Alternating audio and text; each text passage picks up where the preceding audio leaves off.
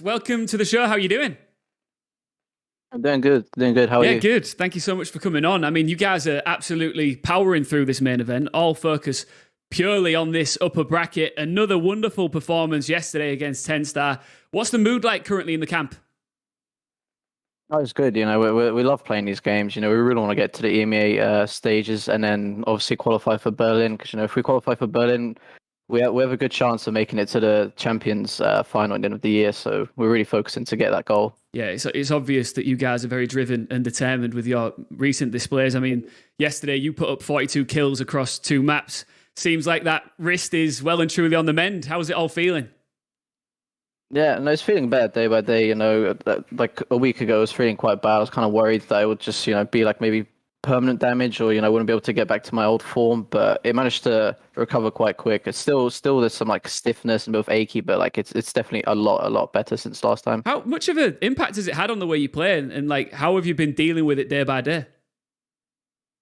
So at the start, I had to just use like my left hand for the mouse when browsing through like desktop. I had to skip practice. I had to just be in the coach slot. Sometimes I'll just call, practice my calling, and then yeah, when I started playing again, I just have to like aim really like slow, and I couldn't do like these fast turns. And having like an agent like Sky, you have to like curve your birds around, like use the dog to like check corners really fast. So it wasn't the easiest, but I managed to get through it. Yeah, I'm glad that you're on the mend, mate. And Vodafone Giants, let's talk about them. They're on a very good run themselves. They dropped their first map in 7 matches yesterday. What do you make of your opponents? Yeah, they're a very good team. Since they made those changes, they've definitely become a lot stronger. It's going to be great to play against them. Yeah, we played against them a while ago, but that was the old roster. But now they've got like a new look, and they look strong. So I'm excited for this match. Yeah, you spoke about what a win today would mean for your team on a personal level. Just for you, Soulcast, what would it mean to book a spot in both the grand final and the playoffs?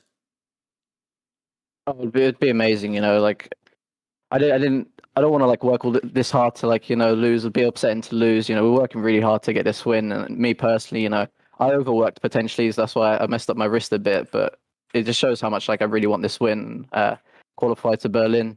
Soulcast, I'm glad that you're on the mend. Congratulations on some stellar performance yesterday, and best of luck today. Appreciate it. Thank you. Gio, it's nice. Number one, what a cool guy, really nice bloke, and it's nice to see that he battled through what seems to be was a really tough injury for him. Yeah, I mean, I really feel for him from that perspective, because it especially when it affects your work so much, and knowing that as a player you have to remain on form. Taking a break is going to have a longer reaching impact on you as well, just because you've got to have that time to get back to top form. But he never gave up on that, and he persevered through it, even though he knew it could have been a really bad situation. And I have a lot of respect for that fact. I also really respect the fact as well that Soulcast mentioned that he thinks Giants look like a really strong team right now. He's got a lot of respect for the opponent. So I think that even though these are 2 different facets here, just his general attitude is a really what you want to look for from a player.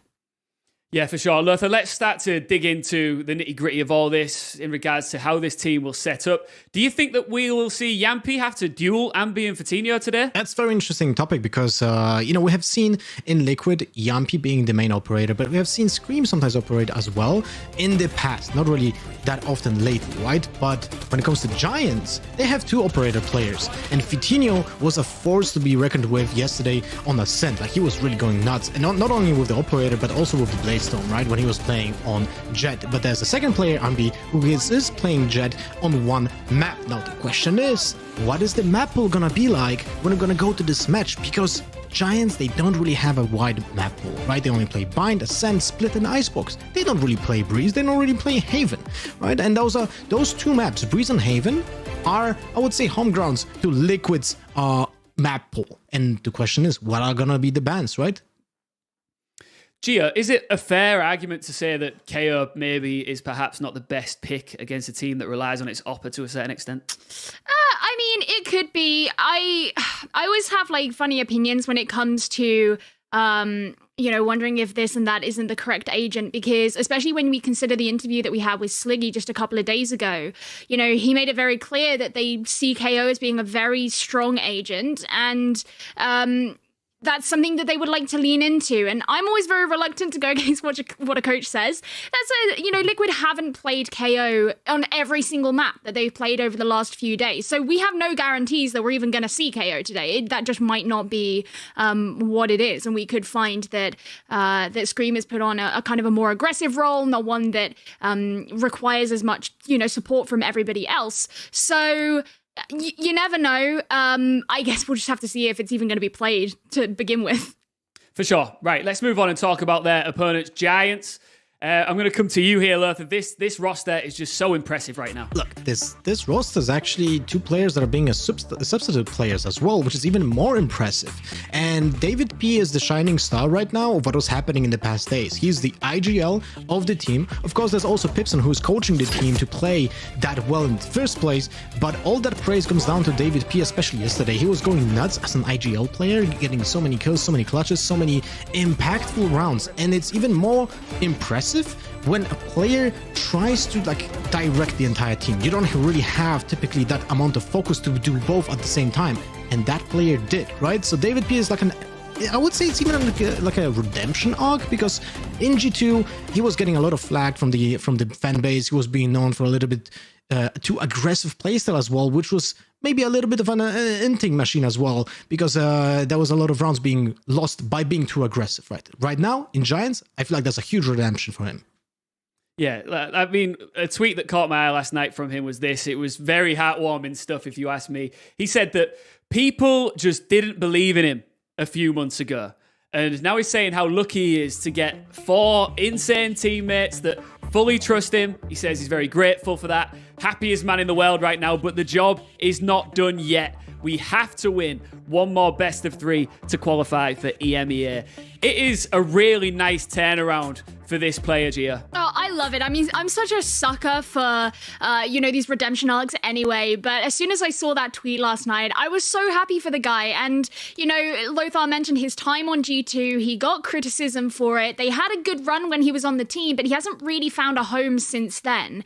And, I have to agree kind of with what Mitch was saying on the broadcast yesterday. And that is, this guy needs to get a full contract. The way he's been playing for Giants, the leadership he's provided, it's not even just about all these clutches and these kills he's gotten, but clearly being the epicenter of that team and being able to ringlead everything that's going on is working so well for them. I mean, the team have absolutely bulldozed their way through the competition so far, so you have to give at least some of it to him, and to see him feel that way about his performance and the way that his team are going, I'm thrilled for him.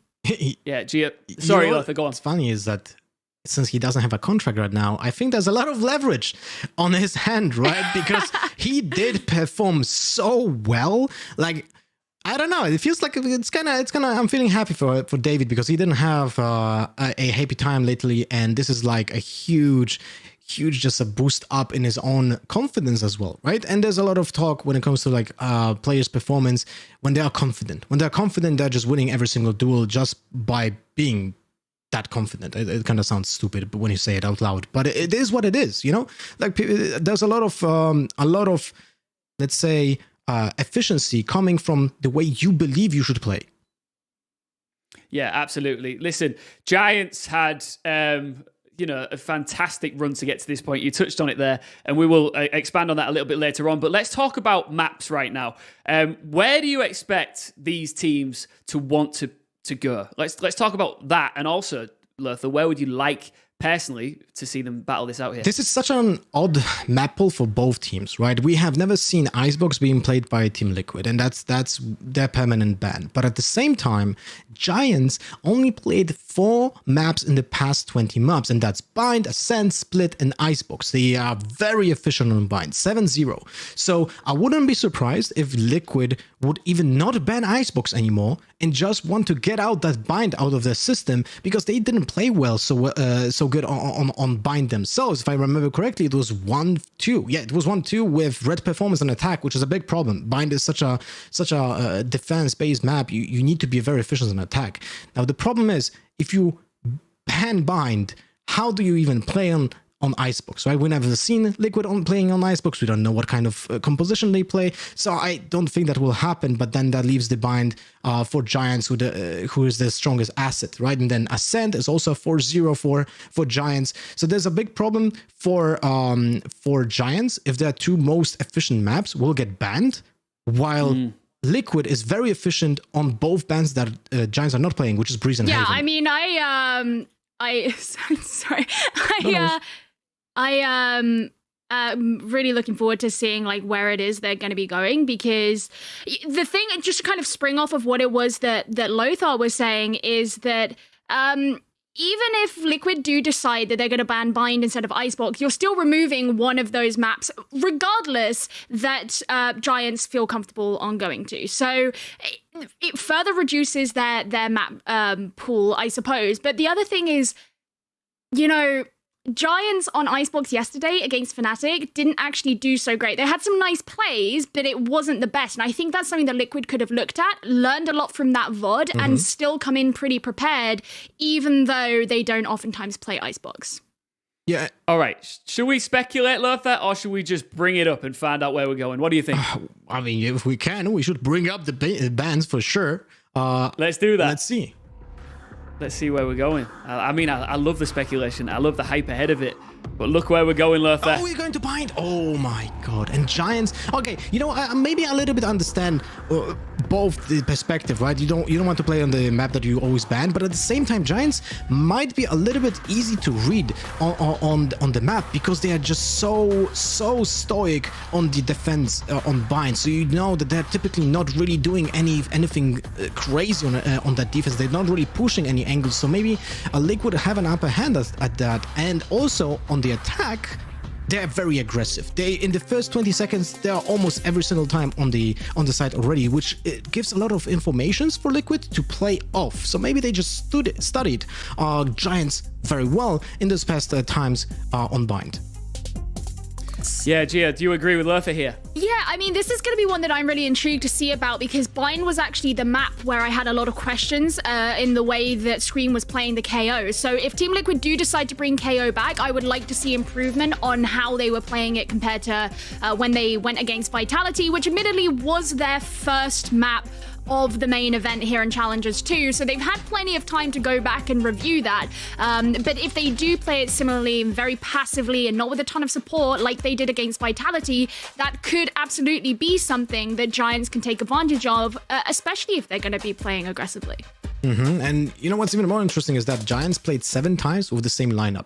It's the classic, let's say, lineup for Bind, which is Brimstone, Killjoy, Raze, Skye, and Sova. It has a lot of power when it comes to the pulse plant. This is before like Viper was introduced, right? But at the same time, this is exactly the point I was trying to make as well. Now, Giants don't play Viper on this map, right? This is a big change. And when you're playing in EU, you're typically used to the fact that, oh, there's a Viper on this map. We're going to have to like drone out the fuel. We have to wait like 40 seconds each round because we cannot go through the double snake bite. We can go through the one way on showers, and so on and so on. In this case, it's a little bit easier for Liquid on attack, but historically speaking, Liquid is not really good on attack on Bind, but they played 3 different lineups, so Giants will not have a clue what is happening with the agent selection.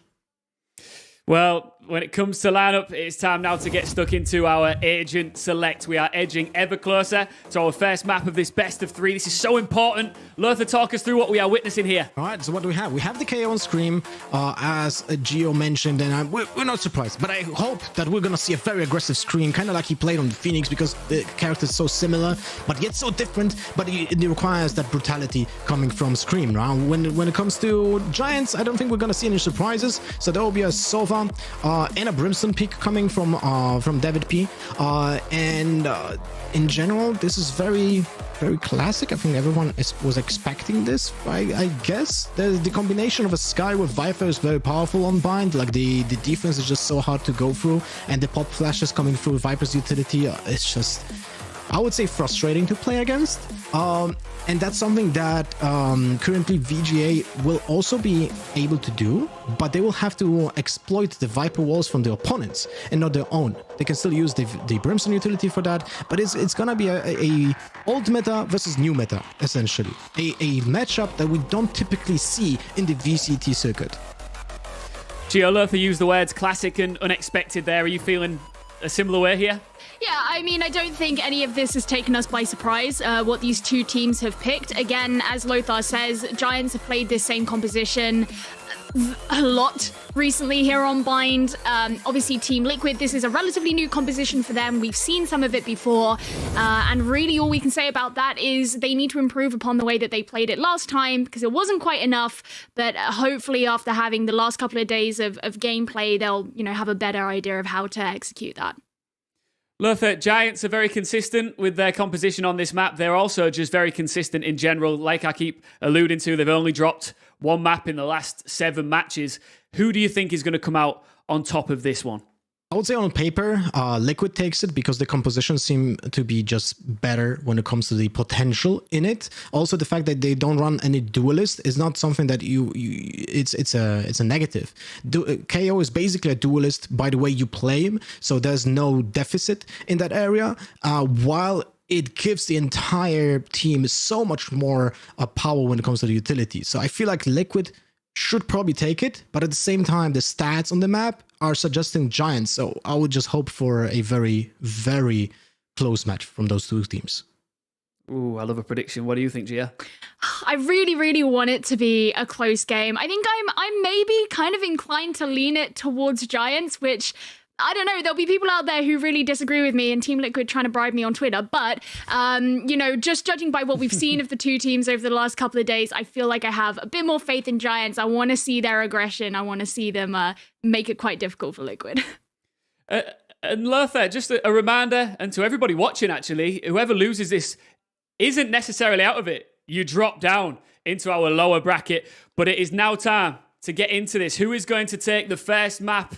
Who is going to take the first step towards the grand finals and in turn the challenger playoffs? Liquid or Giants? Let's get into it with a VCT dream team. Love these two on the mic. It's Pansy and Hypok.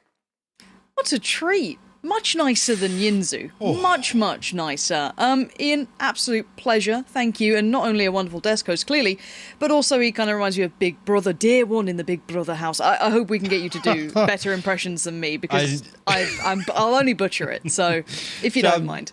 I'm so glad you went with the impression there, because I was going to try it from the rehearsal, but no, it's not happening now. Well, something that is happening is Liquid up against Giants. Now, this is actually a belter of a match. I can't stress it enough. I'm, super excited to see the likes of Vitinho on this map. Now, I was absolutely blown away, not only with his ability, his actual mechanical skill, but the amount of space he was garnering the likes of Giants. And of course, we've seen, David P go absolute sage mode on this. This guy has been going beyond expectation, but we're going to be jumping into this. But talk us through your expectations now. We've got the vetoes coming in. We've got everything we need to see. Expectations now. Where do you put them? I think you make a really interesting point. And Vitinho's one that I think, talk about the space he's garnered. It's the lack of respect that he plays with as well. Their thought actually is Giants. I mean, straight away, you were talking about this. Lothar mentioned it. Look at the intensity here. Straight up short, full side control. Both members of Liquid actually forced back into showers. Cryptic's actually going to take a lot of damage off that paint shell. This is clean already. No damage exchange onto Giants right now. Now, this is lovely. Giants going to go for the trade out initially, but it was David P who's been lost, the kind of brimstone battle. But Giants are so aggressive. Look at it. Anytime anyone shows like an inch, just that little step out of place, they pile into this. Right, Jump Peak now spotting Yampy. He's been noted. 3 very complimentary angles for the defending side now on the spike at least, whereas he's trying to peel them out of this. It's going to be so difficult if they play this correctly. Hoodie's the first to be tried to be cleared, but tucked into the corner. As soon as he crosses back through, a bit meadow to catch him. But let's talk about what Giants did there, because I already love the fact that, we saw Vitinho fly in. The man's got movement, right? He's good at the way this game works like that. He makes Raze look beautiful. Took so much space. As soon as they took the site, well, where are they going to be? Probably showers. Instant aggression. But it's this thing as well, and I mentioned the term no respect, right? Initially they're challenging the Viper utility, which is something that's so it goes against the grain, especially if you're the team defending here. There's almost like that reliance of, we show this presence, we show this utility here. Maybe they won't come through. Maybe they won't rush in the first 15 seconds, but nope, straight up, they leave a window of opportunity. It's unfortunate, really, both members of Liquid, are forced into showers there. The paint shell sealing the deal, if anything, on that round. But it's the speed at which this happens. Liquid just can't react quick enough to that pistol round. Yeah, bang on. And Hoodie's the one who had the great start. Finn against a Finn, of course, on the other side. Yampy, a little more well-known, but Hoodie has been impressing us game by game, and I think we've now seen a couple of games where different players have taken that spotlight, and Link wants in on the action this time himself, can at least get Ambi. But at this point, there's effective trades. It's all going well. They haven't lost any of the bigger guns. These aren't recoverable weapons that have been lost. So Liquid trying to just chip away, and it's not a big reinvestment. It's a couple of ghosts. We saw the Sheriff. It's no Shiko, so don't worry. Scream, you going for a little cheeky flash? Oh no, he's just going to try and get the Sheriff and back out. No flashes left, no utility really to play with either. And I'm interested by the KO and Scream. I am interested by it. Like, obviously, the easy analyst, kind of takeaways. He-Man play CS. Yeah. He know how to flash. But I do want to see how this works with him. He's going to have the knife back in a couple of seconds, could confirm, but I think he's well and truly aware that Giants are on the way. And I like that pause for thought. They took a second to recalibrate, but now Cryptix tries to find the timing. Almost caught off one. That could have been a bit awkward. But Fatinho's flying around the map like it's Quake. The man truly is actually filthily good, but so is that shot from Soulcast. Oh. Again, he could do a bit of damage. Again. Yeah, sharp again as thing of the style. Soulcast's been in fantastic form recently. It goes without saying, but Yep. I mean, this one here, a little bit of a match-off. Again, we mentioned Hoodie briefly. I mean, I think back to that Rick's GG series where, honestly, I think that's the closest we've seen anybody really embrace that kind of duelist potential for Sky.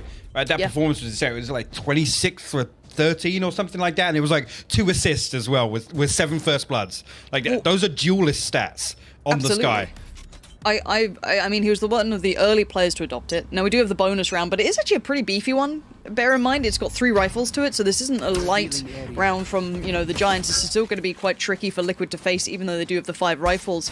But again, I think, I don't want to ever undersell Soulcast's value on that Sky. The guy was impeccable in how he's been approaching it. The injury was devastating to a lot of fans watching as well. She's like, oh, he's just hitting that streak, hitting that stride. Hopefully he can kind of continue that. But let's see how this round goes. Again, showing a little early presence towards B long, hitting the rotation back towards A, but they haven't pulled rotations here at all. Yeah, and that's interesting here. It's time around. Let's see. I mean, it's going to be Scream playing the most passive. On the back of that flash, though, no Q on the back of it, and he will preemptively rotate here. One member Ambi still keeping Yampy occupied, and then that draws the rotation. Giants about to completely exploit this opening. Yeah, I feel like they identified that very early on. They tried to kind of lean towards it in the pistol, which is fine, but Soulcast, I mean, look at this guy. He makes it look so smooth. The rifles are still there, though. David P did have the Spectre, but there's still plenty of firepower to this. Bang for the buck is in place. Flash through the smoke. Scream's going in. Flash behind him takes a little bit of the blind, but that's perfectly fine. It gives him the angle to play with. Oh, that's not ideal. I mean, he's going to pretend that that's what he wanted to clear. He's clearing bench, it's fine. Little flash in front, kind of eats it a touch himself as well. It's not smooth yet for Scream, and that's what I want to see, though, is that smoothness, that ability to feel at one with the agent. Full on just kind of...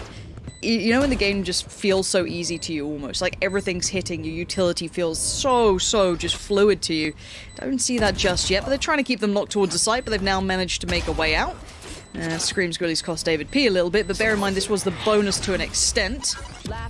Yeah, Scream's down. Fatinho's got him, and away we go. They should be just fine to keep hold of 2 of the rifles that they came in with. I don't know if there was 3 or just 2. There was 3, and okay, so I think it's... Oh, they've got another. They're fine. They've left with the amount they entered. So couldn't have asked for a better bonus for Giants, and Liquid probably a little frustrated with that.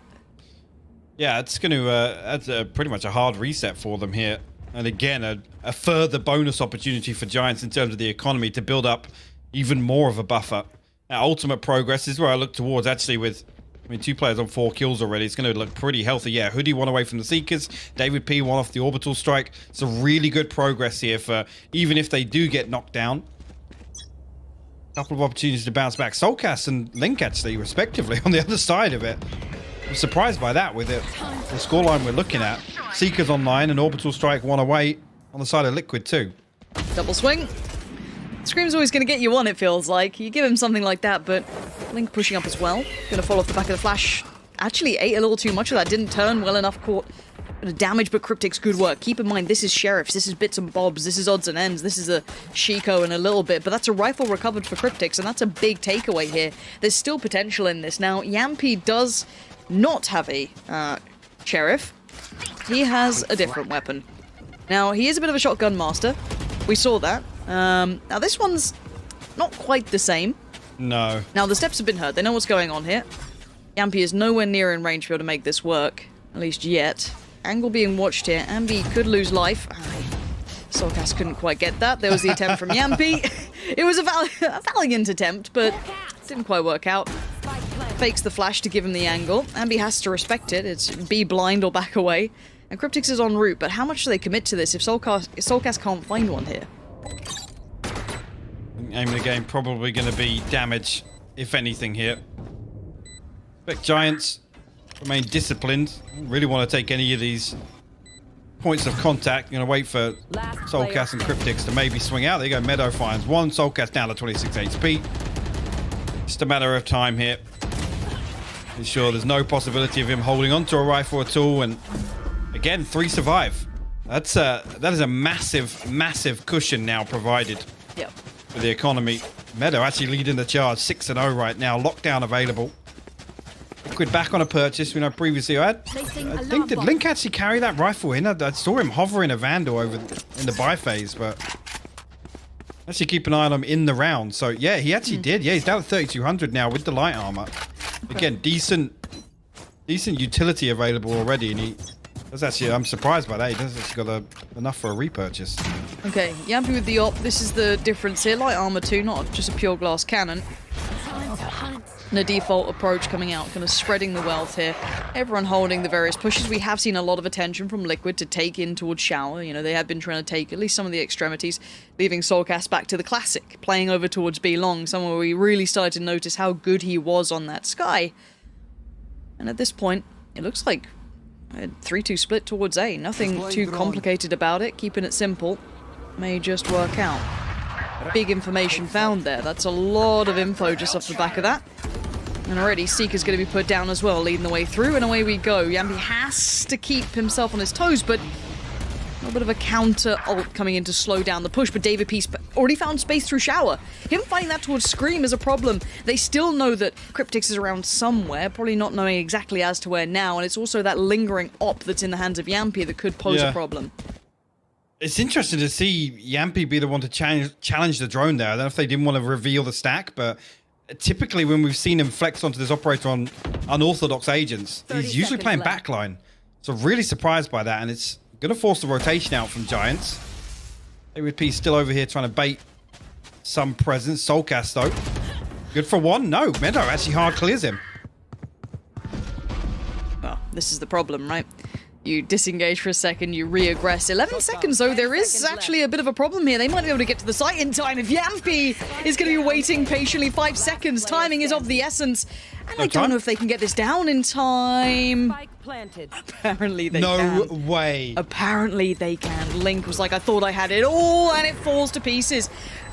He was playing the clock, and I can't even blame him. No. I can't even blame him for that. No, at that point, I'm screaming, don't peek. Do not peek. I mean, they've somehow got away with it. If anything there, yeah, well played through the mid-round in terms of the audible call there, but Yampy being in this position, still not hitting that rotate. Finding David P and Ambi. This is so close. I think it was bang on the money. It was literally on 4 seconds, Lauren. I don't know, man. That felt like it was over. I mean, I love the way the Giants are playing. They have such a really nice read of the game.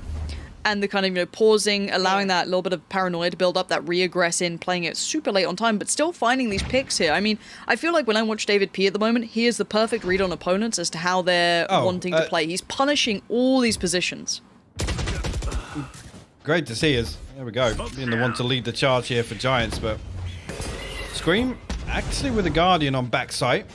If he can find any headshots, nothing to do for him. He will fall.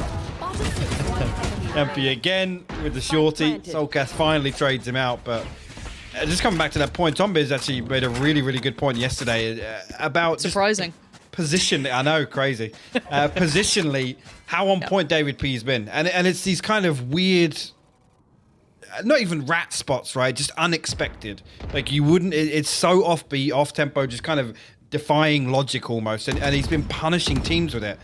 And that's the sort of thing that, I mean, on the desk they were talking about that tweet earlier. Those are the sorts of positions.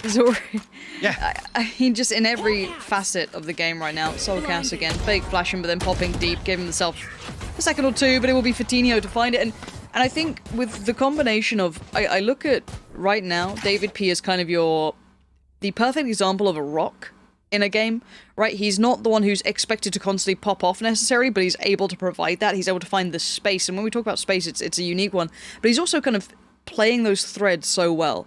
Yeah. Once you get that first pick, right? Like this game is, I mean, at the very core, you get that first pick, especially against, a defensive side, be able to read those rotations, that next step. David P is finding that perfect timing on it every single time.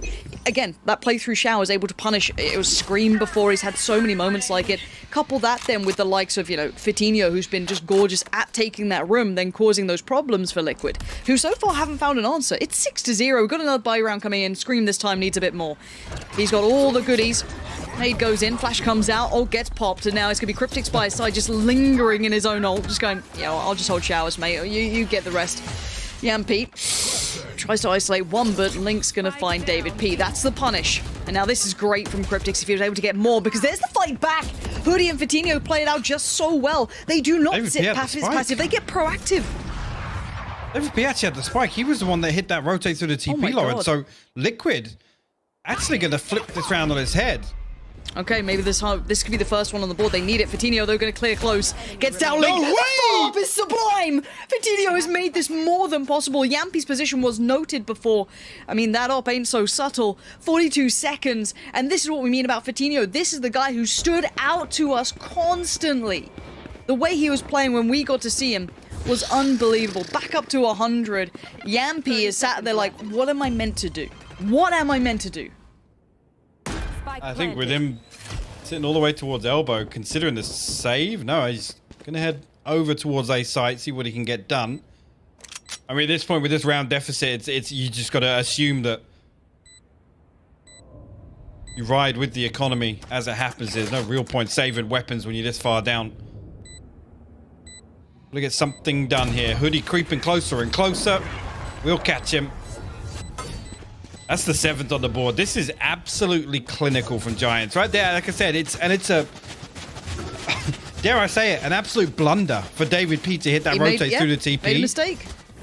And Giants still recover that round. Liquid have such a good opportunity to set up here. And yeah, okay. First one, you can give that away with a showstopper, but Fatinho, dude, come on. The second, daylight robbery. Yep. I mean, let's kind of talk about the flow of rounds here, because as much as I'd like to address the issues with Liquid, I want to just highlight what Giants are doing right, because it feels more that they are just doing things right at the moment, more than Liquid are doing things wrong. Yeah, they look a little rusty and a little slower to get off the starting blocks, but whatever. Right now, the interesting aspect to me is the fact that, one, the early rounds have been great. They've been punishing rotations, good early picks. They've been doing everything right. Yeah, a couple of rounds it's run a bit late. I think David P's mistake was certainly a problem, but it got recovered. Mid-round, the executes on the site are great, but it's the post-plants that are really standing out to me, Hypoc. It's the amount of proactive, aggressive play that they're bringing through, that there's zero fear. There is zero respect and zero fear. They are playing so aggy in the post plants. There's no time to build back in. There's no time to get back in their faces. The other thing as well is these mid-round calls, how much they're willing to just go all in on them. Usually it's like, oh guys, maybe hit the TP, see what else is there. But more often than not, it's like, okay, this is the call. Even if it's like, yeah, we see 2 on B, everybody hit the TP, everybody go through showers, commit A site. There's zero hesitation whatsoever. And again, that's the sort of thing we've seen David P talk about recently is having that trust. The call is this. Let's do it. Let's commit.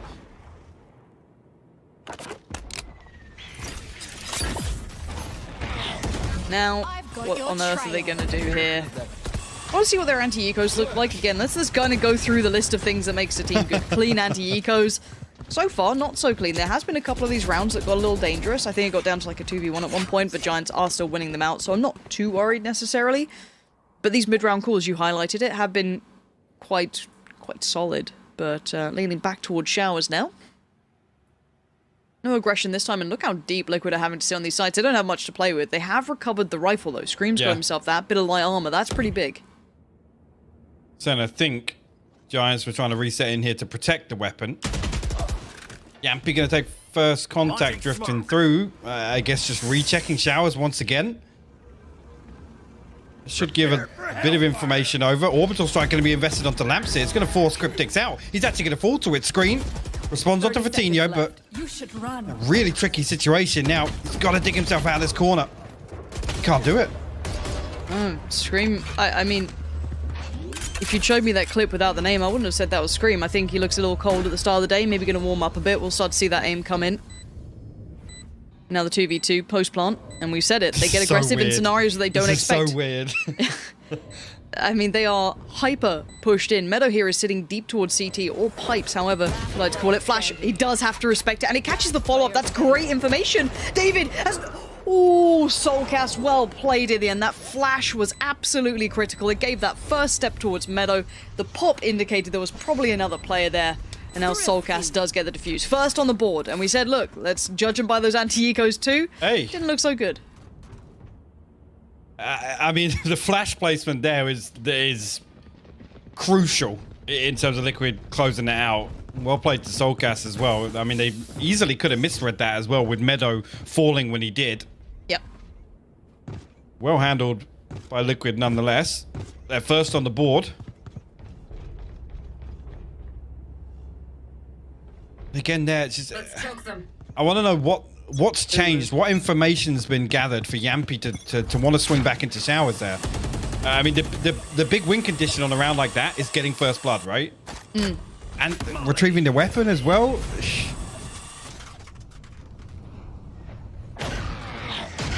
Okay. Scout destroyed. 3-2 split towards B this time. We do have Scream in the right place, hit the rotation correctly.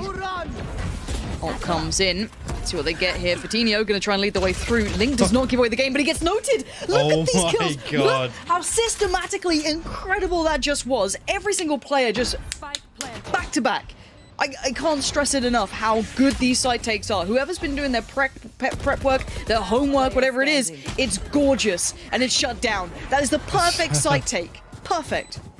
There's literally no counterplay there. There really isn't. Outside of investing everything you've got utility-wise and ultimate-wise, fundamentally, there is no outplay to that side here from Giants. They're absolutely beautiful. And we're now back in a situation, just reset once again. Liquid get around on the board. Now, unfortunately, I mean, financially, they're Oh, yeah. if anything, they're worse off than they were before with the reset. Bloody disaster, isn't it? I do want to highlight, though, while we have a round like this, and there's something... Actually, let's see what that Sky does. Back of the smoke. Soulcast does have to be a bit of an instigator. The only rifle can do the flash. Oh, I don't know if that was intentional. Kind of think he fancied the swing on it. I've got more information because they are creeping up this way. Now they know where that rifle is. AWP once again. Quite the proactive lurk. How deep Sky's holding as well. What a different approach. Look at this. Super deep on the extremities. You're going to have Sova and Sky sitting super passive on, B-long and the back of showers, allowing this progress to be made towards short. Clearing out quite methodically, and Link's having to respect this. They're going to note that he's going to be somewhat close by. Vitinho has lost his life, and Link ain't fully backing away, but David P slipped the net. No way. He's found space. Cryptix is not being quiet about this either. If you're on the other side, if you're David P right now, you're telling them just to pause, but the problem is the Sova. Does he get the timing on it? Sova could turn and see this, but he's not. This is perfect. David P has threaded the needle again. I told you this guy's spacing is perfect. Yes, Yampy trades it, but now they have the full information. They know where Yampy is. He's going to have to pop the ult to try and stop this, but there's no denying it now. Yeah, he might get a tag at best at this point, but look at it. Hoodie's already on the side. That should have been a kill towards Scream, but it's not. The aim's starting to come on board. The Terminator is coming online. And now a 2v4, and there's rifles recovered. Tricky here for Giants to get anything done. Got to find a kill. Ideally now, and it's actually going to be Soulcast that strikes first. He will seal the deal, and again, well, statistically, you wouldn't bid Liquid winning out there, and David P, he said, just... It's insane to actually find yourself in that position. The timing is absolutely... It's perfect. And if here, finds his first kill, it's even just like, there's no expectation that Yampy's going to be there. And if anything, I mean, hitting the Hunter's Fury there, yes, it stalls it a little bit, but... Maybe preemptive. Yeah, just a tad. Yeah. it's given them lifeline, but I do want to highlight as well, if we look at repeatable success, these have been two pretty much anti-ecos or eco-ish rounds, you know, mixed buys coming in from Liquid. These weren't the full purchases, the rifle rounds. Now Link again, still gonna find this. Gonna have to address that sooner rather than later. Fitinho gonna have to respect it one way or another, but Meadow does, in combination with the ult, clear out Link. It's so good. It's like he shows his hand once again with the judge. It's flushed out here. Scream gonna find one. Ambi actually trades back here, so brings it to a 3v3. Giants stacked up here. Hoodie will retrieve the orb. Him a little closer to those Seekers coming online. Ooh, Again, we're gonna hit that. I was gonna say we're gonna hit that point of the round here where Giants will drift away. No information gathered on the back of that. Scream just knifed inside Hooker, so whether or not they now actually consider B site once again. Yeah, It's weird actually. Liquid Liquid hanging tight. This is. I mean, they've got the information along. Cryptics was peeking it. Scream knifed in Hooker. 30 seconds at this point with nothing else shown. Yampi's got a lot to do here. They love those late shower hits, which is what it's going to be. David P, if he's still alive, you know he's going to be calling this one out. You know, it's given away that Yampy is at least here, but take no damage for it. Spike should be able to be planted. Hoodie! Seconds left. Hoodie! Nastiness being shown. Scream going full Call of Duty on that. Just going to knife up in the air and hope for the best. Does it find any purchase? Nothing too much really to be worried about here, and a 3v2 is not easy to unravel, but let's see how they do on this. Scream through CT, Cryptics towards Heaven. The first steps are being made, and Scream, of course, on the KO. He ain't so subtle, ain't so quiet. Whoa, Scream! No way! I was ready. I was Okay. ready, Scream. There it is. Look, we saw the slow build up, right? The guy's getting there, and then as soon as it hits, man, Scream is still a danger, but it's 9-2. And something I did want to highlight, obviously, is Ambi here on the screen. As you can see, hydration is very important. He's got a whole, you know, water dispenser behind him. Very nice Last stuff. player standing. One enemy remaining. That's actually insane. Those first two shots are actually there. But again, this is a real test where it's like, Scream can have those rounds just whenever, as of when. Look, it's a nice touch, isn't it? Bit of magic, bit of Scream magic comes in, you're like, yeah, we'll have one of those. Ooh, Yampy. We're staying his welcome a little bit. Out of 20 HP, Soulcast on the other side of the map, so not going to be able to get a heal for that just yet. It's forced to re-challenge, actually. Fatinho's going to punish. Look at this here. On an island. And this is what's great, right? They find first blood, they freeze for a second, just to anticipate any of this aggression. Got your trail. Coming back from Liquid. Seekers invested. Yeah, they're going to force through. Yeah, Cryptics is in so much trouble. This is horrible. Actually, still going to get value on one, make it two. Okay. Cryptics digs in deep. He refuses to move. He's going to at least keep this viable. Now, Scream does look somewhat alive on the UI, but I promise you, he's having a little dirt nap.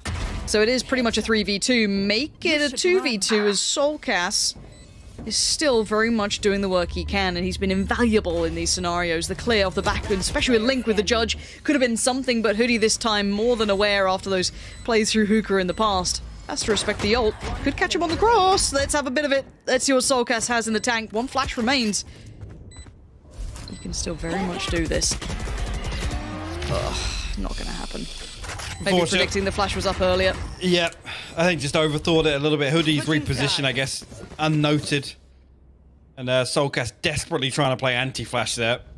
I mean, he was 3 seconds off the timing, so Yeah, it wasn't bad. He was pretty close, but I mean, those we've already seen those post plants, man, have been super aggressive. But what do we make of this? It's 10-2 on the half, IPOC. I mean, where are we at the moment? This like, don't get me wrong, we saw Giants earlier in the run, right? We saw them. Who were they playing against? Was it Rick's GG we saw them against? Yes, yeah.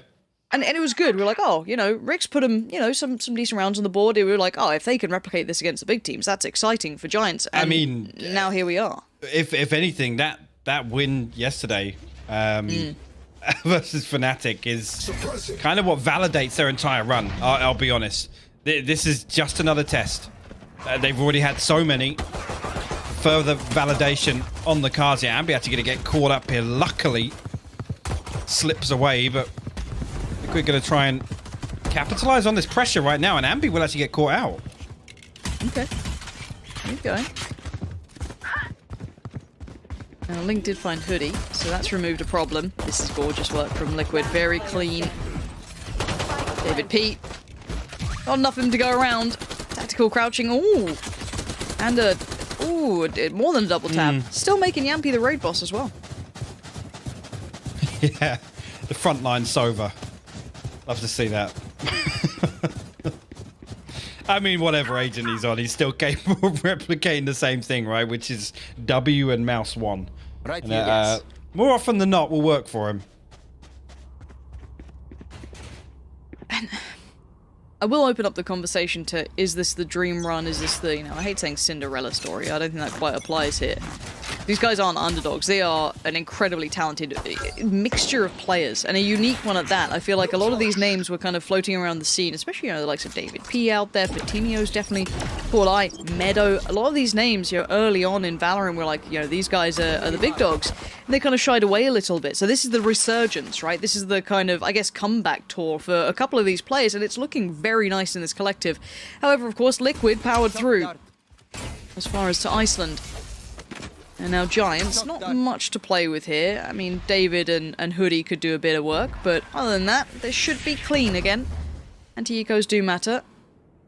And a correct read here, if the spike continues this way. This is beautiful. Again, just trading off a few shots. And behind the comfort of that smoke, they hit the full rotate towards A. Ambi now coming up as well. Hoodie gets decent damage there. Fatinho's paint shot will actually finish him off. David P as well. This is disastrous. Yampy slipped onto B side, but already a man advantage in favor of Giants. They're going to be able to retrieve some weapons as well. 30 seconds left. How has this happened? And look at this post up from Yampy. He's got to do a lot of work here. Jumping on the corner, though. He's done really well to find 2 on that. There's still a 2v2. David P wide around. I wonder if Scream's going to hear any of this yet. Fatinho notes 1 CT. They're anticipating this flank here, but David P might actually be able to backfill Soulcast here. Soulcaster. Oh, he does have a flash. He thought he got him. The quick trade out. There it is. Good work from Liquid, keeping it safe in the end. Got a little worried there. Yeah. Yeah, when Fatinho's able to, I guess, attract that much attention, there's a chance David P is able to slip through once again to one of those spots that we've talked about already. Nonetheless, I mean, decent damage done here on the back of a... Is it? One enemy remaining. Oh, but yeah, it's just pulling something out. Pardon? Pulling a cabbage out of his pocket. That's where you keep them. Bomb buddy out. You keep them safe. Safety cabbage. Time to hunt. Bonus round time. It always feels a bit redundant when you're on your bonus round and you're 10 to 4, doesn't it? But certainly not over. If they convert this, you're laughing. And you got a nice run in front of you.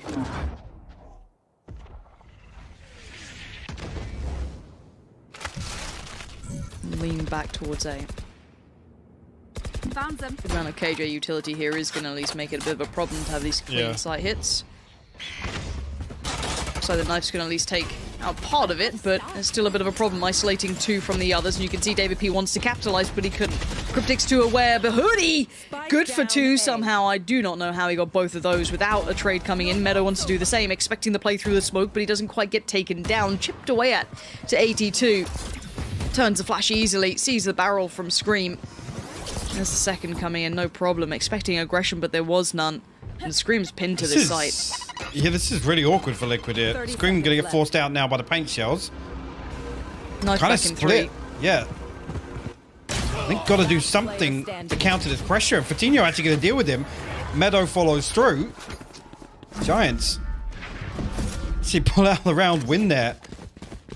I thought initially there with David P maybe overstepping the mark a little bit. I can see why he wanted to come through. That's the sort of play where, it's almost the call. It's like, yeah, I'm good for one. I'm gonna find 1 kill, right? Yep. At least ease this pressure on the way in. Spike It's actually down. Hoodie that capitalizes on that kind of chaos that's created by David P swinging through that wall. And this whole like fighting together approach, I actually love seeing it. There's like a famous speech by Shocks in Counter-Strike, kind of before a big game, how they were just going to fight together. As soon as one of your teammates is in the fight, you make sure you're there with him. Get those trades, always be piling into it. And I feel like I see a little bit of that with Giants right now. Like, they've drunk the Kool-Aid, right? They're all aboard whatever David P is calling. They're in it with him, which it's great to see. Now. Oh, Yampy, this could be big. I wonder if he's going to get this right. Oh, the timing. And now there's a problem. He's not going to expect Vitinho. The adjustment's gorgeous from Yampy, but the follow-up, there was always going to be a trade out. Now, a little bit paranoid here. Hoodie's going to instantly pop out Seekers, and he's not too bothered about it now. Rotation's going to be coming in. Soulcast is going to just... Quick little flash, no one close by. Clears Util, and away we go. They should be... What? Meadow. How did he find Scream there? I do not know. But Liquid having it all poured onto them. This is not easy stuff. Ambi spraying away. Soulcast, though, ahead of those smokes. David P reads it. Oh, and the follow-up from David P. This man's on it today. He's feeling it. And that's a good one from him. That's 12 on the board now for Giants. Well, like, before we've even really got started, we're on map point. 12-4 to Giants here on Bind. Looking to close out as they started out this map, to be honest with you. Got themselves right back in. Straight away from that first buy round. I think here Liquid forced to make a very tricky decision here, but the purchase isn't going to be pretty, no matter which way you look at it. Decent progress on ultimates here, though. Seekers, Viper's Pit, Hunter's Fury, all available. What's this? Well, David's gone away with it. Oh, Yampy just runs in. Link seemed like he was desperately trying to check on it. You could see the intention fully. But David P still doesn't care. He gets away with it like a thief in the night. Backs away, no problem. Got that for free. But Liquid still have to commit to this. They still have to do something.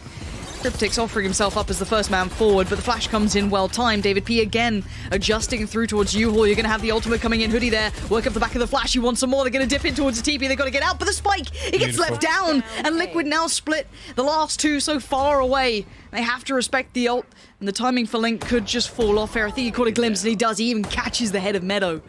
And now a 2v4. Flash gives him the angle. Going to fall away from it as best he can. Soulcast is so low, 28 HP. Flash is there, and another intent. But it's going to be that... Well, it's going to be a quick close on that. I thought there'd be more to it, but David P and Hoodie in combination closes out at 13-4. Hypoc, this has been, well, clinical. It's about the only word. I mean, I always feel bad repeating that so often when we've watched these games back, but once again, it's just asserting absolute dominance, and it comes back to that sort of ethos of no respect, full trust.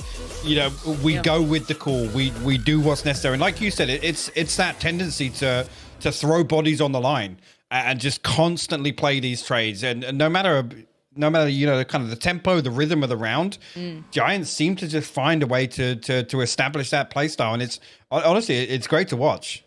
It truly is. I think we have to now note, is this just, you know, the bind that we were all well aware of being extremely strong, even the desk obviously highlighting this is a very, very strong, good map for them. Yeah. Was it more of that, or does this now go across the entirety of the map pool? That's kind of the big question in my mind. Hypok, do you think this is going to be kind of the trend of the day, or do you think we're even going to get to a third map? I mean, I know what you're getting at. I said this before we went on. I feel as if Giants have won this veto. Honestly, I think they have. The fact that we're going to split next, I'm not saying it's a weak map for Liquid, but what I've seen from Giants recently, I think, again, they're going to be able to play very unorthodox on split, and I think Liquid potentially aren't going to be ready for that, or not going to be, you know, prepared with the necessary response. Well, hopefully it's more of a response than 13 to, what was it, 4? They need a little more than that, Liquid, to kind of put Giants through their paces, because this so far has been a dream run. We're going to find out more, of course, and get that little bit of information from the desk in between. So guys, do stick around. We'll be back in a moment's time.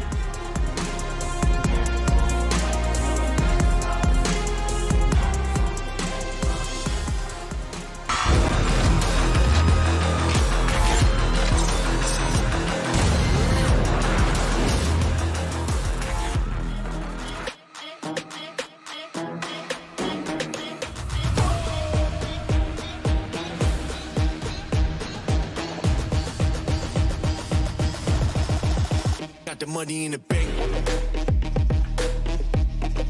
Hit you with the bank.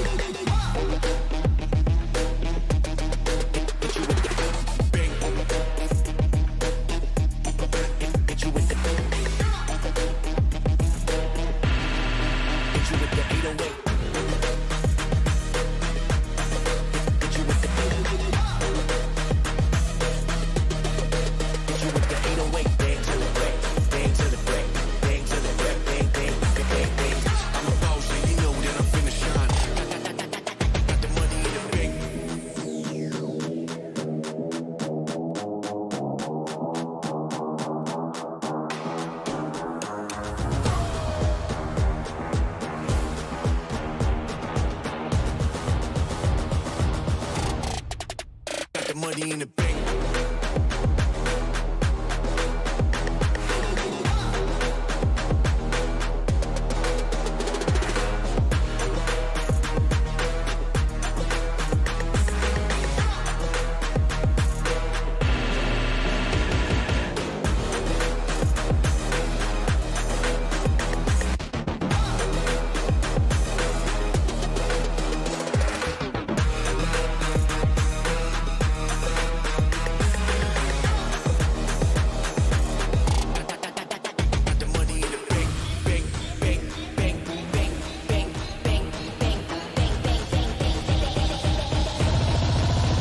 Money in the bank. Hit you with the 808. Hit you with the. Hit you with the bank. Hit you with the. Hit you with the 808. Hit you with the. Hit you with the 808.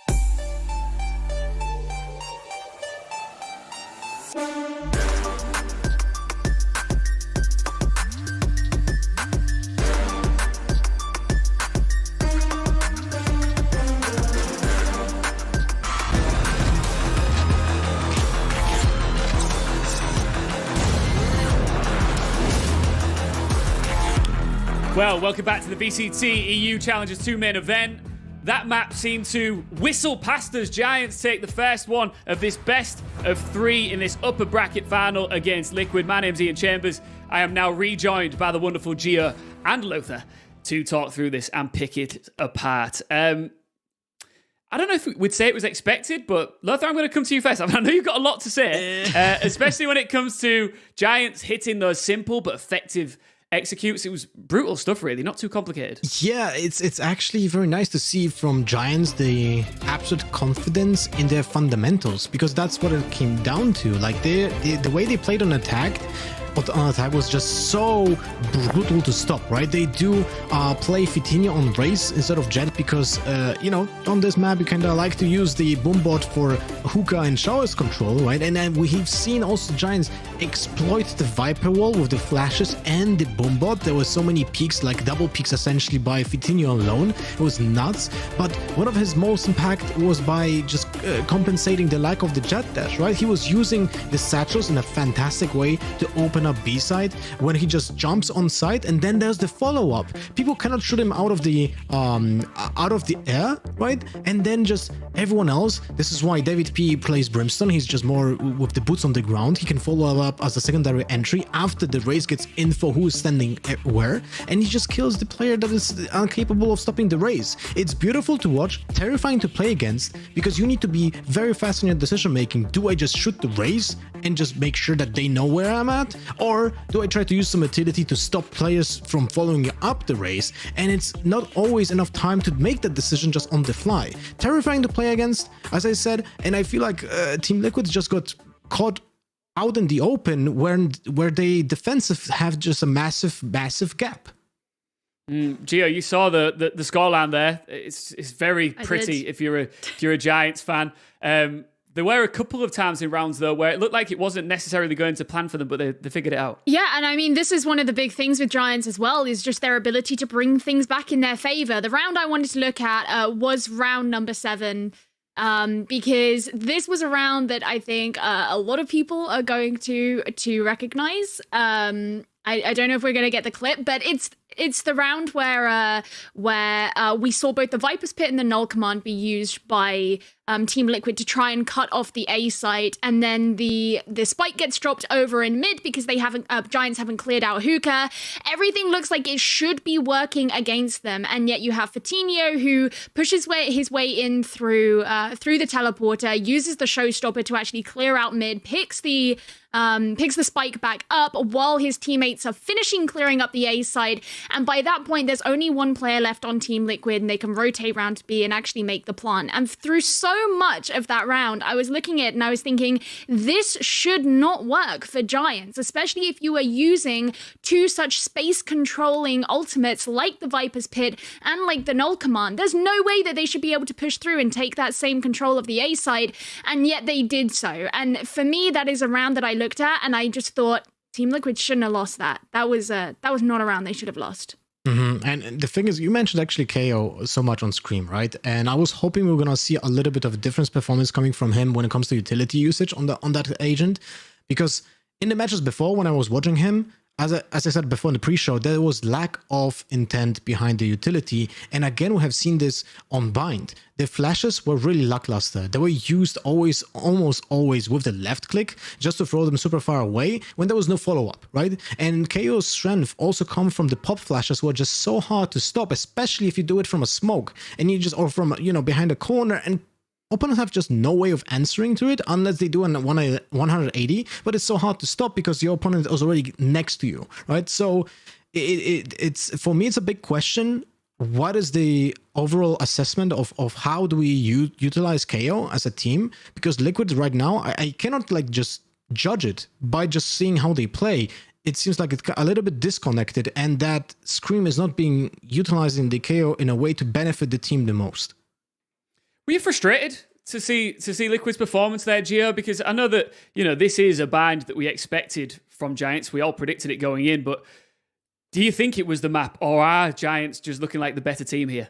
I mean, we got spoiled with some real bomb burners yesterday, and I wanted to see some more today. But no, in all reality, it's frustrating knowing that Liquid could be doing better. I think that's the hard thing about it, is Giants played fantastically, and we're yet to see if that's going to continue forward into the next map or so. But knowing that Team Liquid have it in them to do better than they are currently doing is what makes it frustrating. Because had it been any, random team and this is the scoreline, you might not get so worried about it. But Team Liquid are very close to, both these teams are very close to qualifying for the EMEA playoffs. And if that's the kind of scoreline and that's the kind of map that you're going to lose that opportunity out on, I would be incredibly disappointed and frustrated, yeah. Those EMEA playoffs are in touching distance right now for Giants, that is for sure. We'll be previewing our second map. We're going to split next after a short break. Do not go anywhere.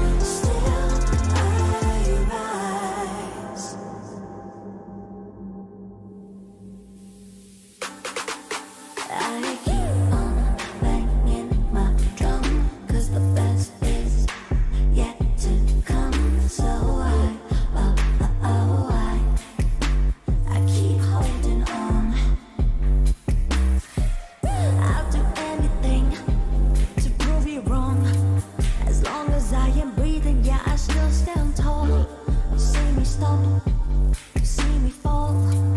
You ain't never, ever gonna see me crawl. You can try and shoot me with your dirty lies. You can try and cut me with your sharp and eyes. Like the dust and like the tide. Still, I rise. Ain't nobody who will ever bring me down. Ain't nobody who can take away my crown. Like the dust and like the tide. Still,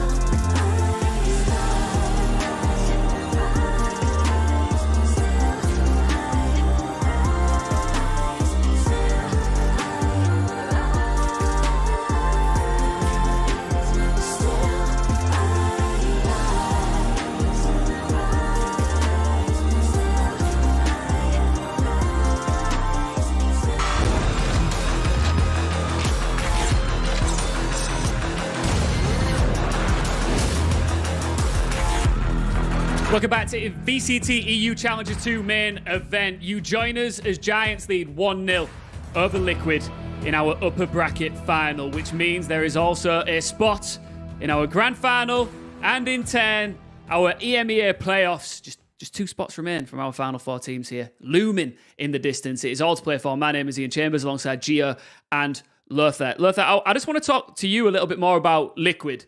That was not the performance they were looking for on our first map there on Bind. If they are sitting there discussing, picking that apart with each other going into this second map, what sort of conversations do you think they'll be having right now?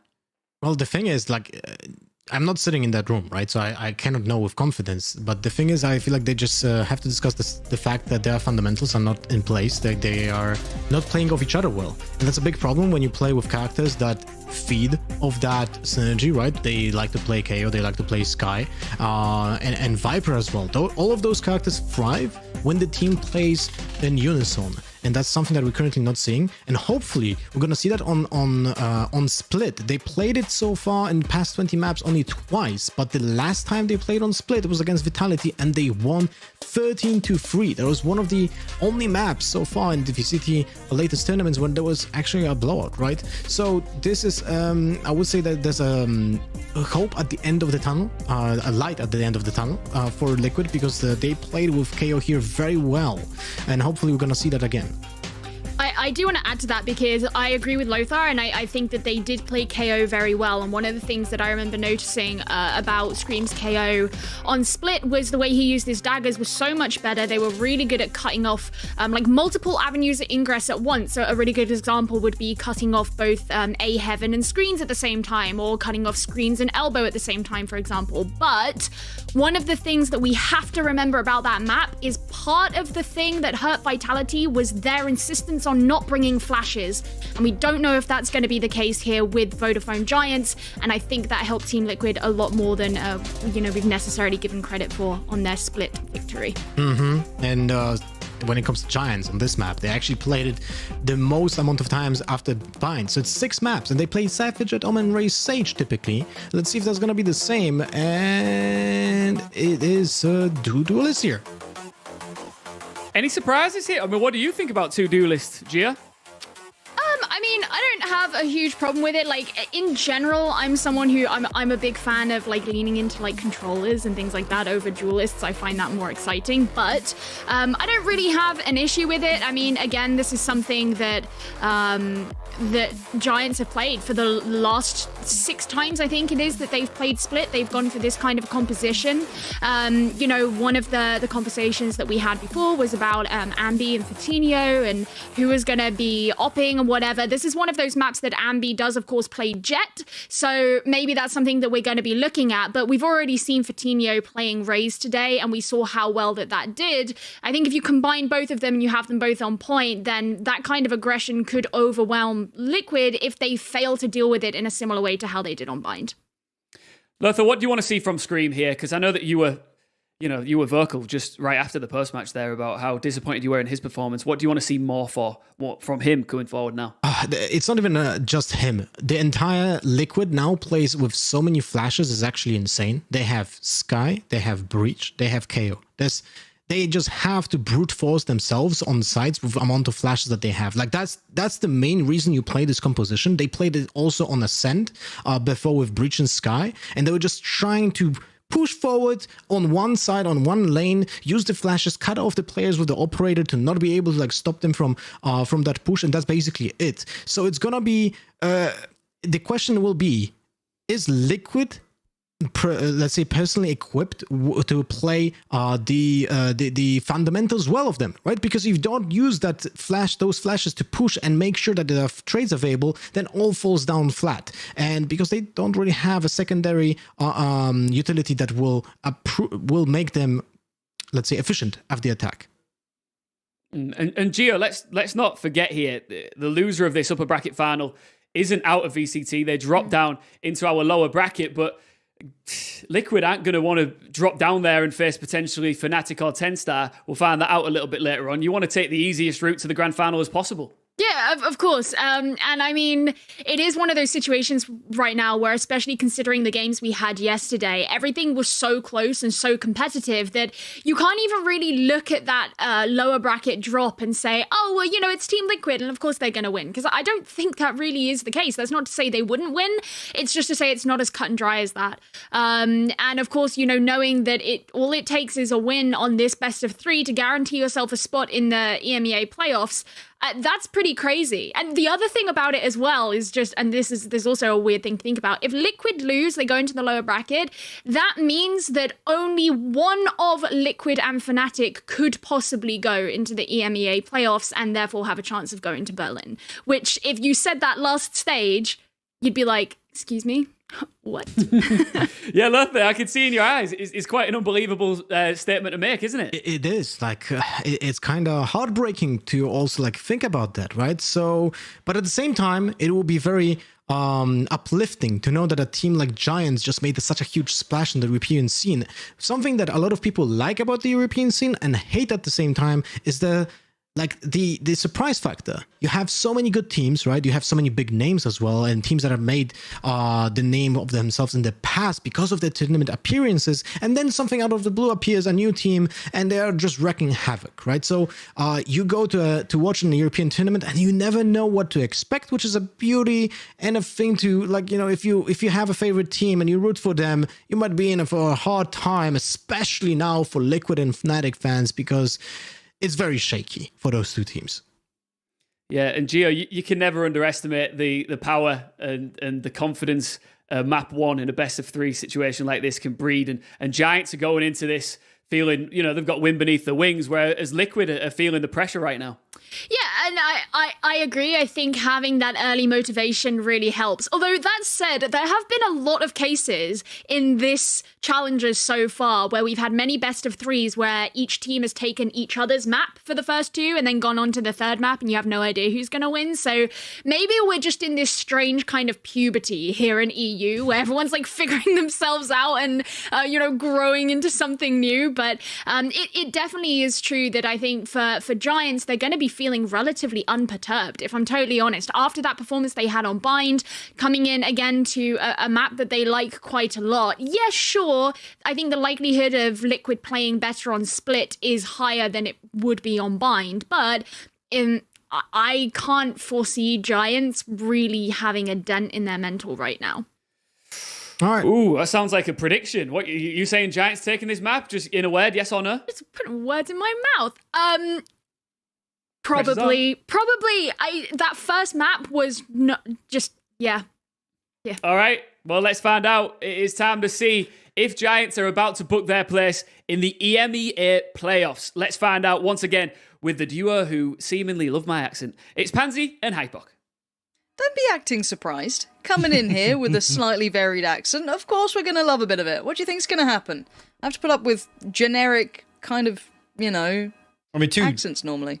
Two Essex casters, actually. We're both of Essex descent. I'm not from Essex. I'm from Northwest London. Yeah, let's not rope me in with you. Absolute filth. Yeah. The only way is Essex, however. And the only way is now looking at Split. So we have to kind of adjust our mentality towards this, right? We need to now kind of... I'm going to kind of flip it towards where does Liquid find that difference now, right, Hypok? Because they need to find something that's going to work for them here. Obviously, map 1 was an absolute blowout. where do we look to find that difference? Where do they find that little bit of a change up here? Big question, obviously. I mean, there's so many parts of that to break down. know. The big thing here, and I'm glad that Des touched on it, is the mental, right? Coming into a map like this, I mean, when you get absolutely slapped on map 1, it's not nice to come into a map like Split, where I've got to say, stylistically, what we've seen from Giants on Split versus what we're going to expect from Liquid, which is very slow, progressive. The front line is the entire team here for Liquid, and they're starting on attack. So there's a big possibility of this going wrong in the first half of their attack. If Fatinho and Ambi decide to get very aggressive, try and shut down any of these site hits here, Meadows actually going to feel the pressure initially. Decent paint shell. He's actually going to guard them a kill. Yampi will fall off the rip.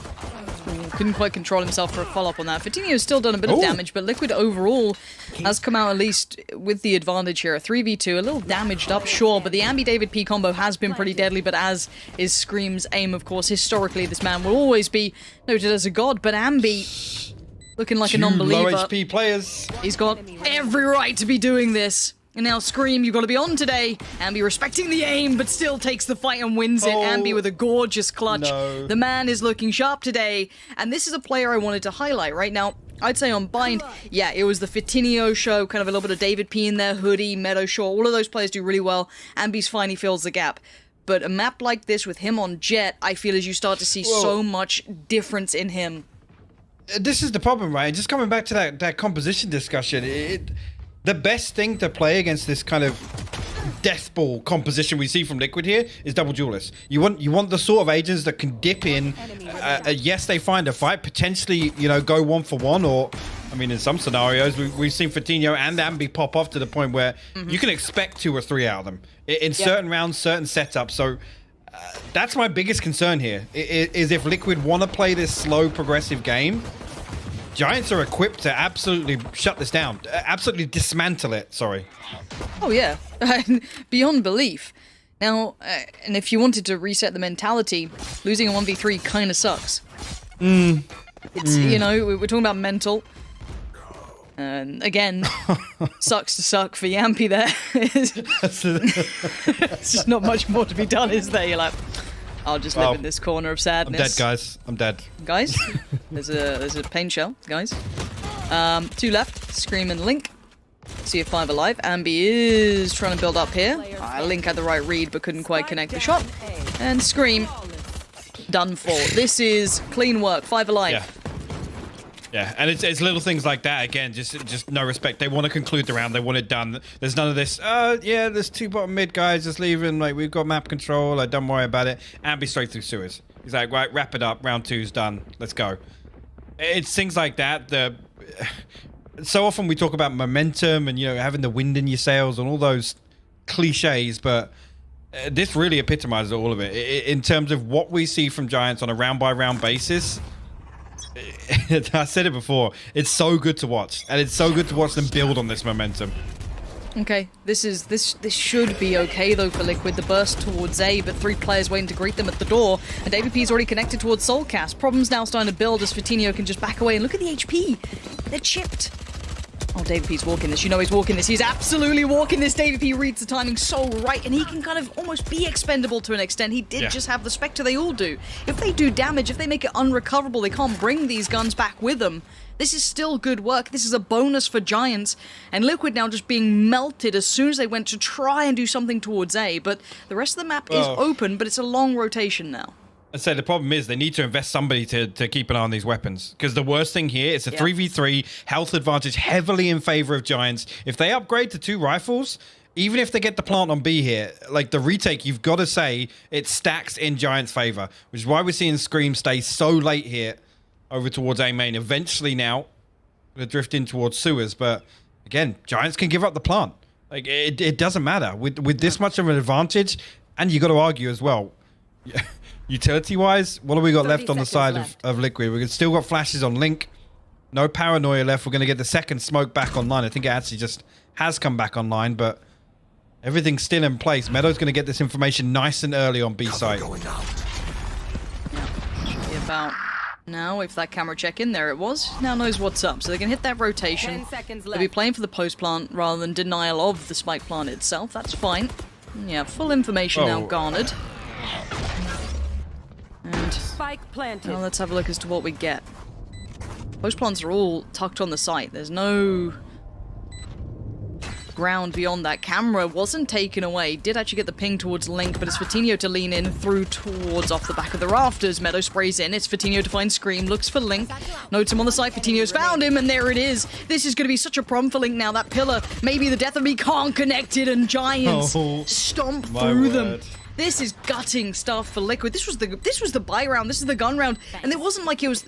Roll your mind back to what we had on Bind. They had, I think, either 2 or 3 rifles when they were on their bonus for Giants. When you lose those sort of things, I don't mind that so much, right? Like that can happen. It still sucks, but they were against 5 Spectres. Yeah. I mean, the problem being, if we see a similar timeline, like 6-0 was it on Bind, right? And then it went to, was it 6-1 or 7-1? I can't remember. Anyway, the half is effectively lost in the first 6 rounds. When you have that much of a deficit, the economy, like I said, they get reset at like round 7 or 8. It's so difficult to fight back in because you literally have to win the next 3 rounds. All 5 survive. You're keeping the weapons. No repurchase required. It's so difficult. It's going to be really tough if this happens again here on Split. And this was something we noted with Ambi when we got to watch him before. His readjustments on this pillar, especially as an op player, is really nice. God. They're all lined up here. He could just pull the trigger. He actually decides to dip away from this. He didn't get noted. Now he's in trouble. Gonna get himself out of there, give up the site. That should be a spike plant, and Yampy is chasing. I feel like Yampy, when he's aggressive, he's kind of at his best. I love that unorthodox play he can bring out when it all looks right. But again, another retake going to be presented. Now, this is where it becomes a problem for Liquid, of course. Those weapons are a little lighter, and Link shows you what he can do. Good trade, though, for Hoodie, not letting it get too far. Ambi being very cautious with that op. Doesn't want to lose it here, to Yampy especially.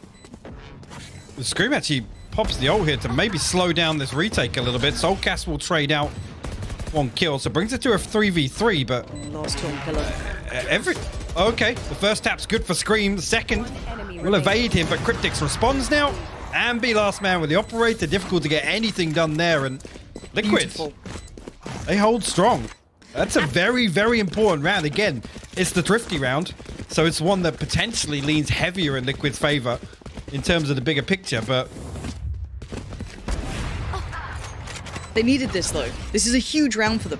This just kind of reinstills some of that confidence in what they're doing. And of course, look, this gun in Scream's hands always is going to kind of keep in the back of your mind going, you know what you can do with this thing. But again, Ambi at the end couldn't do too much, forced to fight with that op and loses it. So it's still game back on. Yampy's going to get the op for himself. Rifles galore for Liquid. And this is the window of a chance, maybe. They can build back in, but they've got to keep building. This can't be just, I guess, dribs and drabs. I want to see a confident Liquid. I want to see it all line up. Not easy. Liquid testing the waters towards middle. Soulcast with that wonderful task of creating a lovely ice sculpture in middle. Vitinho waiting tucked in on the other side. And you're going to have the complementary position from Hoodie as well towards Heaven if they do decide to go through, which they do not.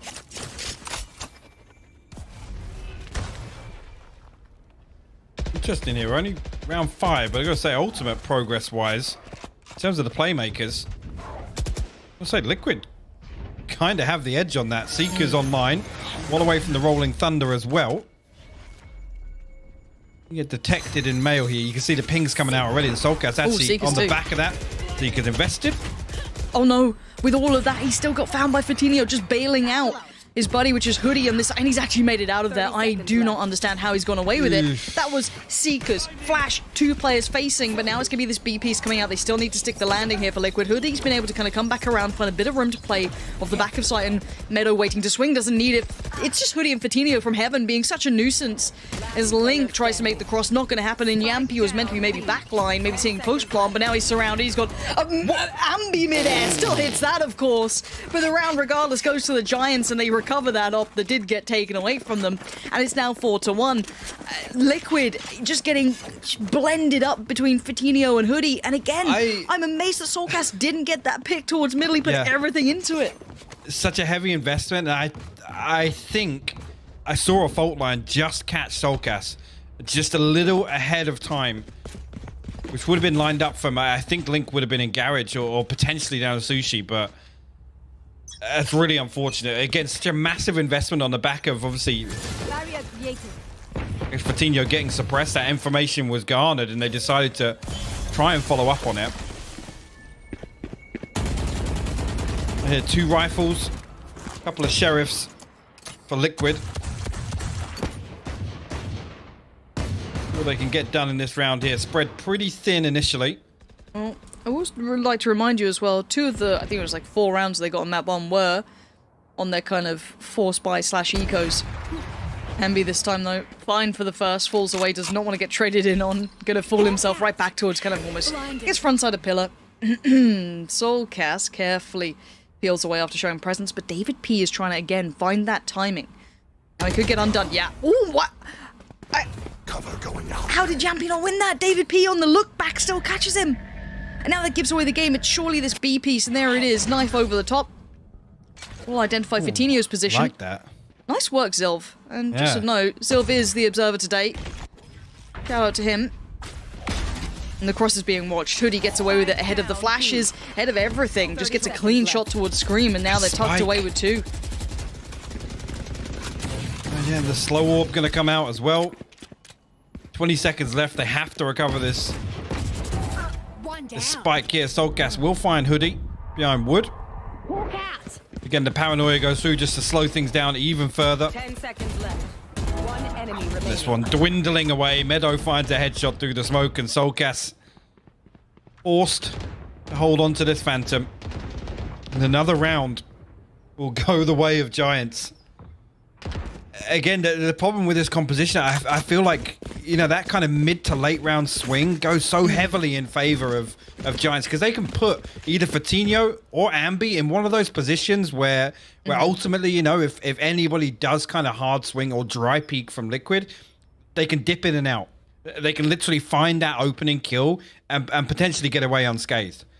Like the numbers game just leans in Giants' favor. Yeah. And Liquid need to find an answer to this, and I'm pretty sure Sliggy's probably identified, you know, you don't want to get that tone of that last map coming through at this point. It's 5-1. They were able to convert on that. It was pretty much an eco. I mean, I think they had like a Guardian and maybe a Stinger or something small. They were able to get a lovely site plant towards A, able to exploit that, and maybe if you're Giants, you might read into that a little, going, well, worked for them before, would they dare go back to it? What's the adjustment? What's that next step? They've got to do something. Because right now, nothing's really working. As I said, I feel like trying to dismantle that Fitinho Hoodie hold towards Heaven has been brutal. That mid-presence hasn't really done much to force them out of it, unable to get the pick on them. You can see them trying it, but just haven't been able to get away with it. But the buy coming back in is going to be a little bit weird. Okay, well, Yampy's got to judge. I say weird. I never really worry too much if it's Yampy. Literally Never write him nerf off. the gun. Yeah. Never write him off with any weapon, just in the weirdest of scenarios. Yeah, I don't doubt it too much. Bit of adjustment though here. Vitinho's the one to hit the rotation through from Scout destroyed. Heaven this time.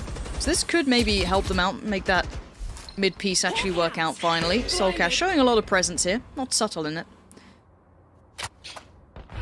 It's these first kind of 10 to 15 seconds of the round that, Yeah. again, I want to see Liquid really force the issue on. Because now, I mean, they slowly rotate back over. Ambi's got a perfect read on this. Look at this. With David P walking through A main, they can stack everybody. And it's so slow from Liquid that look at what they've now got He's to deal with. committed. Yampy with the judge. Oh Now my this is word. nice.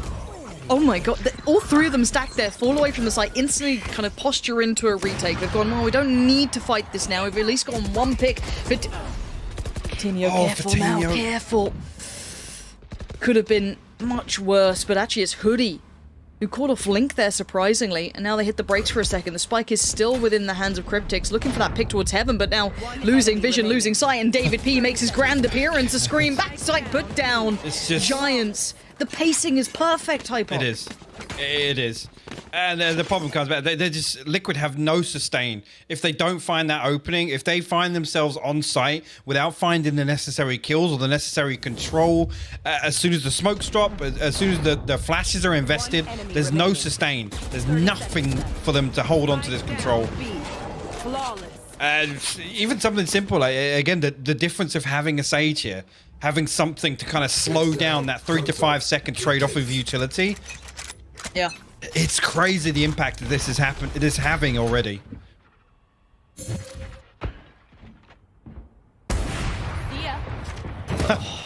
That wall again. We saw this in, I think, the game against VGIA, just kind of working around it so perfectly. And showing that control. And at this point, we once again want to highlight, we do indeed have Zilv joining us as our wonderful observer. We love our observers here. Do a great job. And it is going to be a slower approach from Liquid, maybe just trying to get the feel of things, seeing if they can find any weakness, find a pressure point to work off. But David P's got himself adjusted, feeling happy enough up here. Smoke it out, might give him a little room to watch the cross. Actually, no. Thought he might dip it a little lower, but it is going to be all 4 players coming through this way. Wonder if Scream's going to check close or far. It looks like probably deeper than this, and that's a problem. David P has to respect this, but does buy time. Does manage to dip away during that lovely work of utility, but you could see the intention from Vitinho, but it's Scream perfectly positioned to punish. David P over by the pillar, and Scream going to be working towards heaven. Rifle now recovered. Ambi with a quick one towards Cryptix. It's down to 2. Scream and Link. And the spike in the hands of Scream can make a... Well. Caught in the web. Can't make it away quickly now, but the re-engage back towards A. They're going to send Link running. It's all just a sound fake. David P still maybe reading this, and he still wins the fight. That's GG. No That's a round done. David P still present. He can't get away from him. You literally can't. No matter where you go on the map, David P will be in the weirdest lurk. The weirdest lurk ever. But he finds so much value. So much value in these positions. And again, you got to credit it. Just thinking back to that B-side hold, right? Information comes early enough, and who is it that completely wraps through spawn? And is a person who's probably calling there. It's like, guys, do not peek. Do not peek. Like, don't even pressure the plant. It's fine. We've won the round. We've won the round solely off my position. Quick piece from Liquid, it looks like. Ambi, this could be your time to strike. David P's got his back already, buying so much time, denying that initial play maybe they'd wanted to make. Link had to slow down. David P still catching another glimpse, full information being garnered. And David P's pushing this. You don't expect it, but he's going to be there. He's 100% walking this. He did it before. He's done it again. David P getting away with murder at this point. Scream and Yampi are a mile away. Still working their way around with the worst spawn in deathmatch, it looks like. I just don't know what they're going to do. They've lost all positioning. David P can sit here as that kind of early warning system. You know what, if David gets a fight, sure, he'll get Vitinho maybe swinging on it. They'll be just fine, and he's read it, he's seen it. David P's got it all. This is a shutdown. This is Giants striding through. These guys are on another level right now. They are absolutely schooling Liquid. Like, this is crazy to watch. And again, you think back to what is the foundation of this composition, right? It's front line, it's stacking up, it's that death ball. And you're seeing Giants win out those fights. Those fights that Liquid should almost thrive in, right? I mean, hey, little homework task. Count how many flashes they have in this composition. How many times are we seeing them actually use them to find these opening duels, to find the first blood? Giants should not be winning these sorts of fights, especially in the first 15 to 20 seconds. And I've got to say, normally Soulcast is bang on with this, and again, I think that's credit to what we're... Whoa, that time Yampi's okay. little squeaky bum time, but again, Soulcast is one of the better players at doing that sort of thing, giving them those advantages. So if anything, it's Giants playing it so mercilessly, and again, this time is going to be everything. Oh, actually, he thought he might have lost out. No, he's fine. Apparently, David P is impervious to bullets or the enemy. He's going to buy the time on the retreat. Soulcast is desperate to chase this. He still loses out. David P is unrelenting in this, and it's down to last 2, Cryptix and Scream. And well, Meadow can wait, arms wide open. Yeah, the flash is there, turns it, but Scream was blind too. Jumps back in, but it's all wrapped up. David P is the immovable object, and they just can't get past him no matter what. This is double digits now, soon to be on the board. Yeah, and it's becoming painful to watch, honestly. This is just... I mean, the little things like that, they're seeing SoulCast. Again, it's a desperation play, right? They're visibly rattled. I mean, David P, again, gets away with absolute murder, and they're so desperate to trade this. Yeah. There's pure desperation to get that trade. Ultimately, I mean, what's left in the tank? Like, what is left in terms of responses here?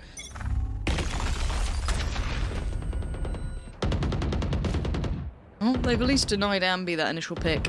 I want to see more utility. You have to tame Giants at the moment. Giants are running over you like they're the favorite team, like they won Iceland. They are so confident in what they're doing. Liquid are going to burst off the back of this, feeling as though maybe that's enough to give them the gateway in. Hoodie now has to respect that. He can't. He sticks around, sprays, can't get it. Scream does barrel forward. This is the first opportunity they've really had, and the first time they've maybe denied some of that push off the back. And there's still that player there. Ambi is still alive, barely able to see, barely able to do anything. Link's going to find him. Couldn't get away from it. The utility's too good, but apparently so's Meadow. Plays through from CT, catching off two, surprisingly. Link and Scream gonna lose out. Spike in the hands of Cryptix. It's still a 3v3. I thought that was gonna be Liquids all day long. And again, it gets to this point where David P will get caught. So this part of the round where ultimately Giants have this stall opportunity. Flash will give across the information. Cryptix gets the plant in. Fatinho tries to get ahead of the curve. Cryptix will stop that from happening. Meadow last man standing again. Maybe just look to punish the economy here. Again, when you've been reset this many times, the loss bonus is already stacked up.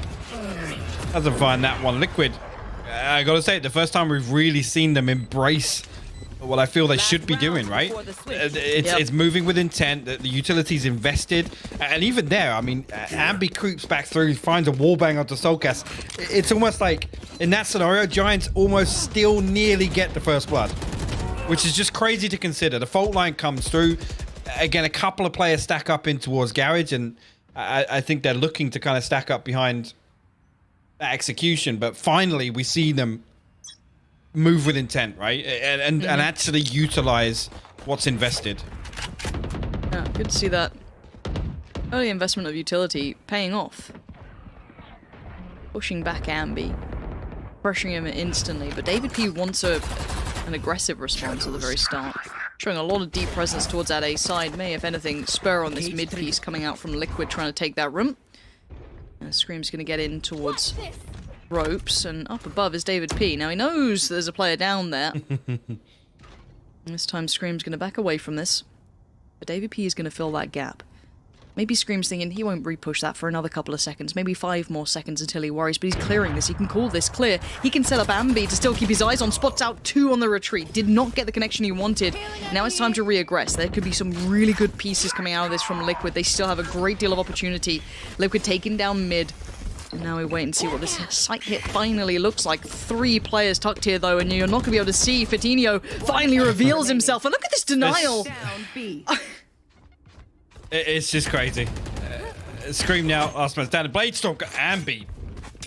Well, like dislocated his wrist with that one, but still manages to land the shot. And the problem being is round 12 there, and they get a little bit control. But the problem is they then have to explore all of these parts of the map that they haven't had access to. They haven't had kind of these bread and butter rounds, especially on the buy rounds, where they're able to go, do you know what, actually their default looks like this. David P is going to be tucked here. He's going to be playing like this, going to be playing off this flash, blah, blah, blah. Right there, round 12 is the first time that we've seen them go, actually, we've got space to challenge ropes. And what does David P do? Yeah, he doesn't find the connection coming back through, but he re-challenges. Because Liquid have no idea, once they scratch the surface, what's actually sat behind it from Giants. And this was something we were kind of talking about, I guess, bigger picture coming into today is, well, how much do they know about Giants? How much have they played? How much have they seen them in official games? How much time has Sliggy had to potentially prepare these boys? How much is in, the strat book? We do have a walk mid. So SoulCast and Yampy are the ones going to kind of lead down. Scream's got their back too. Big information. This should let them know exactly where they are. Yampy's closing in. The beast in the depths. Just scurrying through the sewers. His timing is going to be everything here. Tries to get the timing just right. Could be. Now, perfect. Time to go. Link's found Ambi. Sees them all. Gets one. That's really good work. He doesn't need to overdo this. SoulCast is going to take his place. The flash comes in. It's great. Liquid with the perfect read here. Wait. spike rotation, and look at David P's position.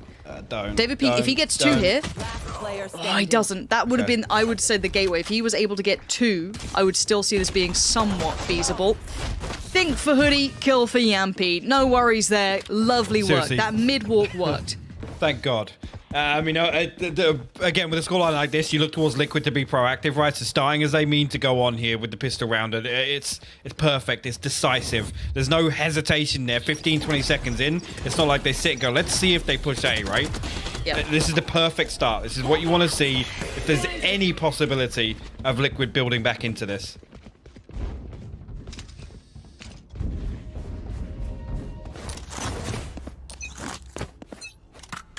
Liquid have carved out the first foothold of a potential way back in. There's got to be meticulous, near on flawless, and the nade could do a little bit of chip damage.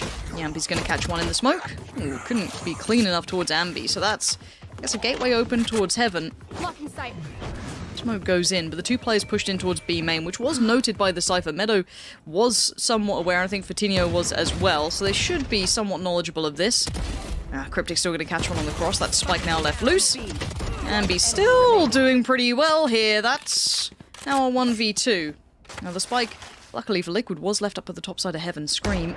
Flipping back up. Ambi now knows maybe that avenue is shut. What does he do here? Dog comes in. Does spot him and now actually connects towards him. This could be the push coming in. Actually, they take a second of hesitation, which opens up a chance. Ambi! Okay. Well, Ooh. Okay. Okay, we're okay. It's 4 rounds. It's okay. you want to build a comeback.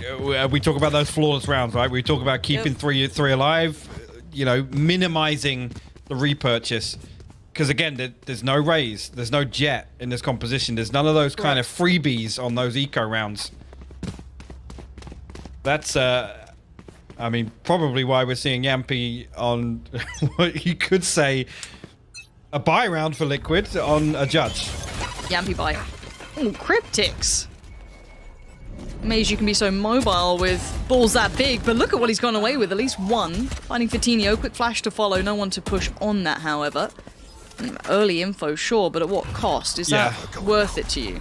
I mean, for me, you go 1 for 1.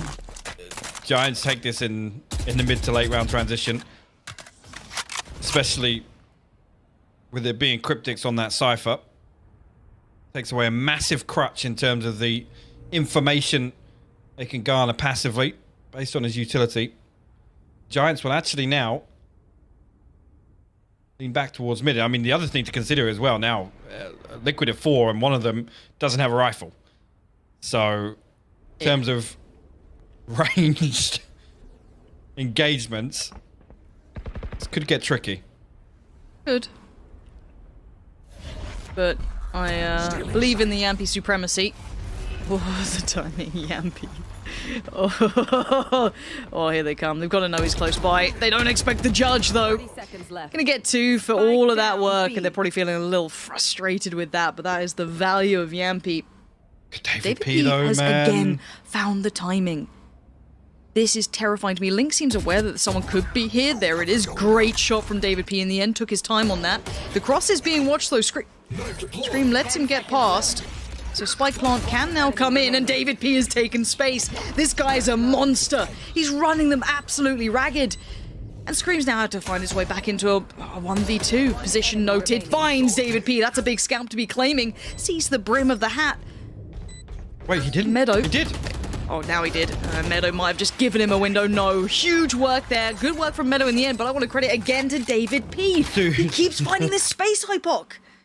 He keeps finding the space, and he's always good for at least one with it. That's the thing. You find the information, you find the opportunity to push onto a side like that, but right there, he finds the first and then finds the second in spawn. So it's not even like you find the kill, which is the big kind of swaying condition, right? That's the variable you look for in a round like that. But then to double down, it's on a platter after that for Giants.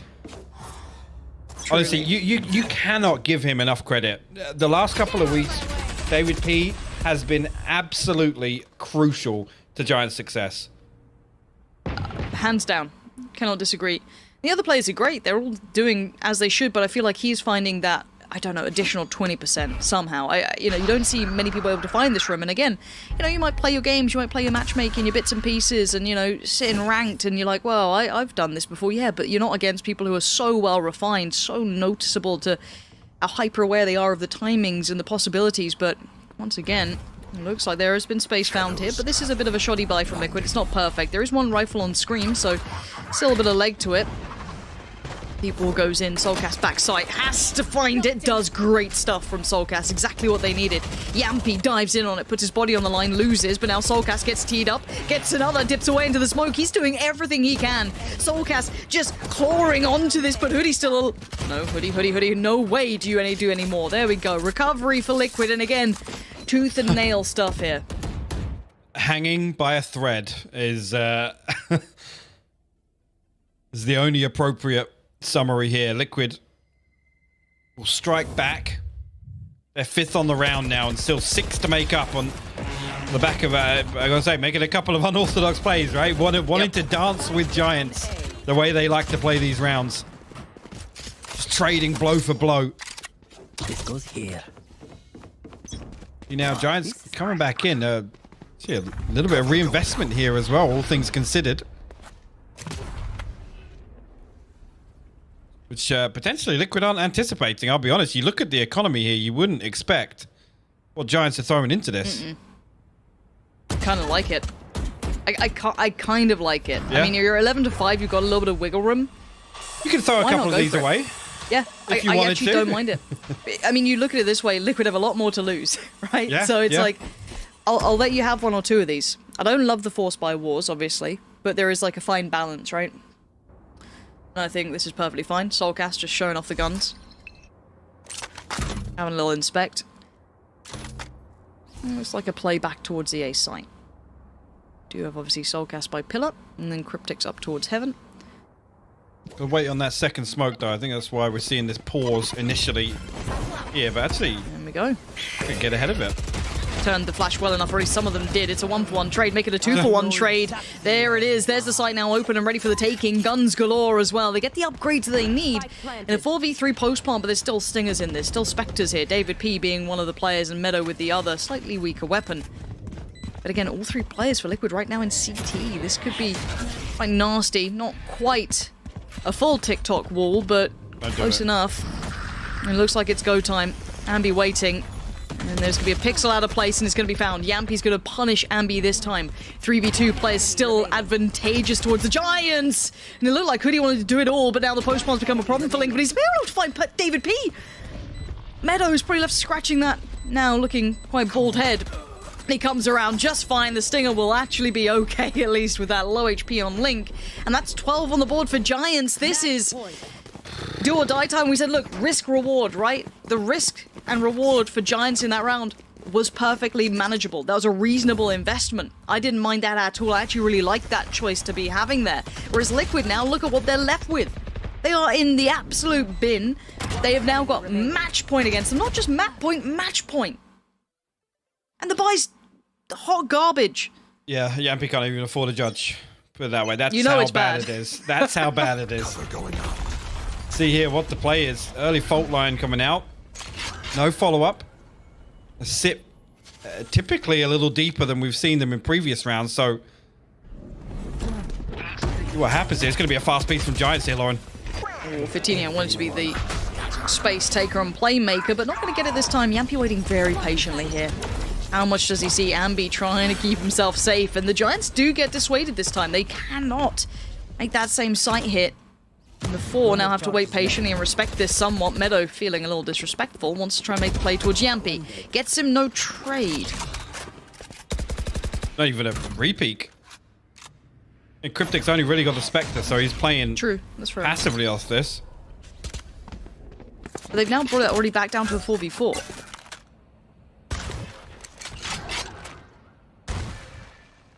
Yeah, Giants happy to freeze. On the cooldown for at least one of those smokes to come back on the side of David Pete. They do have the res as well, so it looks like the intention is to potentially end up 30 on B. seconds left. Here.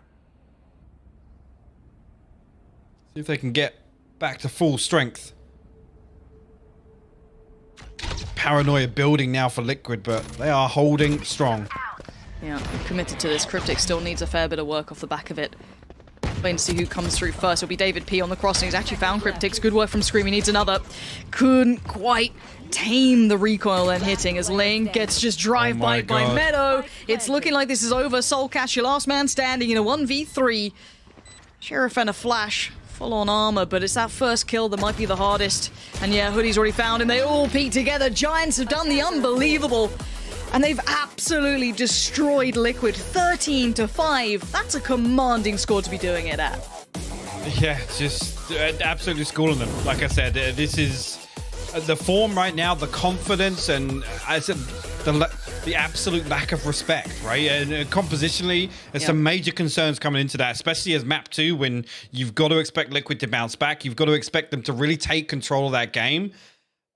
I feel like they didn't play to their strengths whatsoever. With the composition we saw there, Giants were able to just manipulate it time and time again, every single round. And then you get to the defensive half and you think, well, actually, now when they're spread a little thin and they can't kind of death ball, they can't gamble, stack, and be proactive every single round.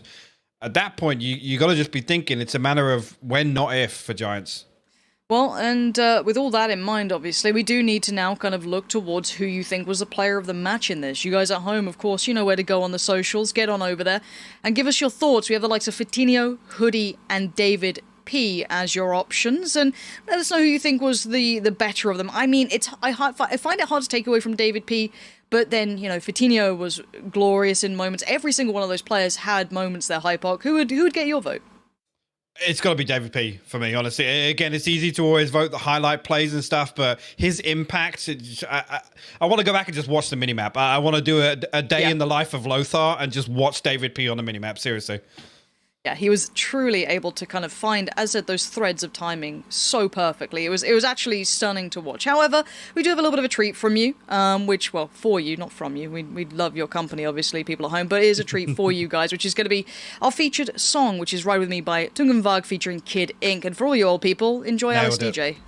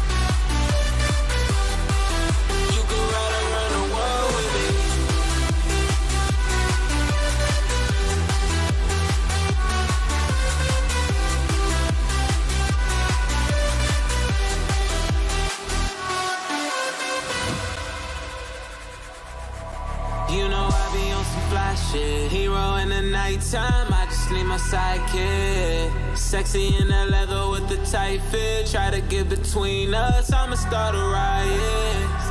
Look, she roll it up. There ain't no room in this two-seater, you can't roll with her. It's getting hot up in the city, but don't keep it tucked. I put that taste on your neck, make sure you cold enough.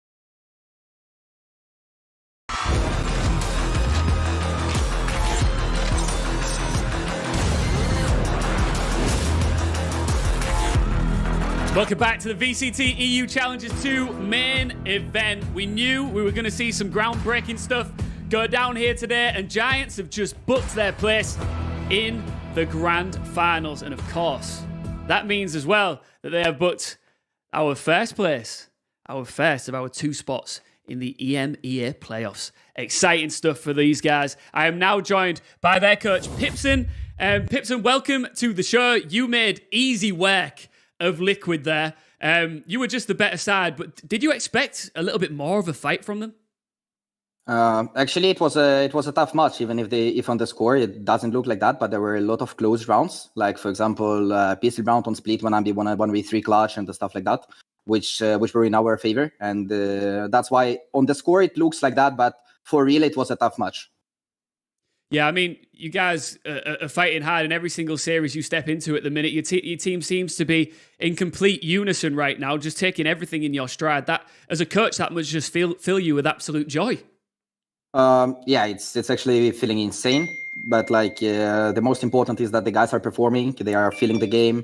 They are having fun, which is the most important part. So they don't put extra pressure on themselves, and that's the most important part. We are talking before any match or before any map. That we just need to enjoy the moment. We just need to enjoy the game. And we have the game plan. We have the mid-round calls by David P. We have everything to win. All what we need is just to enjoy this moment, enjoy the game. Don't be afraid to play. Absolutely. When you think of Giants right now, one of the key words that stands out has to be consistency. It's a big part of is what makes you so successful at the minute and makes you a threat. Is that something that you're feeling at the minute as well? Yeah, we are feeling actually pretty confident and pretty consistent, almost on every single map in the map pool. But it's super good that we are proving it. David P, is he going to get a contract, do you think? I don't know. We will see. It's yeah, we will see. We will see later. All right, congratulations and best of luck in the grand final, and go and celebrate making the playoffs as well. Thank you so much. So thank you everyone who is supporting us. We are Giants. Come and support us more. We will try our best to qualify to Berlin. See you later. Thank you for your support. Oh, love that. That's what it's all about. Thank you so much, Pipson. Enjoy. You deserve to celebrate. You guys have been phenomenal. My name's Ian Chambers, by the way. Let's bring in back our amazing analysts. We have Gio and Lothar to pick this one apart. Gio, I don't know where to begin. Probably with... I would argue that the coach there was maybe a little bit generous towards the way Liquid played, but let's start with Giants. They were super confident, as you would have expected, and they were picking and winning duels and looked just very, very comfortable. Yeah, I mean, I think that suspicion that we had that going into Split, they would be pretty mentally stacked, turned out to be true. At no point did really Giants looked that pressured. I mean, one of the things we were discussing was just their fundamentals looked really good, but really at no point were they being forced out of positions or forced to use utility that they didn't necessarily want. And what that really gives you is so much control over the pace that you want to play at. If you don't have to, start giving up these, advantages that you have because of the way that the enemy team are pressuring you, then everything is in your entire control, and that is just entirely how Split felt. I'll tell you what, though, Lothar, there's one thing we really need to touch on, and that is what on earth went wrong for Liquid. I was sitting here listening to you. You were fuming at times. If someone watches my streams, they know sometimes I'm very passionate. I'll keep it down on broadcast because I'm just disappointed with how Liquid didn't utilize what the composition can use, right? This is the thing. I had the same critique when they played on Ascent with Sky and Breach. So there's so much utility to just push off people off angles and then utilize that space gained with a Jet, an example. And they still weren't doing that on Ascent, or they were doing it too slow or not a coordinated way. But here on Split, it was very obvious that the entire team is just disjointed. They had no support. Everyone was either not using his utility and just dry picking, or just straight off not following up on the utility. There were many occasions when I have seen a flash or a utility to just see around the corner being used and nothing was happening. Rolling Thunder was being used with no follow-up for like 5 or 6 seconds in some executes, and the only time an execute on attack was successful was round 11 when Scream just pushed with his ult, and yet still, when they were on site, it took like 20 seconds to plant the spike, and they still lost a 5-3 lead to a 3-3. So in general, I feel like even though they had 6 flashes and 1 blind from Omen, the only character that didn't have that power was Cryptix on the Cypher, right? But that player has also the camera to control area. There was never really an intent behind using the flashes. So it's like, okay, we have a cool composition that should be very efficient on attack. Let's not use it. It sounds harsh, but I feel like the scoreline just shows that why they didn't do well on attack. Now, just a reminder, this will be a tough pill to swallow for the Liquid players and for Liquid fans, but it's not over yet. You guys will face, of course, either Fnatic or TenStar in our lower bracket final. Gio, these guys need to regroup, don't they? Yeah, I mean, regardless of who it is that they end up facing, it's going to be a pretty tough game. And part of that is going to be compiled by the fact that coming off the back of this game, that's hard. I mean, we've spoken about the mental fortitude that Fnatic needed yesterday after their first best of 3. And their first best of 3 was nothing like what we saw today. So I think that it is arguably going to be harder for Team Liquid to bounce back from that. I mean, especially if they end up going up against Fnatic, knowing that whoever loses is not making it to playoffs, they're not making it to Berlin. You're fighting against who is ostensibly your biggest rival just because of the kind of veneration that surrounds these two rosters. So I think there's a lot of pressure for Team Liquid. It's going to be hard. For sure. Listen, I just want to jump in really briefly and announce our player of the match. It's the man who deserves a contract, David P. Just briefly from you, Lothar.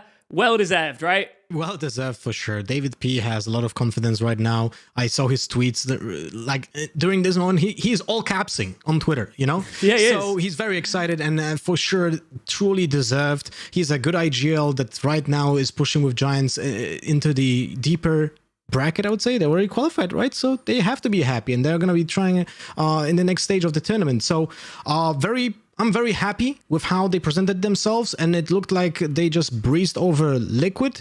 But in general, they just played so well and exploited the weakness of Liquid. Like it looked really awesome.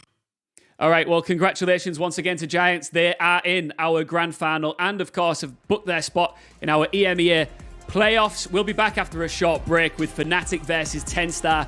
We're going to find out who's definitely not making the playoffs next.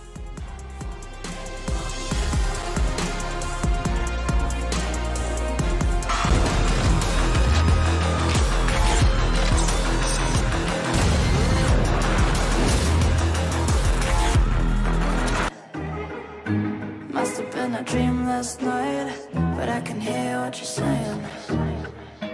You were shot to death last night. Where's my cup of coffee?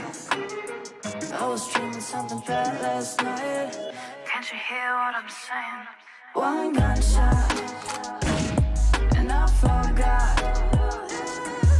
to look at you, to look at you, to look at you, to look at you. 2 gunshots. And my thoughts, we're not with you, we're not with you, we're not with you, we're not with you. You were shot to death last night, and I thought of someone else. Didn't care about your life last night, at least less than about his. All our dreams were shot to death last night. I see the clock stand still. Nightmares at your heart sometimes, but this is unbelievable. One gunshot, and I forgot to look at you, to look at you, to look at you, to look at you. 2 gunshots, and my thoughts. We're not with you, we're not with you, we're not with you, we're not with you.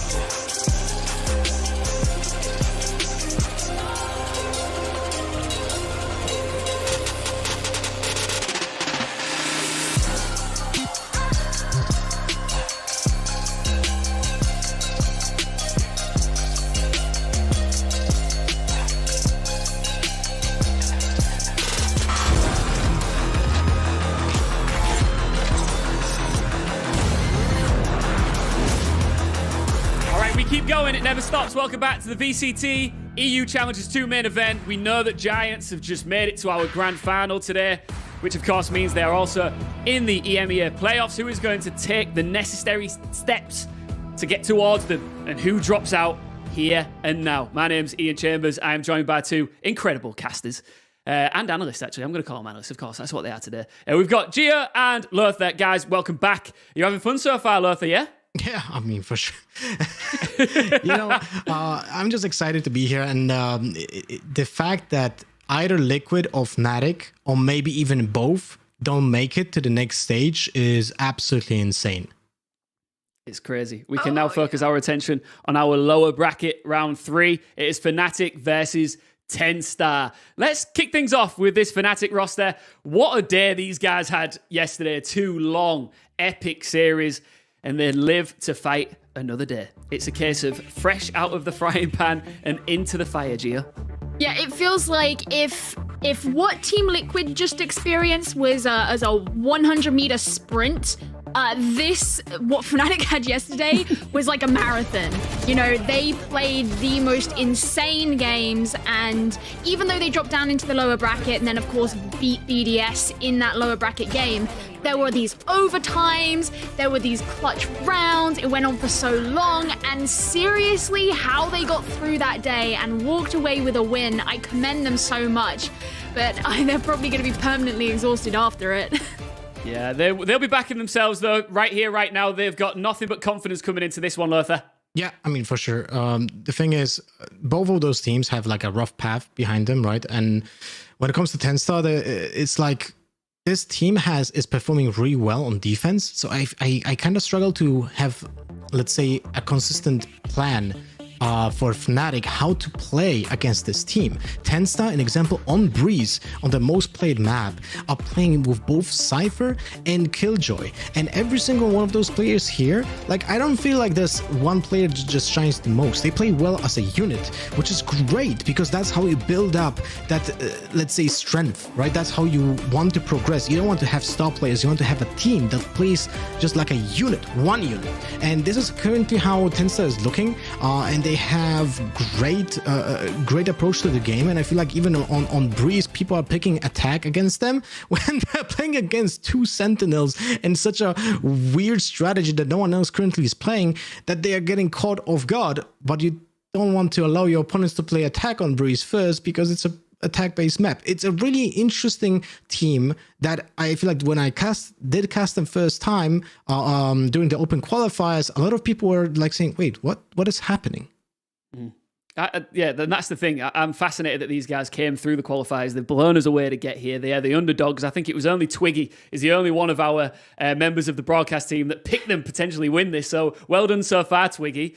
Let's take a look at our map vetoes and find out where we are going for this incredibly important best of 3 series.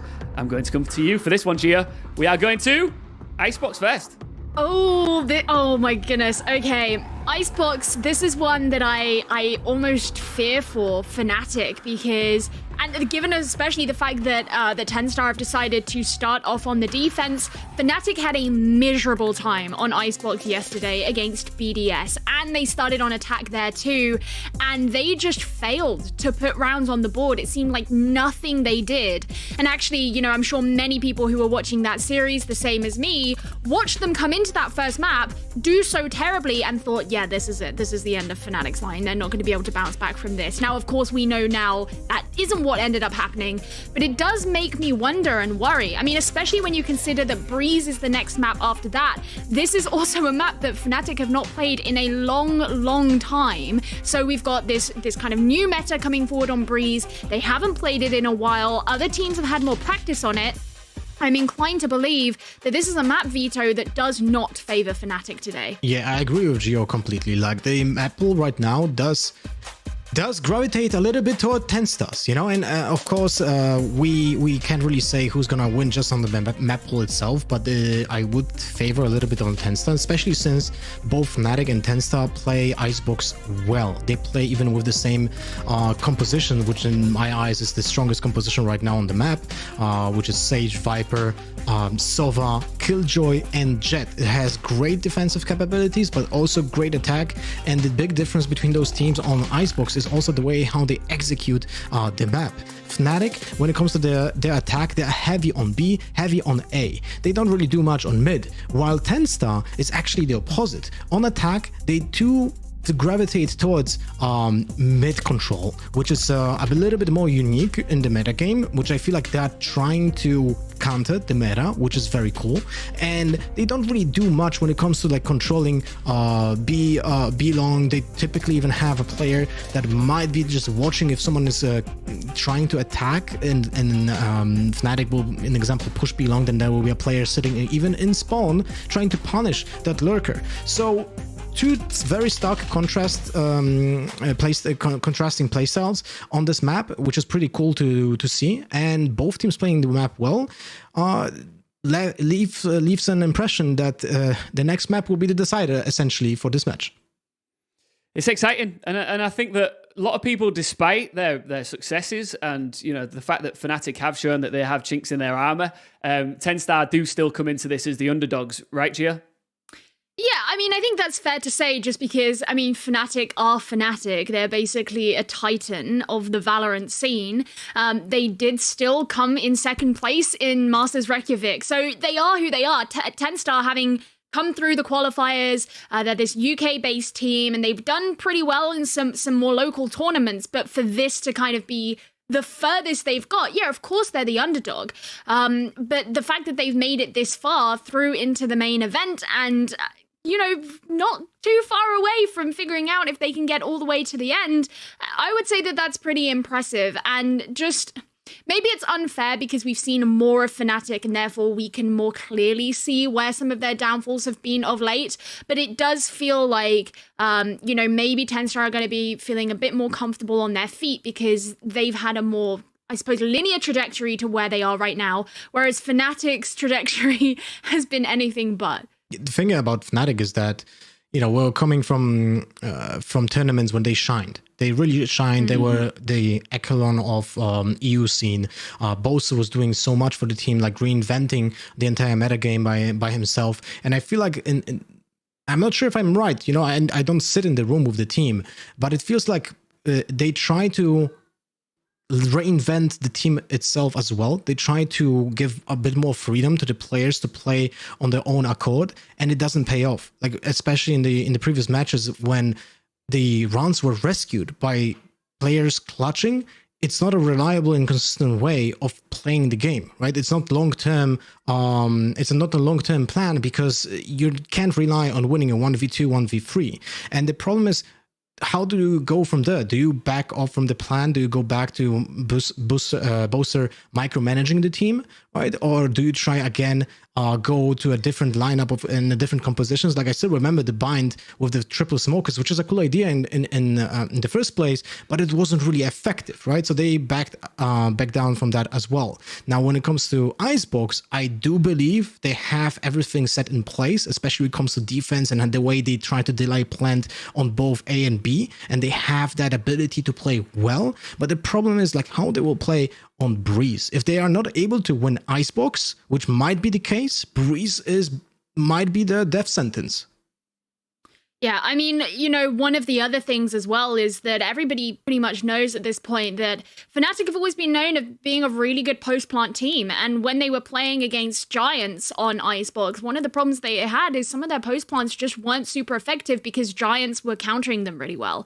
Even just there were certain rounds where you would have something like Magnum would set up nanoswarms on a spike and they would be eradicated via a shock dart, and that would force Magnum into a situation where he had to swing out and actually try and hold a post plant with his weapon rather than with his utility. And it seems like something kind of small, but if other teams are going to read into that and say, cool, this is a big exploitation we can take of FNATIC, this is something that's always been a really strong part of their play, if we can deny that to them, then how many rounds are you going to take away from them? That's a big question that I have. Yeah, and that triggers also a meta change, right? When Killjoy should use her like nanoswarms as a throwable utility instead of like a set utility, but it also triggers the Sofa change change of the meta game when you have to hold like your shock darts for the post plant. It's a very cool mouse and cut play between the teams and how they approach the game. And I'm also like very happy to see that more and more Sova players are using the shock darts on attack to just clear up obvious places where the Killjoy or Cypher set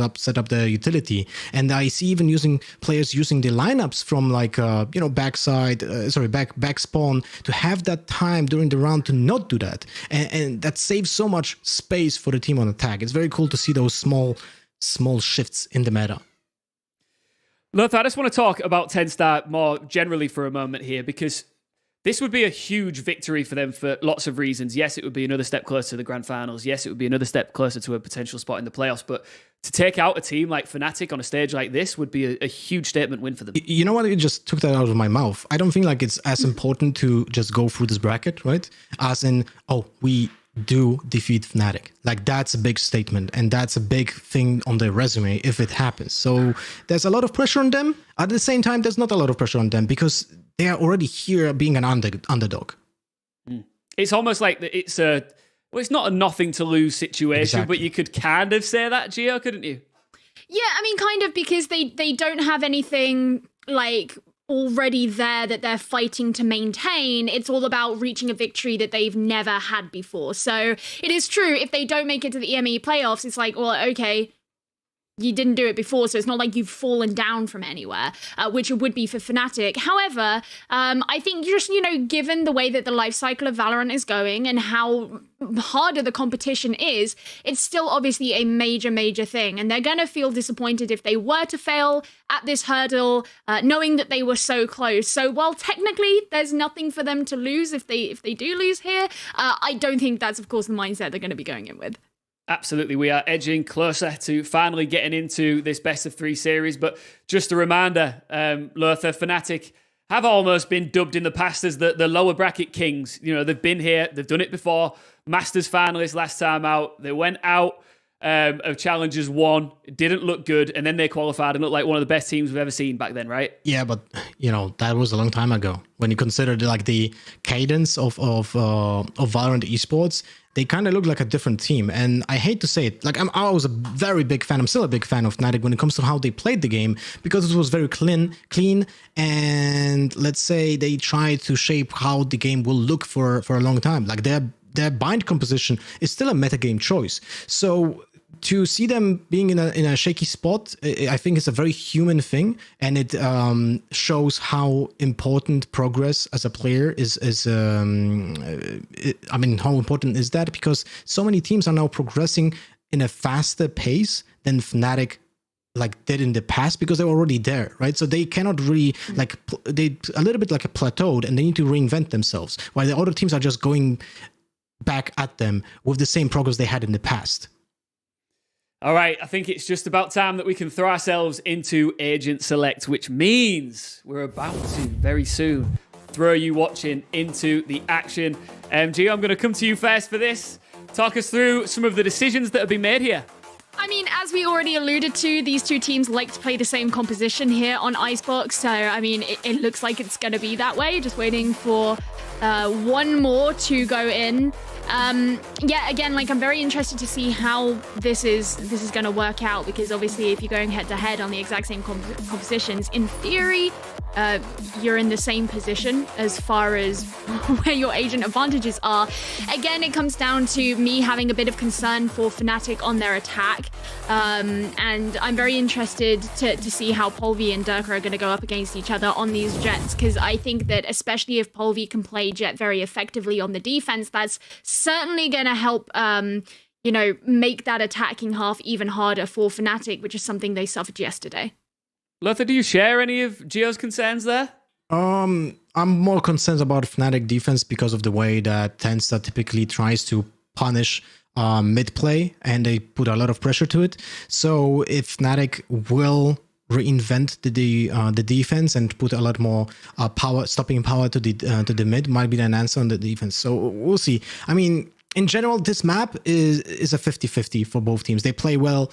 Both of those teams play well on Icebox. They have the same compositions. They typically do the same kind of plays on defense, but on attack, there's a stark contrast. So it comes down to who reads who better or faster more efficiently. Well, do you know what? When we look back on yesterday, I think a lot of us were hoping for maybe more long series, lots of overtime. We didn't get it in our first best of 3. Are we about to get it now? I imagine FNATIC are going to want to get this done in 2 so they can all go to bed and chill out. But let's get some predictions to start us off. It's never that simple when it comes to VCT. I'm going to come to you first, Gia. Do 10-star have what it takes to get a map on the scorecard here? I was gonna go for whoever Lothar didn't pick, so I will say yeah, sure. I'll for my British brethren, I'll say yeah, okay, 10-star. I'm in your camp today. I like that. What do you think, Lothar? I think FNATIC will take it. I still stand by my initial choice who wins this entire tournament, which will be FNATIC, but it got down a lot in the odds of that happening. But I'm still with FNATIC on this one. When you think how amazing it is that Giants, that roster can just sit back, relax, and watch it all unfold and wonder who eventually will meet them in our grand final. What a wonderful position to be in. If we were to keep these predictions going as we just wait a few more minutes before we can throw you in game, who do you think will meet Giants in the grand final when it's all said and done? I'm going to ask you first, Lothar. Sorry, I'm asking for so many predictions here. I apologize. Whatever happens, I'll be happy with it because it's either 10-star, FNATIC, or Liquid. It's nuts when you think about it. Who would have predicted that we're going to see one of those Well, what's teams interesting about that, Lothar, play? sorry to jump in, but, Giants have already beaten FNATIC, and they haven't beaten 10-star recently, but they have beaten the other 2 teams involved, which is quite interesting. So that means that they're sort of looking at this saying, bring it on, right? Kind of. They have the upper hand, right? And they have the psychological upper hand as well. They are waiting for the opponents to appear, which is always a better position to be in. So who do you think is going to make it to the final, Gia? I'm gonna slightly change the question because I don't know. I'm gonna say who would I like to make it to the final? Yeah. I would love to see 10-star do it just because it's kind of an evil, twisted way of looking at it, but just having that shake-up of not having FNATIC or Liquid make it and having essentially 2 fresh faces be battling it out and be making it as those 2 last spots for the EMEA playoffs, I think that would be the coolest story in the world. And I'm not playing the game, so I don't really need to worry about it. I just care about what's going to make the coolest storylines, man. And I think that would be the best one. Yeah, I genuinely couldn't say who I think it would be. I think that if FNATIC win here, then they will probably beat Liquid and probably make it into the finals. If 10-star win here, I don't know if they'll beat Liquid, but after today's performance, I would be inclined to say yes. So I suppose Liquid are the least likely, in my opinion, and the other just depends on who wins this map. All right, well, you mentioned the playoffs there. One of the teams from the EU scene that is sitting in there right now is, of course, Ascend. They've been phenomenal so far this season. Let's get into another one must stay. I love these pieces, and this is with Burn Code from Ascend. Check it out. Hey, what's up, everybody? This is Mitch, man, back with another One Must Stay video. Today, I'm joined by one of the boys who stayed all the way until the end of the first main event of Stage 3. With me today for One Must Stay is Bone Cold. Hello, everybody. How is everyone doing? Hello, Mitch, man. Hey, man, how you doing? You seem to be in a good mood today. I'm happy to see that. Let's jump straight into the questions. The first one I have for you, Bone Cold, is hopefully an easy one. You're a pro gamer, right? You need a lot of energy. You got to be ready to frag. So what do you use to energize yourself? One of these must stay, and it's tea, coffee, or an energy drink. Oh no, it's summertime. But it's long winters in Finland, so coffee. Coffee, okay. Keeping energized on the coffee. I respect it. Now you're going to be sipping on your coffee, right? On your way to an event, because LANs are coming back.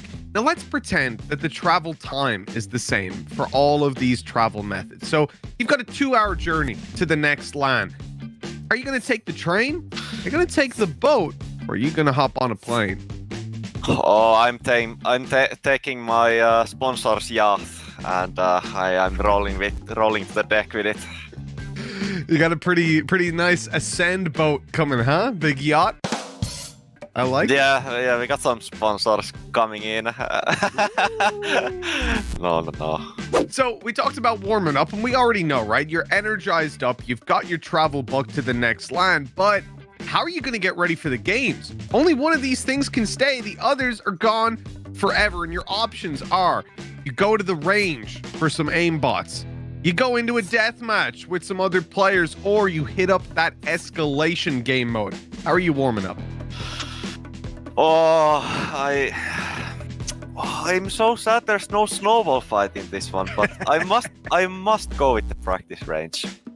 Okay. You want to practice by yourself, right? You're not hopping on with the other players. Okay, I see how it is. But speaking of other players, let's say something happens, right? One day you wake up and you say, you know what? I don't want to be in IGL anymore, right? I don't want to in-game lead. So you need someone else to do it. Now on your team, you got a couple of options. Let's say it's Starzo, Killaz, and CNET. Make it a little bit more difficult. Who's your new IGL? I'm gonna put CNET to the IGL role and see how long the ship lasts for. Right, okay. Finally, we've nerfed CNET. It's happened. Yeah. Maybe I have to focus on doing something else than just tapping heads. As we're talking about agents, let's pretend you don't want to play a controller anymore. So you're going to be trying out a brand new kind of agent. Which one of these would you be choosing? Sentinels, a duelist, or are we playing an initiator? I think we're playing Phoenix and Reyna, so it's going to be duelists. Oh, okay. I'm down for that switch someday. Hey, maybe you can call CNET up and just say, hey man, maybe you can play a Brimstone right here, and we'll dive in, pick up the Viper. I don't know if you'll convince him, no.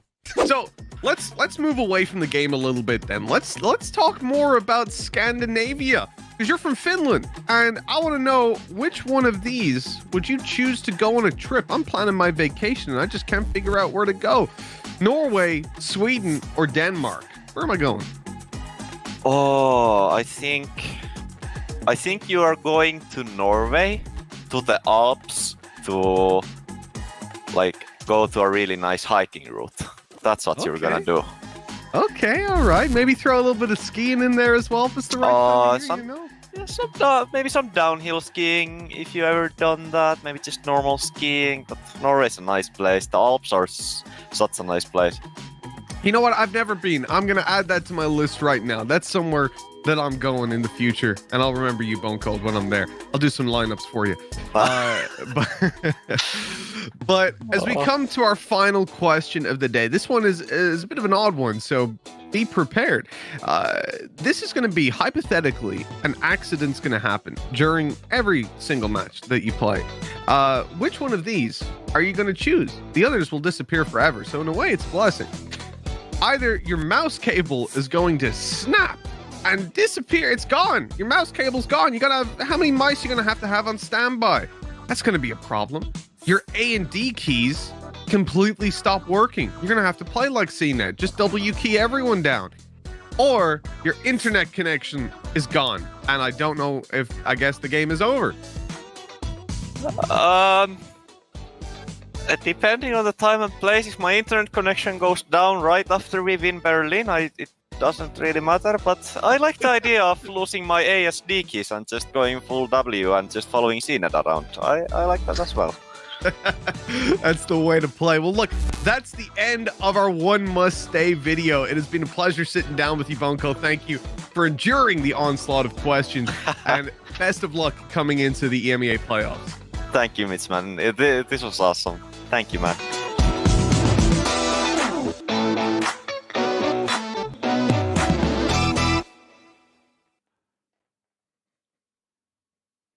All right, we rolled that video, of course, because we had a couple of technical difficulties while we get things set up and get ready for our next best of three.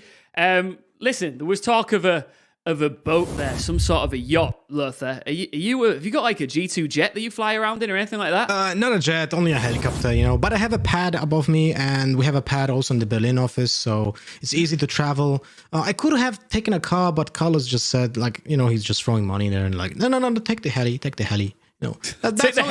Are you calling it a heli? Yeah, Is that what you're saying? That's how tight we are, Gio, this is how the other half live, right? Yeah, just chilling in your heli, in your little heli, are you, Lothar? Is that how you do it over at G2? Yeah. That's I what want a it is. helicopter. I want Ellie. Anyway, it's time for us to take off now. It's really time to get stuck into this. It's map 1 of Fnatic versus 10star. Sorry for the delay. It is time to get stuck into it. We are on Icebox, and I cannot wait to see the beautiful faces of Pansy and Hypok right now. What a charmer. Helicopters to us. I don't know, maybe a bit of a downgrade, but we'll take it. I do appreciate it. And of course, a lot to be said, I'm sure, but what I'm mostly noticing is it's a 60% British lobby, Hypok. So they've wheeled out the Brit bongs for this one. That's nothing short of terrifying in our industry. It's like an I-Series, mate. It's just smelling like an Epic LAN. That musty smell of the NEC, yeah. Oh, it's unforgettable. Chunky. Truly. And saying that, to be fair, when I looked at 10star, I was kind of like, why do I note some of these names? Why do I know some of these players? You know, where do I pull them from? And I have just been told we have got a PC crash, so we can delay again. It's really feeling like an I-Series now, isn't it? Truly. Someone's wheeled out their PC, half a fan's fallen off. It's all gone a bit P-tong. However, a lot of these players are kind of noted within that UK scene. I mean, I'm going this back to like FM Esports, Reason Gaming, Method. If I see names like that on your history, I know you've been in the depths of like, you know, a Newbury racecourse, you know. I know that you've had to live that life. So again, these weren't big names, you know, of that scene. You know, when I look at 10star, this was like kind of C-tier Counter-Strike, but you know, a decent couple of players picking up some prize money, more than I did when I played at I-Series. So they're not, you know, unknown completely, but, you know, then I guess Boaster would be the kind of next level up of someone known within the UK scene. So it's quite interesting that we have this kind of new generation of UK player coming through. It is, yeah, and I think it's fair to kind of still refer to 10star as an unknown quantity, right? We've seen some real positives and some fantastic performances so far, but again, we look towards kind of validation on that, right? And a few more household names being in that match history, and this is obviously one of them, right? We're in the lower bracket. You're playing against Fnatic. It's what are you truly made of, right? And they definitely made some really interesting points, and I think comparing the two and talking again about this Breeze composition, I think it's a really good example of kind of an opportunity really for Fnatic to come back to their roots and rely on that kind of meticulous preparation that we know they're known for. So really, it falls back to 10star to show us to build on what we've already seen, remain unpredictable, and keep impressing. To be honest with you. Yeah, I think that's the same for me. I don't think we had the opportunity to cast them early in the tournament run. We were kind of the other games and, you know, managed to watch a couple of the other games too. But yeah, I'm excited to see what they look like. And obviously you guys at home have now noted, we are taking a second to get these players in. There was a PC crash of theirs, so hopefully they get that fixed up. But we get to kind of go into podcast mode, and if I can't talk, it's going to go terribly. So at this point, we're going to have to look at what? Icebox, Breeze, Ascent. So we kind of get to go through the map pool, and we haven't just had the kind of rinse and repeat from the first game, but surely we won't have two of the Iceland teams losing today, right? Like, I feel as though... Surely not, right? But surely. No, I don't know, man. I get a little nervous. I'm going to stop being a little less presentary and kind of more conversational, because at this point, we're looking at Icebox coming in. Obviously, Fnatic weren't having the best time of their life on that before. They had a bit of a mare on it. Then you get Breeze coming in, which I don't know where it put Fnatic at yet. I just don't know if I feel like I've got a grasp on where Fnatic are on their kind of like level of performance, right? Yeah, I tend to agree. I think much of the, you know, early on when Icebox was introduced into the map pool, right, there were a few times where we were looking at matchups and we were thinking, well, you know, actually, they should win this out, right? And I mean, I think back to Ascend, right? Ascend were one of the first teams that completely flipped the script in terms of how Icebox is played and what you can really do with it. And I think Breeze is still in kind of that, I don't want to say honeymoon period, but definitely that period where teams are still finding their feet, and there's still lots to discover in terms of the meta, in terms of compositions, and actually that's why I'm really intrigued to kind of sink my teeth into what's going on with this 10-star composition, because I think that's a perfect example of something that actually almost breaks the mold. It defies logic really when we look at the other maps with this kind of double Sentinel and Viper composition, and the way in which they play it. The concern being coming back to what I'd previously said was Fnatic aren't going to come into this without having looked at the VODs, without having looked at how they do that. I mean, they have to. I think it's no two ways about it when it comes to that. This is kind of a do or die for them. They need to elevate a little bit, kind of reclaim some of that hold on this. But again, I'm just interested to see how this looks going forward with them. I think they're just remaking the lobby. I'm trying to keep track of it now. I can see it on my other screen. So if you're wondering where I'm looking, it's just to try and keep track. We are, as I said, waiting on the players to be ready. So hopefully it doesn't take too long. And off the back of that first game, we've now had a bit of a surprise. Okay, so we need to kind of then widen the conversation, right? Let's kind of, widen a little bit here and talk about, like, honeymoon period. And are you a believer in the honeymoon period? Because I feel like you could argue that Giants are within that kind of phase as well, and they managed to best Liquid.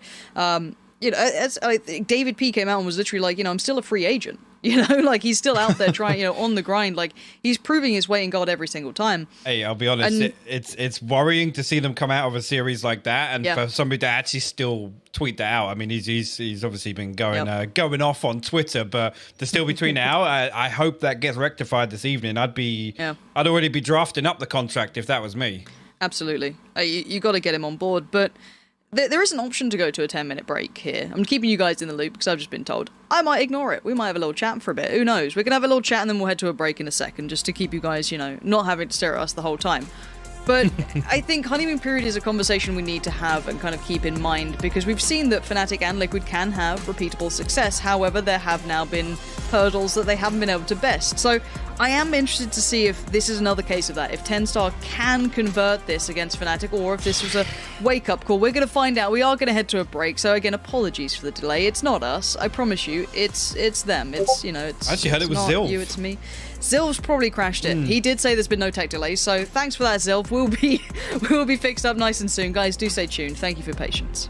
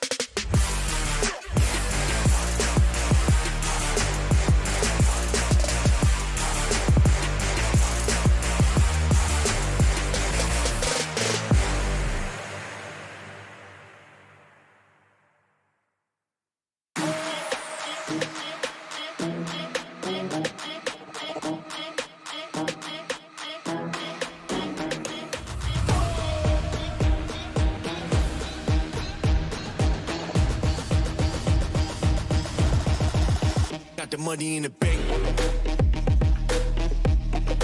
Hit you with the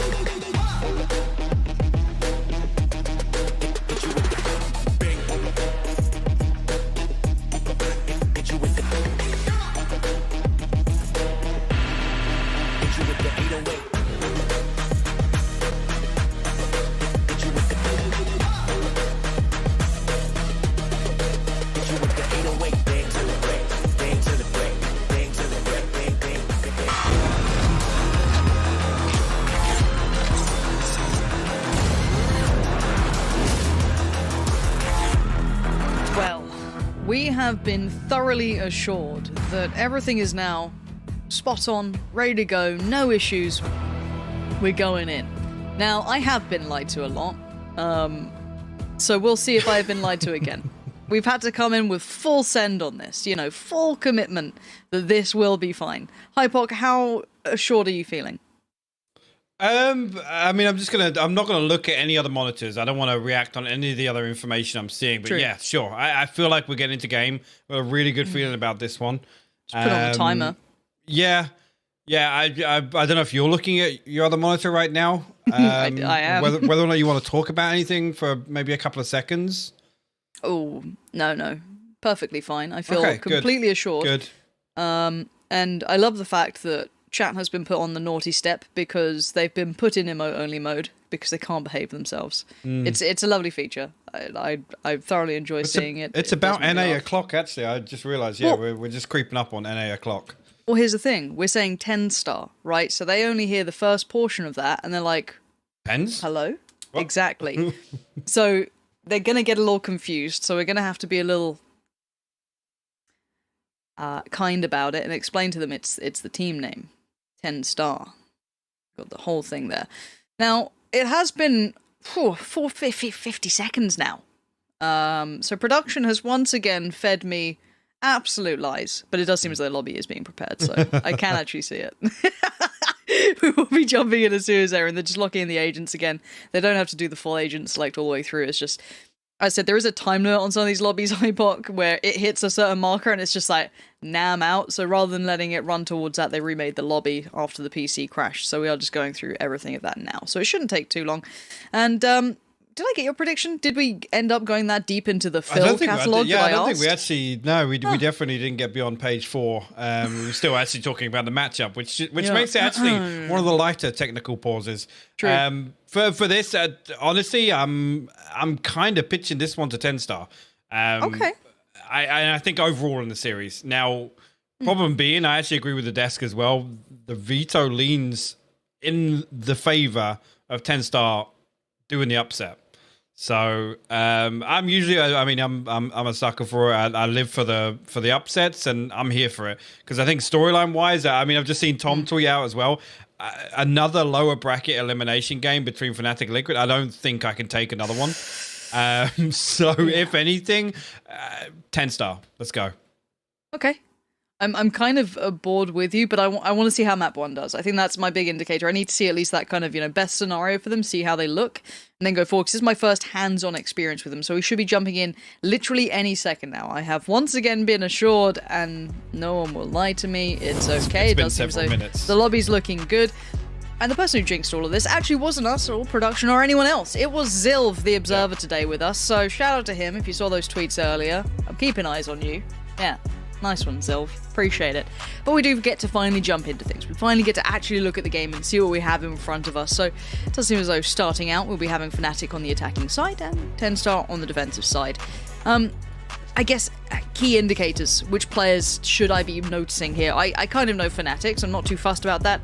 Who's the standout for you from 10 star, at least thus far? For me, I'm looking towards Polvi. And again, another Desk touched on this matchup and really seeing, I guess, if you want to talk about, duels, this is going to be one of the bigger ones, right? So seeing how he faces off against Durka, interested to see. Actually, a slow start to the pistol round right now. Fnatic trying to gather some information. 10 star not really giving too much away. At least early on here. No trade-off of utility either. Now that's important to note on a pistol round. Very, very slow in approach. The only thing invested so far is a spray. Oh, Stanley's going to have the surprise of his life in a second. 50 seconds on the board. Mystic. There's no hurry on this. Okay, 48. Our drone goes down. Stanley has to respect it. Wall goes up. He peels away. It is I'd say a 3-play stack towards A for the defensive side. They did have Sova kind of sitting somewhere in between. But the side will be taking. Fnatic cleanly taking this, and it's an instant posture towards retake. And actually, they're going to opt to do a much deeper wall here. Spike planted.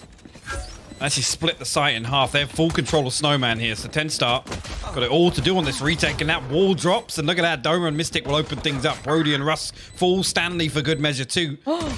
Just leaving 2 left. We get hard mode casting. The UI's just bailed out on us. This is what we live for here. It's 2v4, I think. We'll be very vague with our statements. Non-committal, you may say.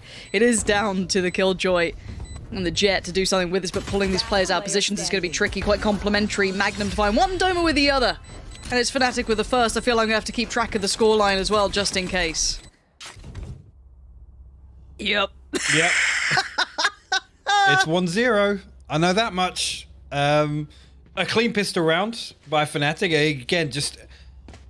I think investing in that setup for with Stanley, I mean, being the only one to hold down B, at the point where they get absolutely no contact on A, you've almost got to commit, or at least one person to be, watching the cross on mid, or playing towards tube or towards orange or something. Yeah, I think it's a little too much for Stanley to stop.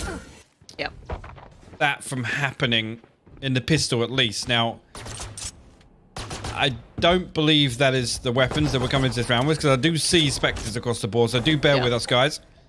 Fnatic here looking to try and find an opening onto A side this time, at least initially. Durka inspecting Brody's been pipes area. flashbanged. Bloody hell.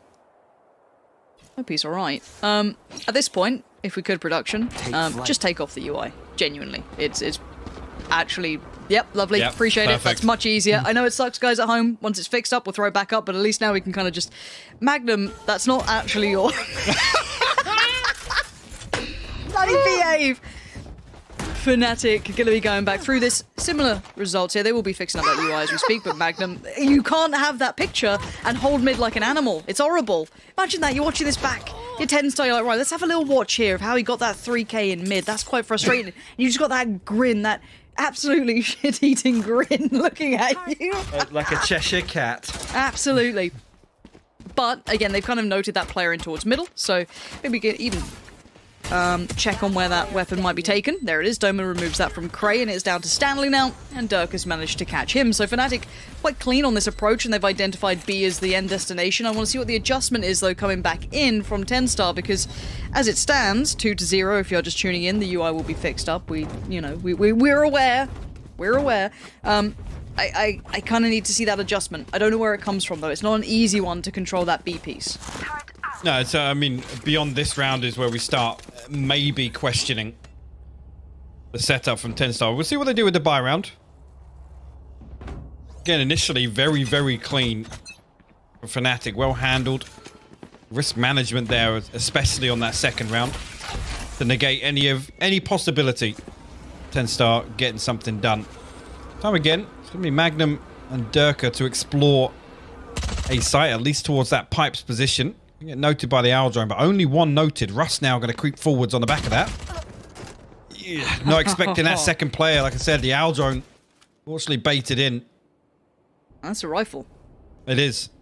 Now, it's going to be maybe a little tricky to get your mittens on, as Brody is going to be trying to keep control of that. Fnatic are creeping this way, and obviously we saw for the first 2 rounds that B hit. Now it does seem as though it's coming towards A, and the clear towards B long is 100% indicating towards Brody that, yeah, it's coming my way through. Right, rifle now picked up and thrown through towards Durka. Let's see what he can get. Absolutely nothing. In the middle of the open, Magnum with the punish, and the site now taken. Durka unflinching. Camera's working, I promise. And now the spike to be planted, 10-star. Maybe they would address that B problem, but then they've gone and hit that A site. So now You're going to have 3 players maybe looking to find, I don't know, what are you going to do, punish Spectres? You ain't going to get much more from it. Magnum's found Polvi. This is not looking good. Poor old Stanley's been having an absolute nightmare of a game so far, dealing with those B pieces, now trying to retake towards A. At this point... Hey! It looks accurate too. Would you look at that? And keeping hold of the rifles might be probably the name of the game. And I guess preventing them from retrieving as well. Stanley going to find Magnum and Mystic. Again here, forcing, well, I guess forcing them to hold on to what they've got, which is actually, obviously after Durka upgrades, the 2 rifles for FNATIC, so... Yeah, and that's the 3rd on the board. This is the point now where, again, no real pace change at all from FNATIC. Again, same sort of fact finders in the early round, and this time again, I mean, just well navigated, right? With the Aljoin spotting out 1 player, Magnum taking full responsibility for that happening, and Durka's position going unnoted first of all, and then finding the kill off it's really it's no investment for basically the best possible way to start a bonus round. I'm happy to be seeing Magnum having some good form here, especially on the KJ. I love what he could bring with that in the past. I'm probably one of my more favoured players, especially on this map. I think that's when we saw him really, especially in Iceland as well, highlight how good he is at that control. So any more of that, and I'm always going to be pleased. Now, the switch up here from Stanley is to get aggressive, and it's a great adjustment. It does only garner him 1, but it's going to at least deny the same old, I guess, approach coming in from FNATIC. And I don't mind that. They're trying to be disruptive, but a 4v4 will still somewhat favour the attack inside, let alone take into account the rifles that are on the board for FNATIC. That's the sort of kill you look for in a round like this, but with no secondary layer to that. My question is, I mean, Polvi potentially can recover that. FNATIC elsewhere. You should run. To put the pressure onto A side. The lockdown actually invested. Russ, it's a fantastic shot onto Durka. No 30 seconds left. Nothing they can do about this lockdown here. They got to respect it for the time being. Yep. But it is a 3v3. Coming back. Definitely doable here for 10-star.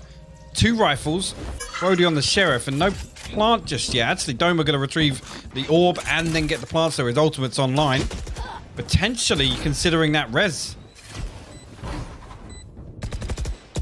Polvi, let's see it. How much you got in the tank here, bud? No one's giving him that first step in. You could see maybe he could have found Magnum, but they are so committed to these angles. There's the double swing off the back of the kind of peak. Brody's done well to actually find that and bring this back to a 1v1, but even then, Magnum's still able to buy information and time, unsure of the position, and the man who does not blink, who does not move, who merely grins will get another good bit of work from Magnum here. Been a good series. Again, not flashy, not wild and, you know, crazy, but 8-2 is pretty respectable at this point.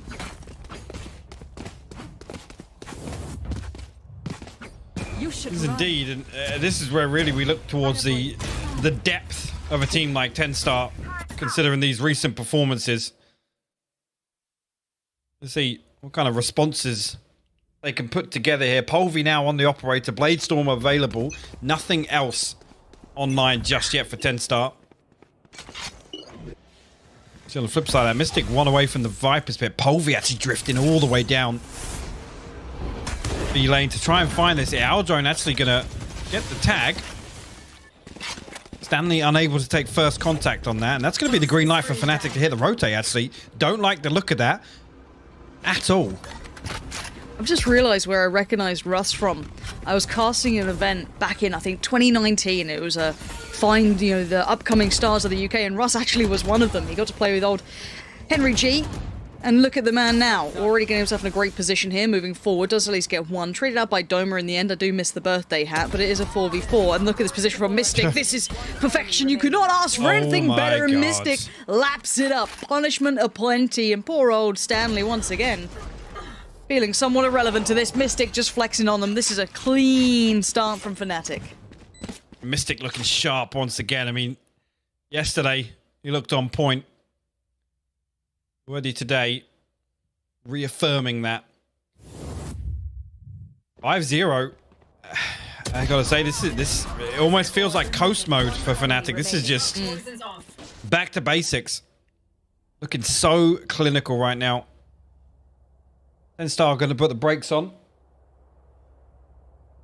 We'll call this tactical timeout and see if there's anything we can bring back in response, really, because right now, I mean, they're not even able to stop this momentum in terms of the economy. The rounds that Fnatic have won, they're taking away what they need to. I mean, look at it now. It's Mystic down on 3k. Durka won off the Bladestorm, so we know they've got an extra weapon in hand. Even if they do get hard reset in the next 2 rounds, I think even then, they still have a round in hand. It's mad.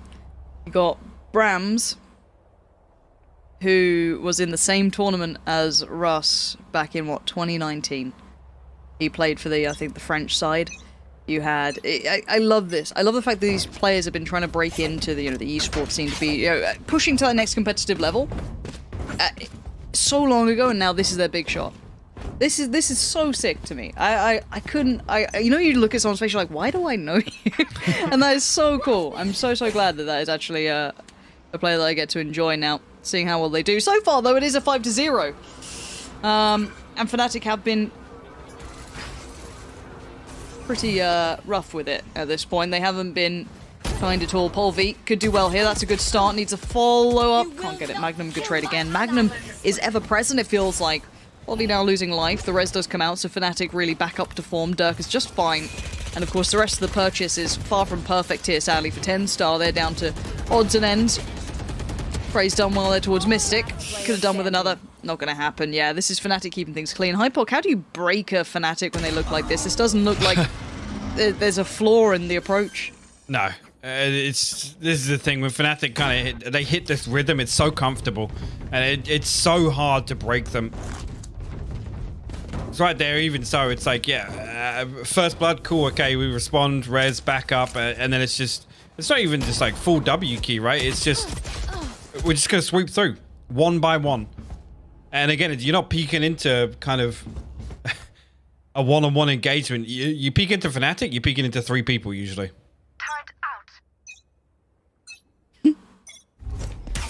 Chat's being quite funny now. They're doing the little smiley faces whenever we see Magnum. Very good work. Nice. I see you. Nice. All right, 6-0. Let's see what TenStar can bring. The buy's back out. We've got the op here for Polvi. Maybe this could be the game changer. And Russ looking like maybe get that timing right towards middle. Is he going walkabout? He is. All right, deeper wall. Is he going to wall behind himself? He's on top, so he could still nip on over if he fancies. But they're going investigating. Something's looking a little weird here. Something out of place. A new wall's been presented. A 1-for-1 trade out. Not ideal, but he'll take it at this point. But that's not enough here. They need a little bit more of a cleaner victory at this moment, I feel. I mean, again, it comes back to just there's no second layer to that. It's playing for a 1-for-1. And ultimately, that's not how you break Fnatic apart.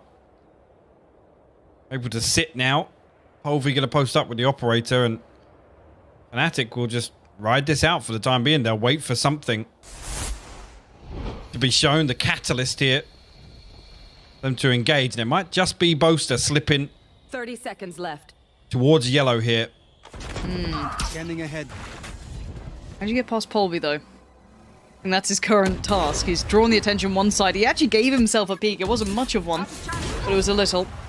Magnum, face killer, still alive, but Polvi might not be. 26 HP ain't much to play with, and you're about to be surrounded. You've got a player hunting you down. It's Boaster.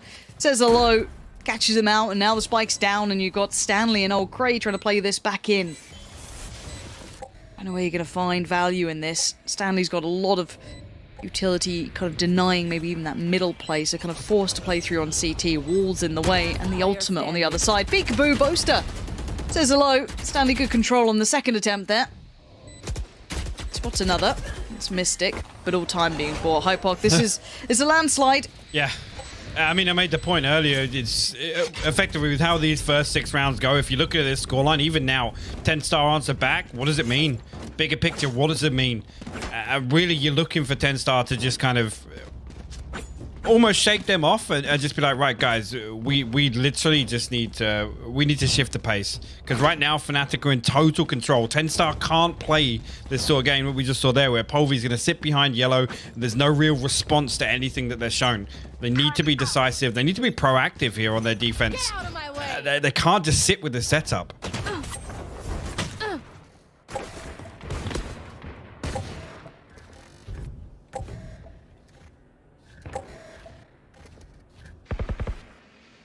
Chico coming out. Anley well posted up on this. Careful. Magnum sees the shoulder, takes the life of Stanley, and just slowly working away on these players. We've still got Cray here, but Fnatic aren't. Fnatic look so drilled right now. I feel like that last loss probably left them pretty displeased. I want to see just clean approaches from Fnatic, and that's exactly what they're giving us. We kind of said it'd be nice to see them looking like the favoured side, playing to their strength, and I think we are right now. TenStar haven't been given room. It's just purely this, you know, machine-like approach, purely clinical, mean in business. And Polvy and Brody trying to play him back on the flank. It's going to be Magnum. One enemy remaining. Finds one, and Doma got the second. Yeah, Fnatic going through the motions here. They are making this look simple work. They are indeed. Here again, we're going to see the buy round coming back in. The problem is when you're staring down this sort of a deficit, it's very difficult, especially as the IGL, especially as any other member of TenStar, to be honest with you, to be the one to stand up and say, guys, look, we got to push out here. We got to take a couple of these rounds into our own hands. And the problem then becomes, you find a first blood, you trade 1 for 1. Like I said with that play with Russ in mid, it's just not enough. That's not how you break Fnatic here. It needs to be so decisive coming back in here. With the op? I mean, this is the pretty sort of thing I decisive. want to see. There it is. This is disruptive, potentially. I mean, Durka might check it, but do you expect it on? You don't expect the timing. The timing on both. Yeah, oh, there it is. A 2 for 1 trade out, and it's just open. Fnatic are so prepared. Yeah. And every time I try and say these, like, sweeping, you know, quite committed statements, I see Magnum's goddamn face looking at me. That's the thing there, and that's the real difference, right? And the pedigree of Fnatic is that layer, that contingency, the backup plan to actually, if somebody does drift out and do something stupid here, Boaster pops his Owl drone, and there's somebody in place to protect him. Yes, it comes through, he finds a kill, but look at it. It's a 2 for 1 trade, which heavily favors Fnatic on the attacking side. We know that.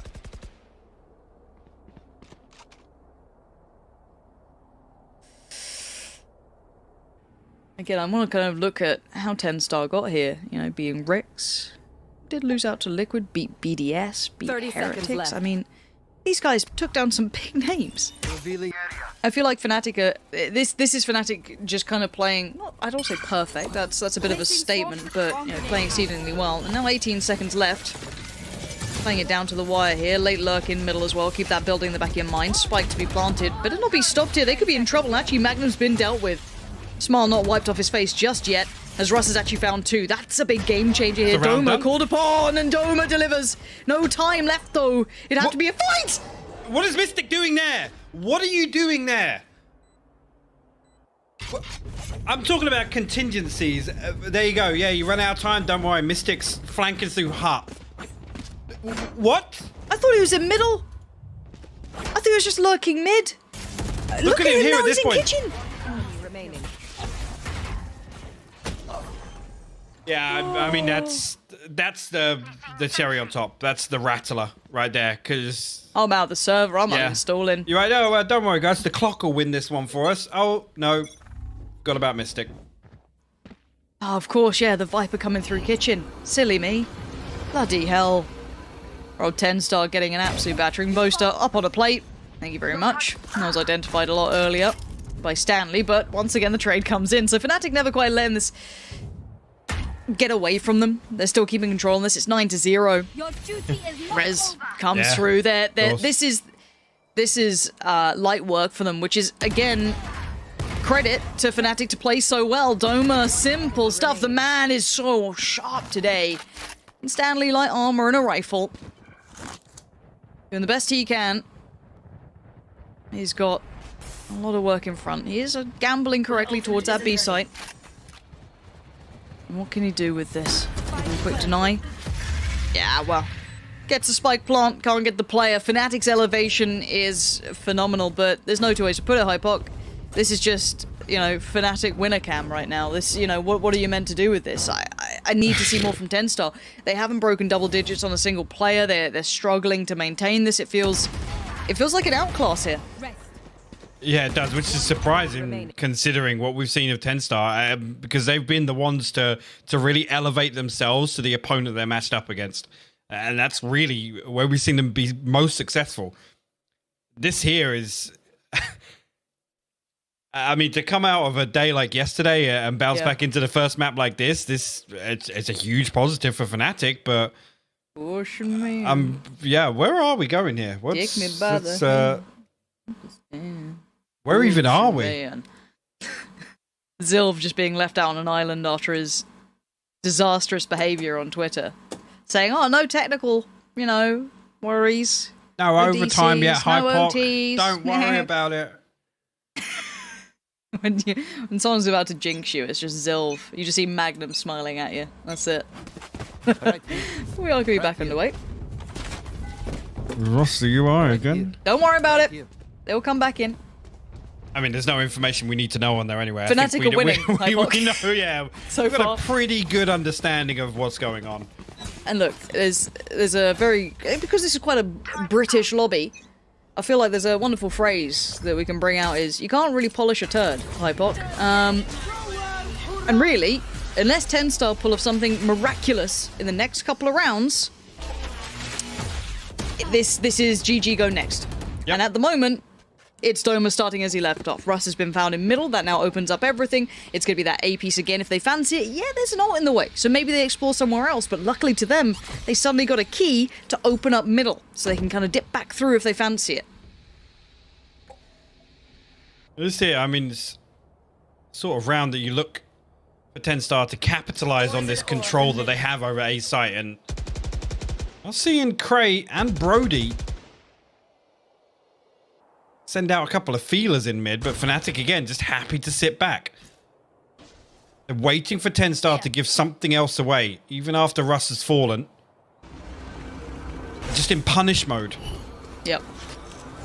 Purely. Enemy tag. Turret down. Got him. And yeah, they're taking the territory. Now, I do want to see if Polvi can maybe highlight something to us. I'm excited by the concept of what he could bring, but he's just, again, all the utilities so well placed, so well positioned to kind of, again, neuter what he can do, deny the possibility. Great spot from Cray to keep that in the back of his mind. Doma does get caught by that, but the trade instantaneous for Magnum. And speaking of, he's going walkabouts. Of course he is.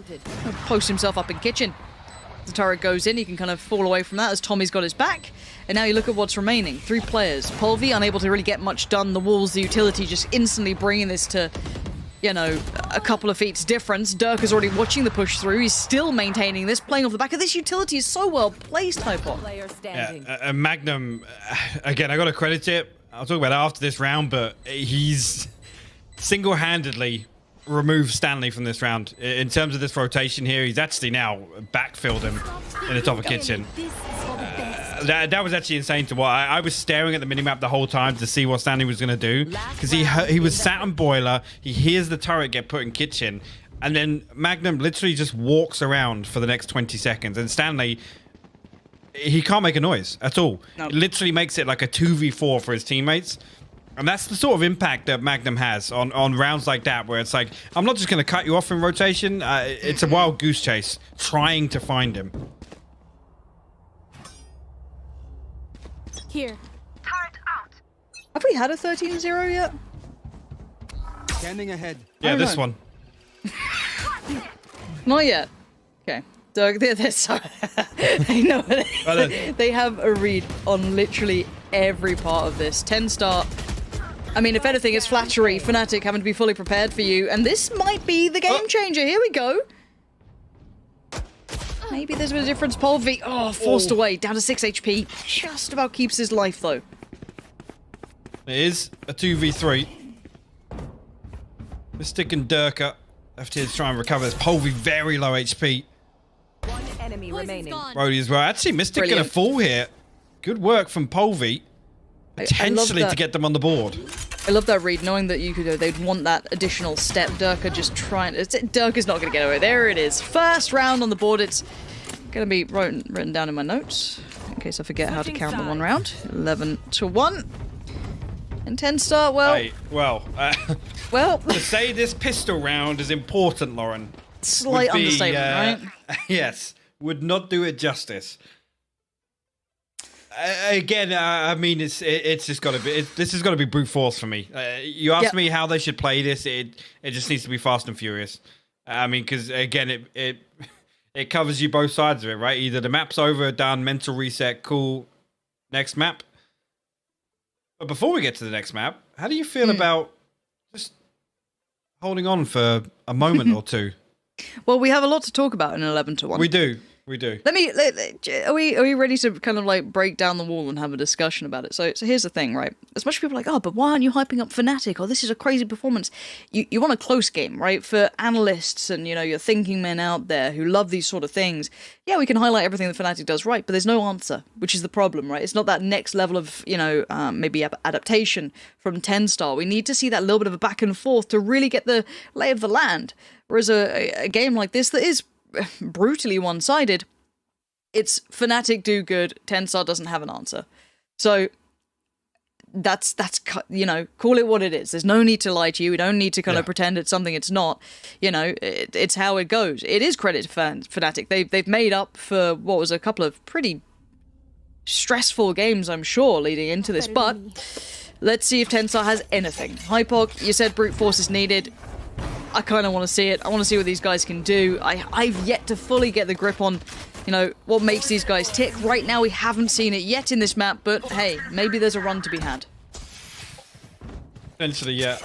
So you're going to try and get themselves down B lane quickly as possible, but already 3 bodies at least lent in the way of B. FNATIC now actually look as they might drift out of this. Try and bait out some of that utility. Tap into plant. Cray and Stanley actually going to slip through tube here. Yeah, this could be nice. This could get some pressure on it. Okay, wall goes up, so Doma tries to keep himself at least safe from one of the 2 potential angles.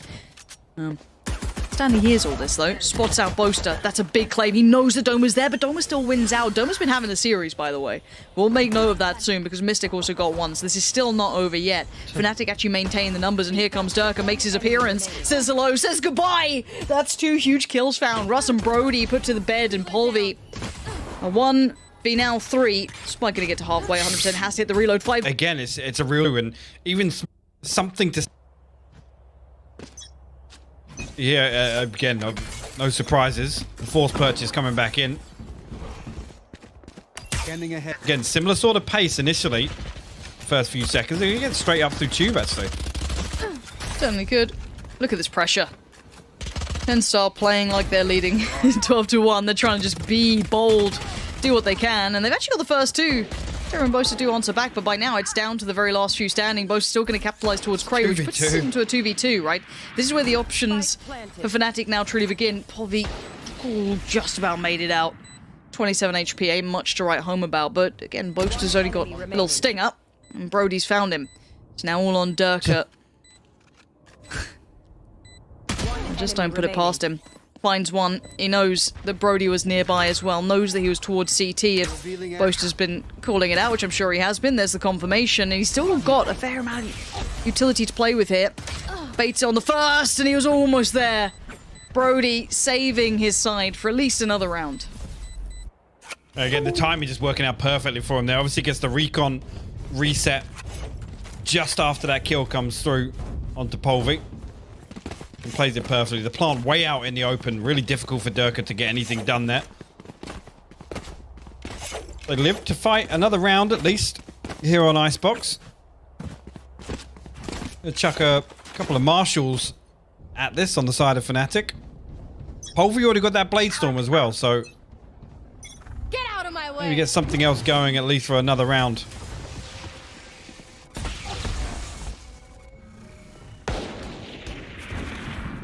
Oh. I don't know how that fight just went down. Dirk has walked away half HP, but he's still kind of going on the fights. And look at Russ and Polby. The HP is a little lower, but they can get a heal off soon, hopefully. Brody finds Boaster. It's a bit manic. FNATIC looking for any opportunity, not being given any. And clean work from 10-star. He said brute force. That was pretty brutal. It was a nice little set piece to get control of, at least underneath pipes, and there's early friction points towards A. Again, lesser weaponry on the side of FNATIC. A couple of tags, but no frags, as you'd say. That's one of your sayings, you know. I desperately try and find something else to say, and I always come back to it. Say it again, just... Gets the tag, but not the frag. Yeah. Machine like to add on, puts him towards a body bag, I think. Something, you know, he really tried to add on. And the best part is I stole that from, you know, Tosspot back in the day. Every caster just steals from the other, and we hope we say it in an iconic enough moment that people think it's ours. It's brilliant. Just yell the words and hope they land. 12-3, 10-star. Show me what you got. I'm all aboard. I'm all aboard the comeback train. Ready? Form a ticket, as Monty once said. You know, I'll just quote every caster that said something slightly iconic. I'll need a simply sensational, you know, run like that. And Stanley looking hungry. I wanted to get a bite from the big apple. Really easy doing that. And Stanley can at least get some audio cues. I wonder how much he gets out of this, though. They put some utility towards it, so he's not going to be completely unchecked on. The rest of 10-star are starting that B piece already, but there it is. Stanley did find Doma, so good value garnered already, and he's going to be a problem in middle. Going to call back that Killjoy to try and handle him, which is Magnum, and he wins it. So at least that threat's now been dealt with, but look at the lurk. Durka on the way around the backside. He's going to find potentially 3 players over by Snowman. This is going to be a huge issue.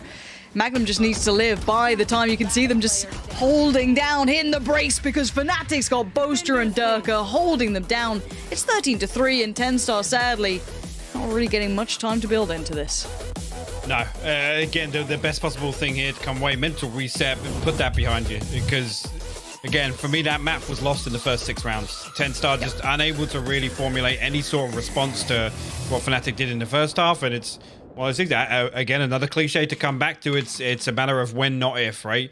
You come out with that much of a round lead, it's really difficult for any team to build back in. So, yeah, scratch that one off. Cool, next map, let's go.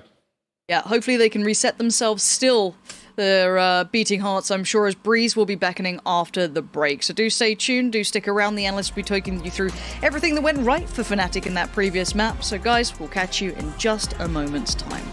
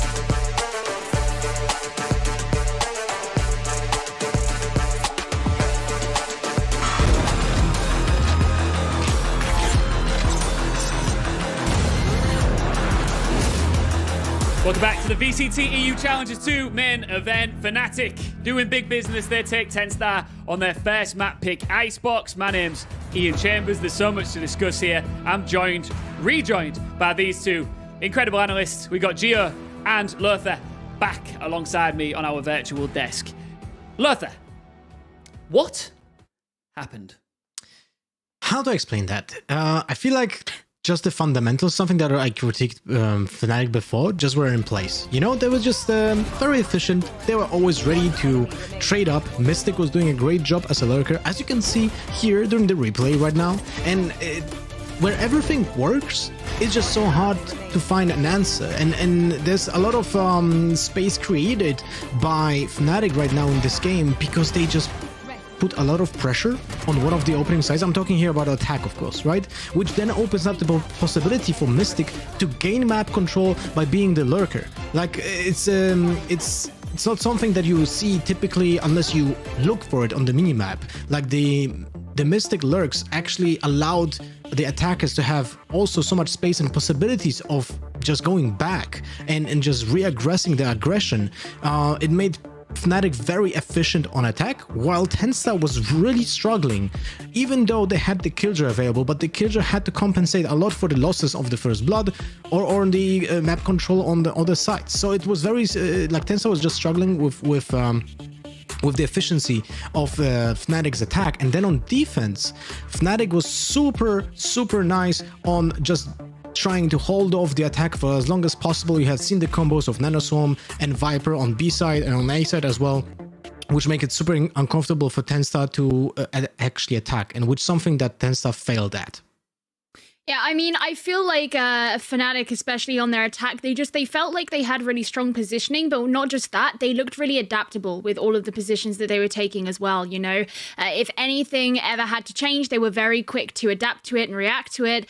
And you could tell almost by the end of TenStar's defensive half, although I feel like it's a bit disingenuous to call it a half, but, you know, their 13/16th, that they were it almost felt like they were panicking a little bit and trying to get more aggressive, because there was like a couple of times where you just saw them defensively try and push down mid, for example, and FNATIC barely had to leave spawn to be able to punish anything that the defenders were doing. So you could tell they were really getting in their heads, I think, because they weren't playing as calmly as they had been earlier on in the game.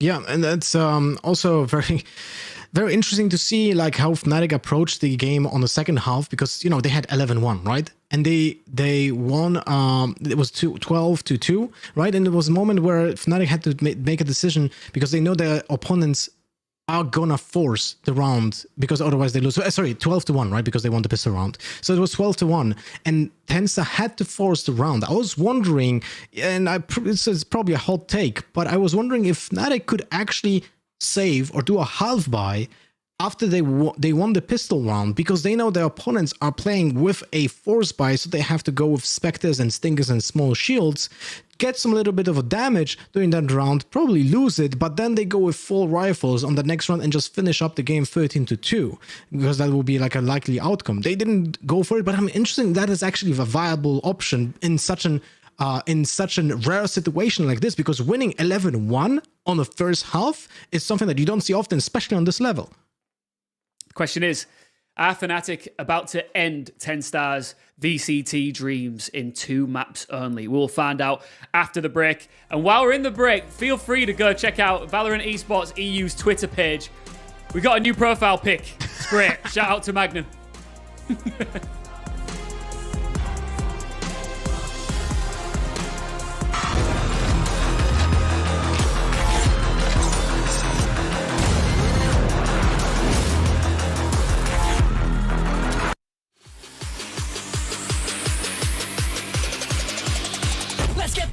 Get money.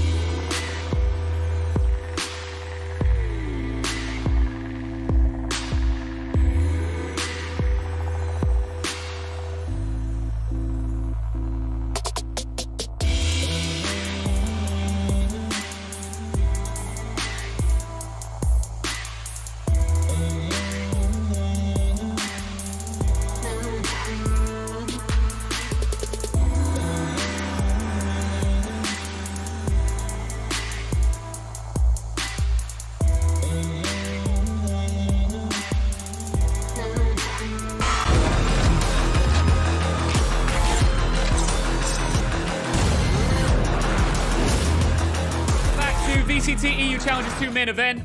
FNATIC destroyed TenStar on map 1 of this best of 3 in the lower bracket. A reminder that the loser of this one, this best of 3, drops out of challenges. The winner gets one step closer to an EMEA playoff spot. My name's Ian Chambers. I am rejoined by these two lovely analysts. We've got Gia and we've got Lothar to talk us through what has happened and look forward now. TenStar have won over a lot of fans recently with their journey to this point. But that was a disappointing start to them, to say the least. For them, sorry. Can they rebuild, do you think, going into map 2, Gia? I think that of all maps that they would have a chance of doing that on, Breeze is probably one of their best bets, just because FNATIC really don't have much experience playing on Breeze, and their last experience playing on it was before this current meta. It was a different style of play, it was a different time. You know, TenStar clearly like this map. Now, that's not to say, of course, that FNATIC haven't been scrimming it, they haven't got it in the works, they haven't been practicing it, and I'm sure they're going to come in with some really cool set plays and strategies that I look forward to seeing. But, you know, it still is important how many times you've played it in officials, because that is really where you get your real world experience from it. And I think that could slightly give TenStar an edge here. Whether that's enough to win the map, well, that's something else. But I think of all the maps that it could be that would give them a nice little boost, Breeze is probably one of the best bets. And I would like to also shine some light, since you're talking about TenStar, on how they play Breeze, because it's very different from a lot of other teams. First and foremost, they play Killjoy and Cypher at the same time, something that you typically don't see from any other team, right? You pay an utility on attack, but you are so more effective on defense because you control the maps in such a wider way than any other team composition, because you have so much sentinels. Just basically, you look up the sky and there's a Killjoy turret. Then you look up the sky and there's a Cypher camera. Everyone knows where you are because of the amount of utility. Now, the way they play on attack, though, because they have to compensate for the lack of utility on attack, they do it a little bit different. Now, they don't typically attack very fast on A, something that a lot of teams are trying to force, because A is such a hard site to hold defensively. So you abuse the fact that you have a Viper wall and you just push with that, with the sky flashes and so on.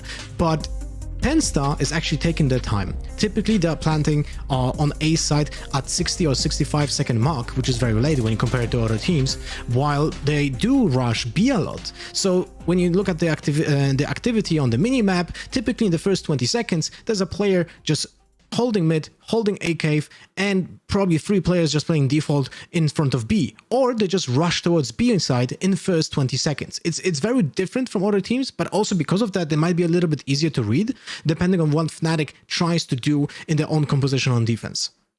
Well, that's what's interesting, is it? We have an idea of how TenStar will set up here. What are you expecting from FNATIC composition-wise, Gia? I mean, it's a hard one to call, isn't it? Because they just haven't played it in such a long time. I mean, the last time that they played it, which was against Team Liquid, they brought along Astra, which is something that, I mean, Boast has played Astra a few times on a couple of maps, but I can't think of another team off the top of my head who we've seen lately who would bring an Astra on Breeze.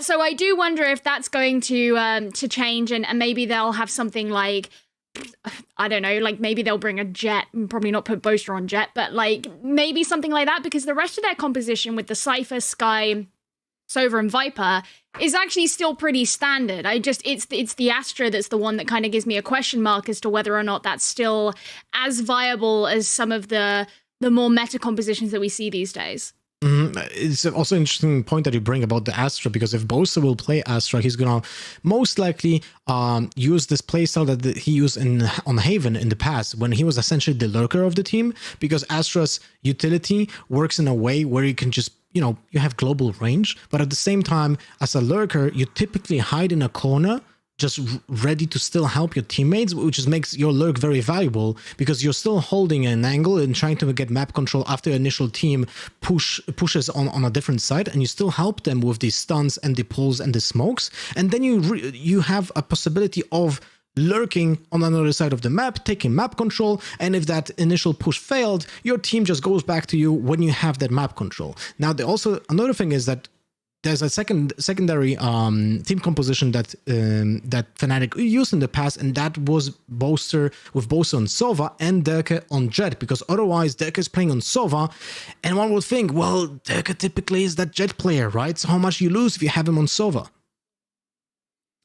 Well, just a reminder, actually, I just want to just jump in and set the table one more time. Don't forget here that if 10-star lose, they drop out of VCT. So there's a lot of pressure on them on this one individual map. And if Fnatic win, they're going to give us what will be a spicy encounter with Team Liquid in our lower bracket final. I mean, both scenarios bring their own talking points, but I heard your reaction there, Gia. Yeah, no, I feel like that would probably be the most watched game of VCT EU this stage. But B, there would just be so much riding on that, because one of them won't be able to make it. It would be at that point guaranteed that you're either getting Fnatic or you're getting Liquid. You can't have both. And both of them have faced struggles.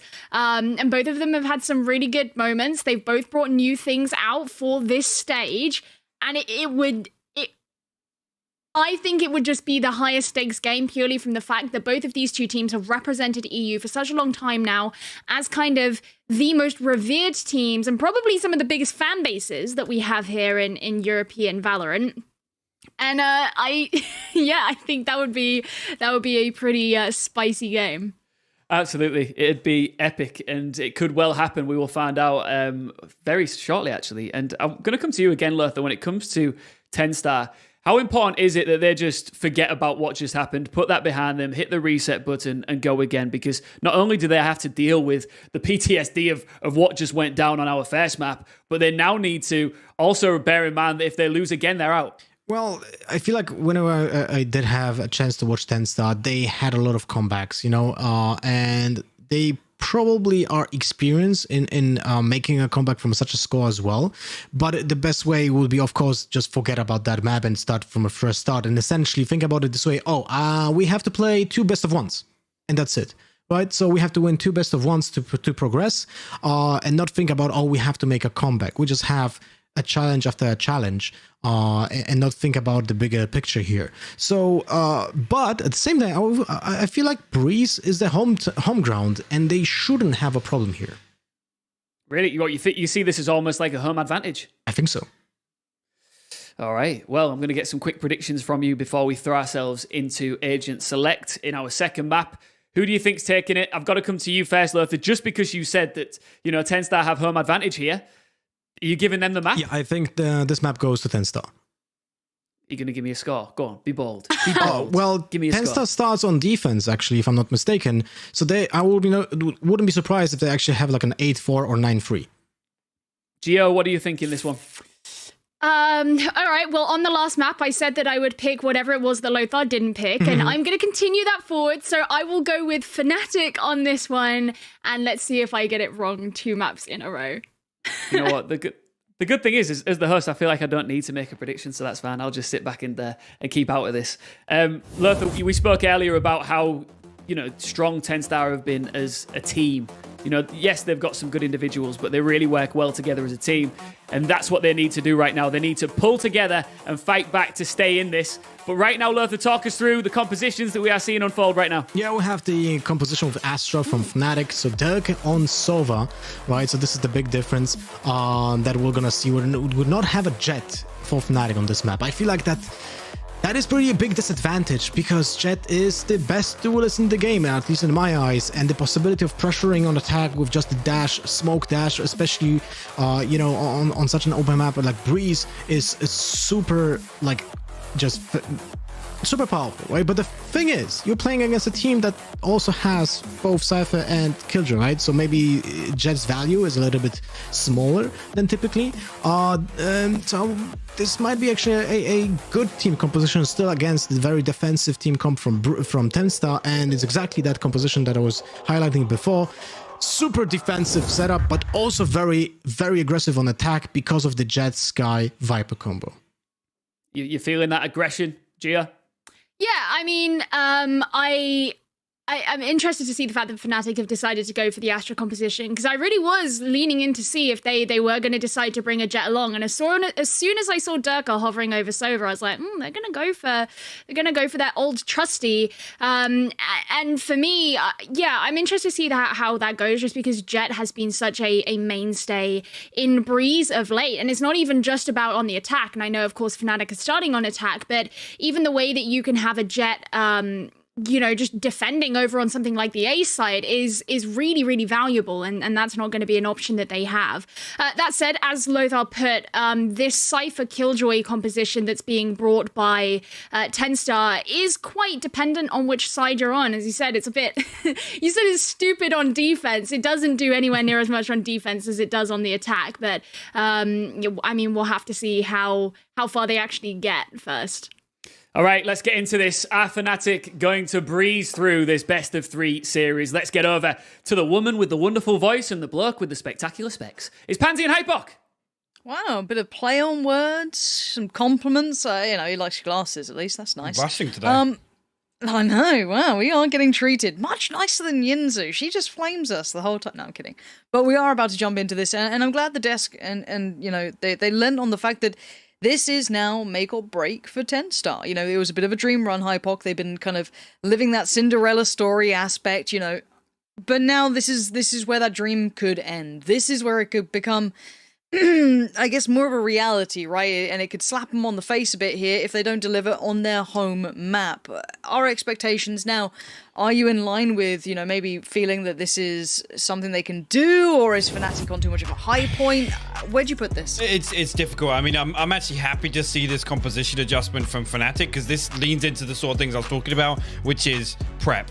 They've obviously come away from this. It's the first time we're seeing them actually bring out the Killjoy here, at least in this composition, and a slight change up from what we saw previously in Challengers 1 at least. So that kind of makes it worrying if you Tenstar, because to run with the same expectations-wise, I mean, anti-stratting is such a subjective thing to talk about when we see these games and we will watch them, but these are the sorts of things that are definitely concerns.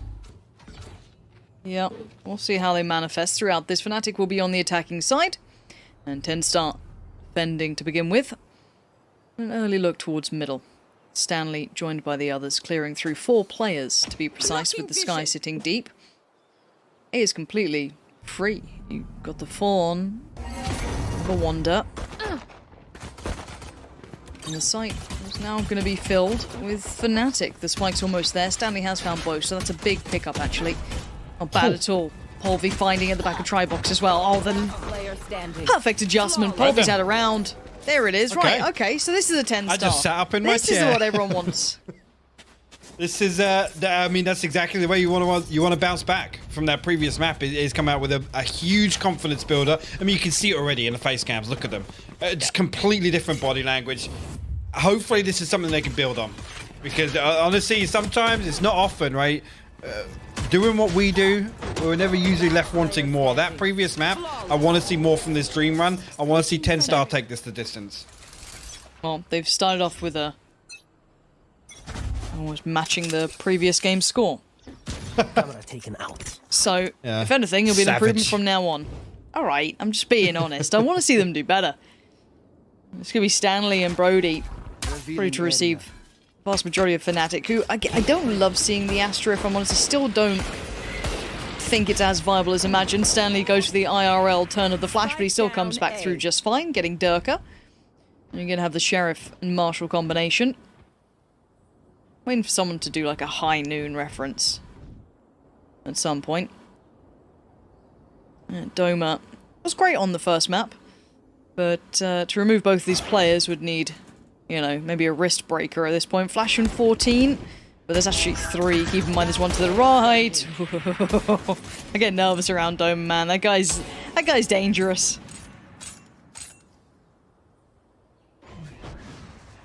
Yeah, if Magnum can get anything else done, and just looking to chip away, force this reinvestment. Stanley and Polvy, very disciplined, holding on. And actually, Russ has made his way all the way back behind him, so expect it to be very difficult, and it is indeed. Magnum will fall and 3 survive. 2 weapons carried across. Russ will hold on to the Ghost. Yeah, so good opportunity for this bonus round. We'll see how Fnatic navigates through here on their first buy round. Again, not really given too much on the pistol, and second round, I mean, I say, just trying to brute force their way down tube, and I'm banging their head against a brick wall, to be honest, trying to force that kill. See here, and this is, again, this is a sort of round where we didn't really see any adaptation from TenStar on Icebox, and this is the sort of round you want to see them kind of test the waters, right? Get a little bit fruity with it. This is certainly quite fruity. Polvi can be a real problem to this piece. He can just kind of chip away at them in the back lines. Magnum's going to receive the first bit of damage, but still smiling. Russ from the site, dips out. Well aware of this, you can see the Viper just creating new lines to battle among. There's still plenty standing here. This is not drastically falling either way just yet, but there it is. Fnatic's rifles come on board, come online, exactly what they needed. As Brody did a little bit of damage, but not enough to dissuade the way the round's going. As the spike is going down. And that lingering Astra is going to be a nuisance. The timing on the turret. Brody's jump peak, didn't even see it. And the timing's going to be... It's going to be fine. Boast it wasn't the cleanest, but we take those as Fnatic get there first on the board. And it was the buy round for them. That was the guns coming out. 3 managed to be taken over. So we'll force those 2 repurchases, and TenStar are going to be comfortable. At least financially here coming into this next round. See, now, and the one thing actually, I mean, make your case for whatever other Jet main, but Fnatic won that. How many times have we seen Durka ride through that Blade Storm on these sorts of rounds and keep an extra weapon or 2? And they're not often discussed, really, with the lack of Jet in this composition. Or the absence, sorry. Take flight. Something to keep in mind as we go on. Brody is actually going to fall back to the deeper side of Tri-Box. Call for rotation, but the site's going to be kind of controlled. I'm keeping my eye on the spike here more than anything to see if it actually comes over. Mystic's the one carrying it, but Russ's mid-control is good. He's holding it in place. They can't quite get through until now. Boaster does take down Russ, so now the double doors are open. Flash in, Doma turns it himself. Comes through and perfect timing. Flash goes in. Povy's able to turn it just fine. Gets himself to a slightly deeper but safe angle, and they want another pick. I was going to say, they've lost everything elsewhere. Stanley, oh, actually will show his hand on the back of that neural theft. Doma comes out on top in terms of the damage exchange, though. Cray will find Mystic, though. Gonna slip out of that poison orb. Doma now, the 1v3 presented. He needs a cheeky one. Oh, it's not pretty today. It's not pretty today. Sometimes it seems like the simplest are the hardest to hit, but it will be a good bit of playback through from TenStar. They can do a little bit of housekeeping with all the rifles, make sure they've got what they want, get the op coming through as well. And TenStar do manage to make it to 3 now. This is good. This is clean enough, I want to say, but let's kind of talk about what kind of became a problem for Fnatic there. High Pocket felt like they, as said, had no step beyond the site itself. No, it didn't, and unfortunately at that crunch time there, Boaster did trade out that kill in mid. But as soon as he falls, then it just becomes this. It becomes a matter of time before they're suffocated on site. If the spike's not already planted at that point, with the neural theft coming through as well, it's almost like TenStar can just sit and say, well, guys, you have to do something. You have to make a move. Unfortunately, it's not really doable for them there. Polvi now looking to get a little bit aggressive. Shut down Durka just inside shot, but Spike makes its way elsewhere towards B. Toxin screen down. Viper's Pit available, Lauren, so if they can at least get on the site, they find an opening. Got your trail. Yeah, I feel like Russ was trying to do a little more than he had to there by readjusting. Again, yes, sure, supporting Prey would have been great, but unnecessary at this point. But they have to go up the site now off the back of that pick, and you're right, the ultimate obviously then comes through. Gonna swarm the spike. As the plant is there. Doma, playing outside of it. Deep flashing didn't catch anyone. Gives them at least a second to pause for thought. 3v3 now. Oh, it's still manageable, but look at the rifles and the weaponry the TenStar are working with. A little bit of a change out for Brody, but it ain't much of an upgrade. Still going to work his way around his Doma, who would first meet if he did decide to go through all the way. Brody just walks on it. No one was absolutely none the wiser. The HP is super low. This is very doable for Doma, but Cray denies on 21 HP. Still keeps his team chugging forward. It's not clean, it ain't pretty, but a round's a round, and we're at 4-1. Actually, Cray the one to survive with 21 HP all the way through to the end of that round, and I'm not entirely sure how Brody's able to navigate his way into that position, to be honest. There's a point where he crosses over in the gap just next to Pillar. I thought he would have been spotted, but ends up being the thorn in the side of Fnatic. They are reset.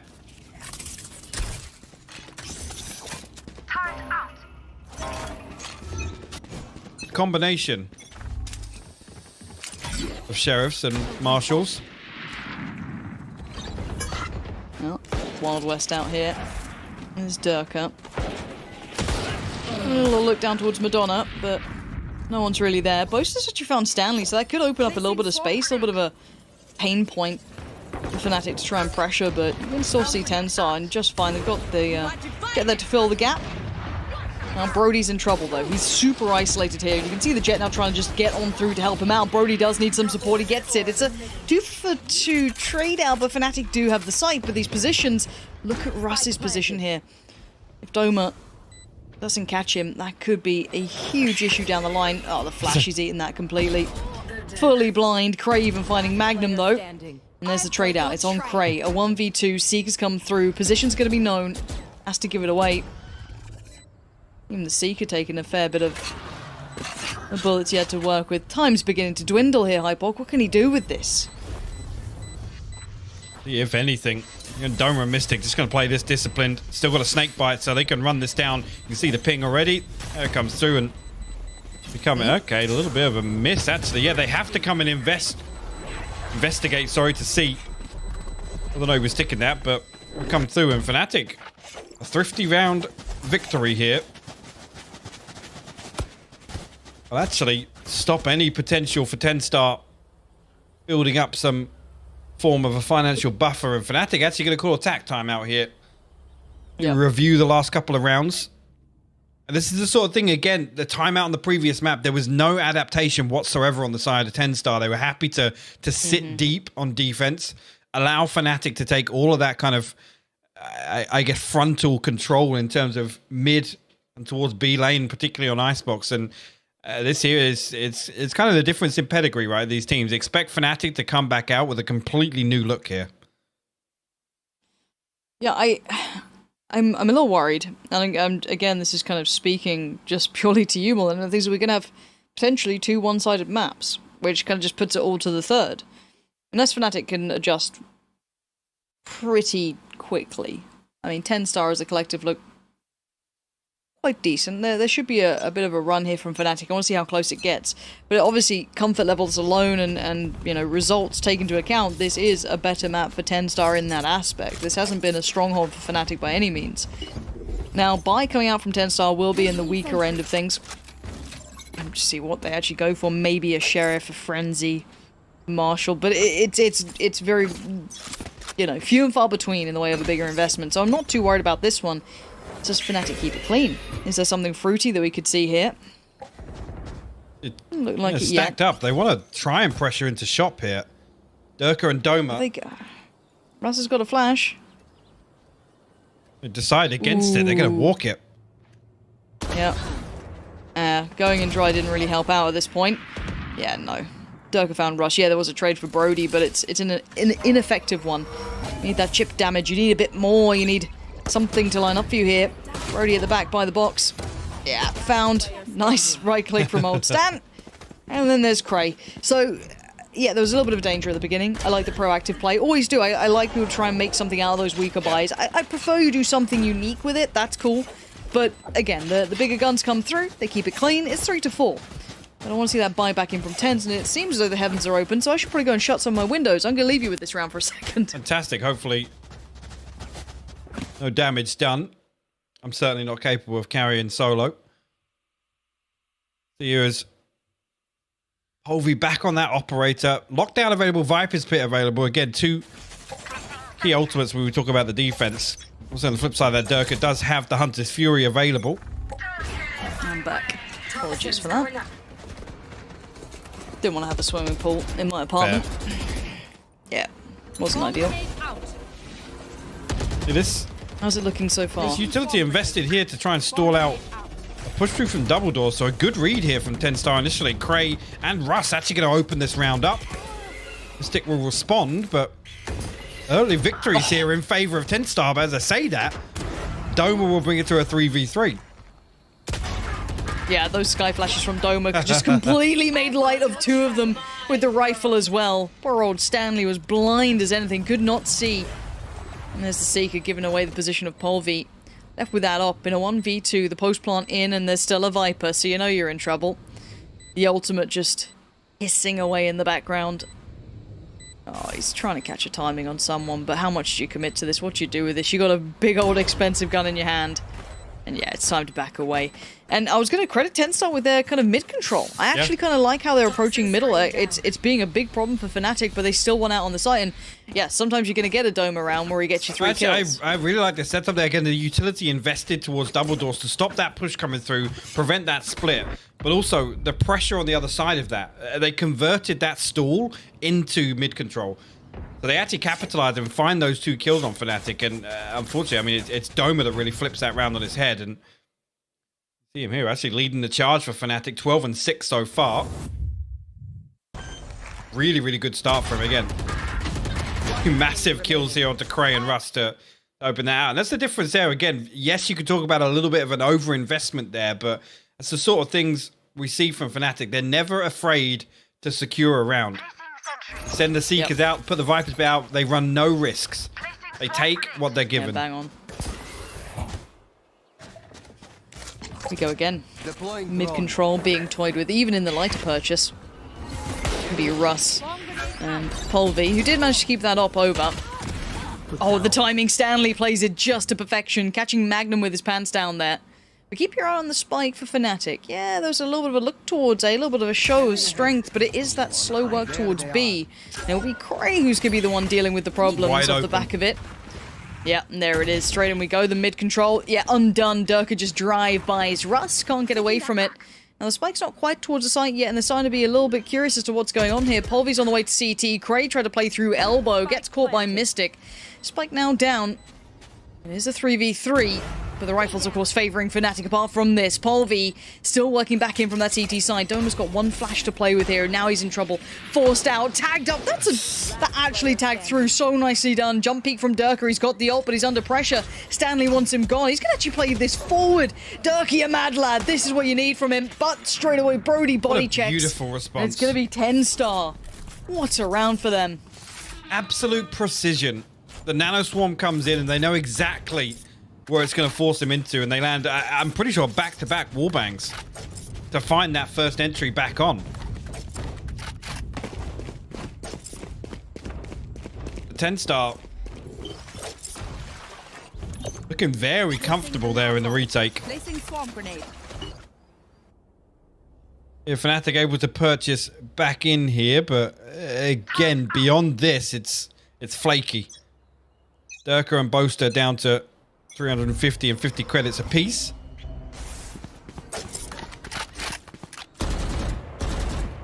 See Brody relaying that information. Back from mid, and again, this utility invested here. Onto double doors. Oh, Polvi just saved, I think it was Stanley's life for even just a second. Brody's still alive as well, playing on the outskirts. He's done so well from this. 3 big kills.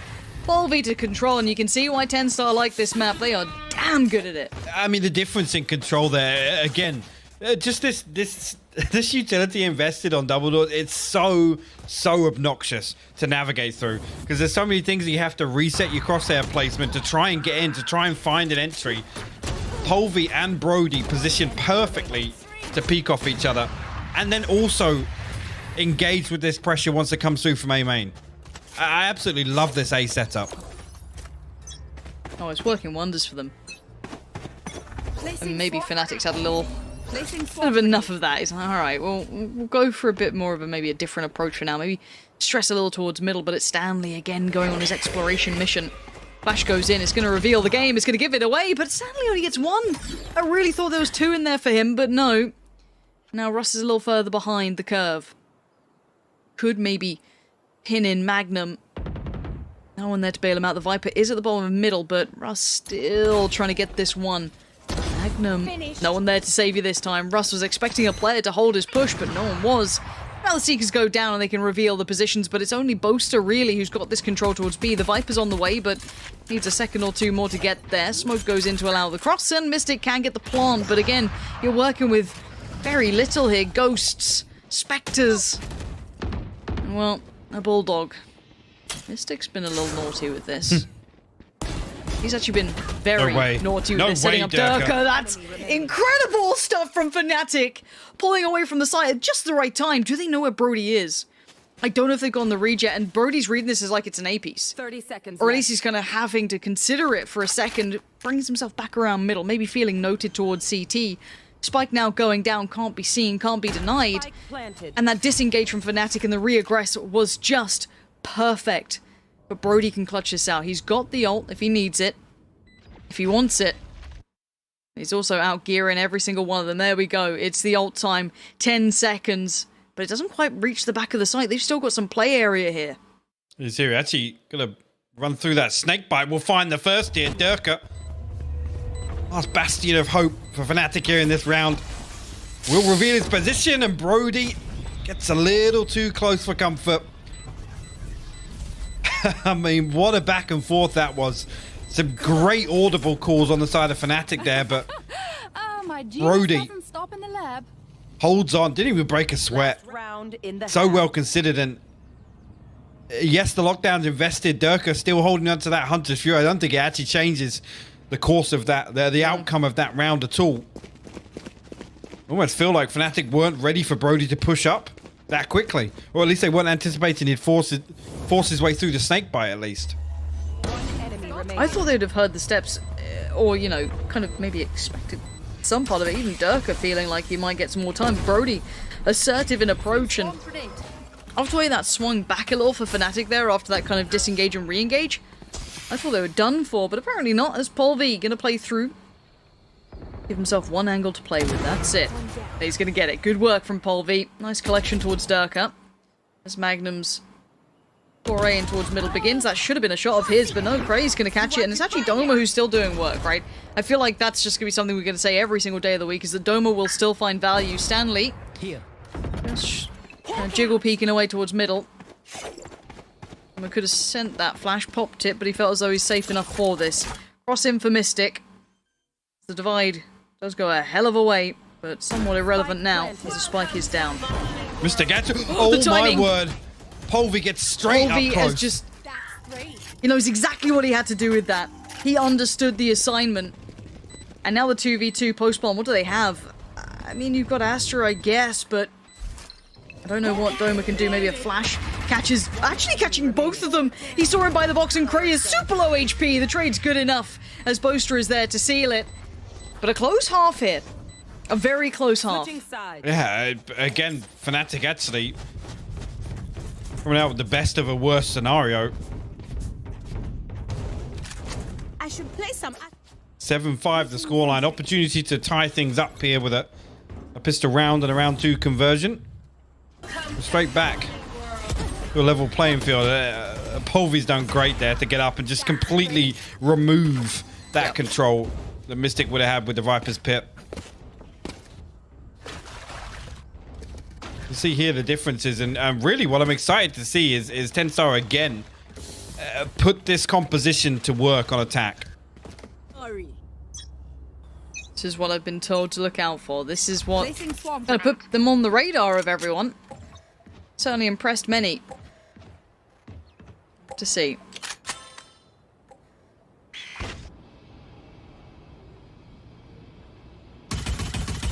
A slow start here though, Hypop.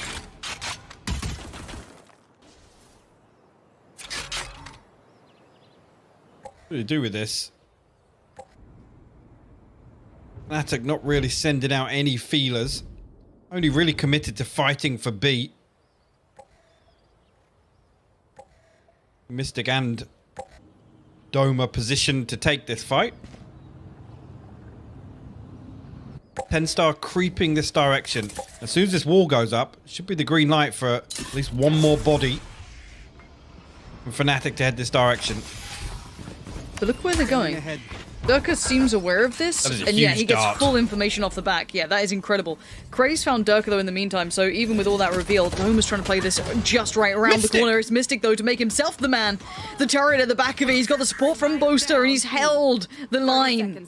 Cray and Stanley left scratching their heads after what was a great start there. It looked so good. Stanley can't convert towards Mystic, who still holds.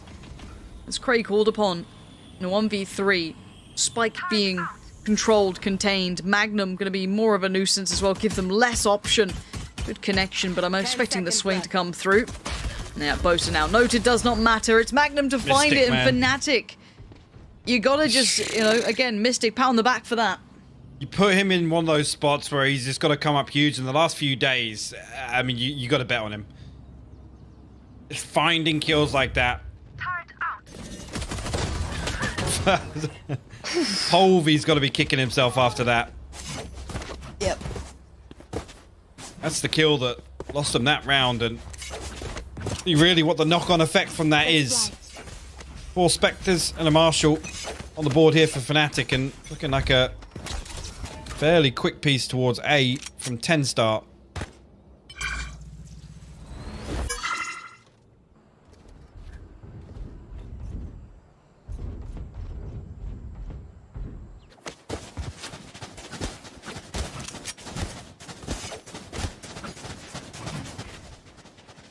No info off the back of the defensive side's flash either. Popping that out to middle just in case. It's a late lean back towards B. Oma's getting curious, but no flash. 20 seconds until that's back around. Here. The little lemmings dropping down. There's going to be a quick pop in towards that pillar. They actually might be able to get this. Mystic still holds. Mystic! He's closed. He ain't moving. He's closed. He ain't moving. Don't come back. A decent progress here as well in terms of who's getting these kills in the early rounds. Again, Mystic got to be pretty close to that Viper's pit here. One enemy remaining. And so yeah, just one away now. So I think he's going to get it online here with the bonus regardless of the outcome.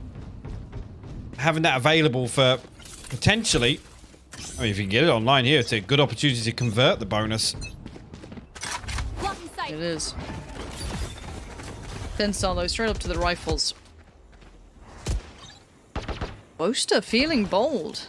There is a player on the other side of this and utility in the way.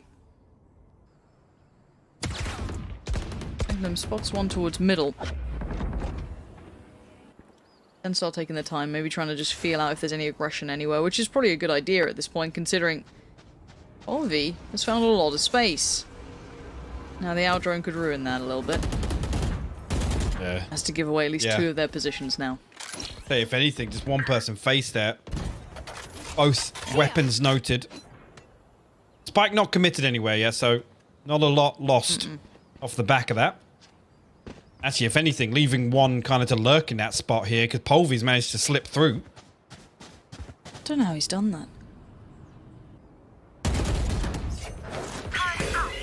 You could just sit there. If they hit this A site, it's I mean, it could have been a 3v2, but it is going to be a 2v2 at best now, as Doma did find Stanley. That's a rifle loss, a little bit. 30 seconds left. A lot to sell the B intention with no follow-up, as Magnum's still very well prepared. Going to hear this go down. Note, maybe a player in middle, but Magnum's now in trouble. He's going to have a lot of players looking his way. Boaster gets away with murder. Don't know how he's done it, but Polvy's fallen. And now there's problems aplenty. It's a 4v2, and the spike's just about gone down. They can't really escape the site. Another tag comes in. Russ looking worse for wear. The walking wounded Durka. How puts about his misery and Boaster. He was literally just ducking and diving behind triple there and praying, I guess, Durka was able to get there close enough. It will be Mystic to find the defuse and wipe his bit online. Big tick in the box in terms of Fnatic's defense here. And not necessarily expecting them to use it on the next, because 10-star now bumped back down to a scrappy purchase. 30 HP. Just look at it. I don't know. I don't know. We just made the same noise at the same time, didn't we? Did. Nah. Nah. Synergy. Nah. Just. Glad to say we feel the same way. 9-7 though. I'm getting a little worried for 10-star because let's kind of then talk bigger picture here, which is, you know, the kind of floaty, less analytical side of things, more the emotional side of things. You know, these are still young players, less used to the pressure. Yeah, they've played their tournaments, they've got some reps under their belt, but it ain't been to this depth. It ain't against the likes of FNATIC.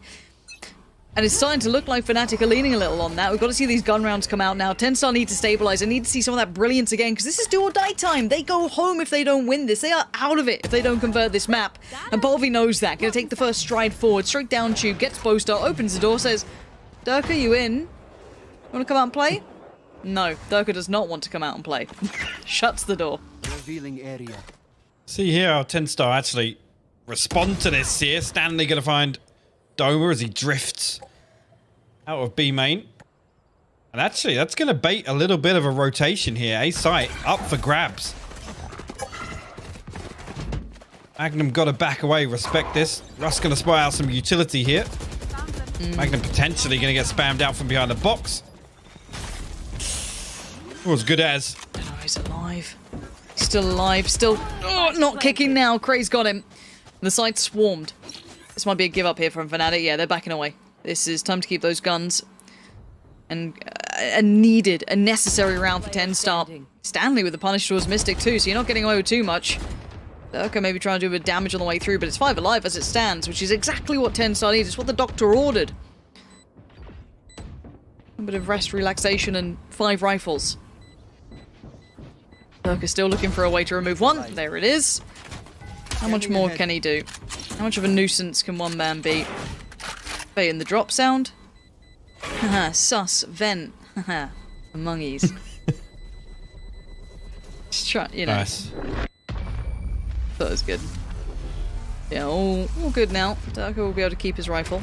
But that's a huge round for 10-star. This is maybe enough footing. They found their footing, should I say. Maybe not quite, well, you know, the build back yet, but it's enough to keep them in this and then money not be completely in the bin. Found a response, because that was 4 rounds unanswered initially from FNATIC back in the second half. Ultimate progression heavily in favour of 10-star here. 1 away from the Seekers, 1 away from the Bladestorm. See what they can make happen here. Again, the purchase. FNATIC, again, even after this, I mean, Durka sat at 7,400, Boaster sat at 8,800. Not really been dented. Those victories, those round victories, at least from FNATIC, were strong enough where they were able to build up a buffer here. But, I mean, on the flip side of that, an opportunity to reset 10-star. And this is the problem, really. When it's 4 rounds unanswered and then the first 4 of the half, the economy is so delicate. Looking for clean victories here. And actually, I mean, if they can, try and cycle these ultimates as well. Again, Polvi, we know he can ride one through on the eco round with that Bladestorm, but to tie things up here, we use Durka actually going to opt for the operator here, actually. I kind of like that. There we go. UI's having a timeout. Need that back. It's a moment. It is. Look, it's been a rough year. 2021's been hard on us all. Ovi again. Last time he did actually find so much room playing through tube. Has to be addressed now. Deep play from the Viper on the other side. It looks like maybe Mystic's been charged with watching that with a little bit of help from Boaster. This obviously does mean you're playing kind of deep on the sites. You should run. Magnum. Now that's not bad. Let's see what they do with this. He's going to have to respect it. Brody puts it into place.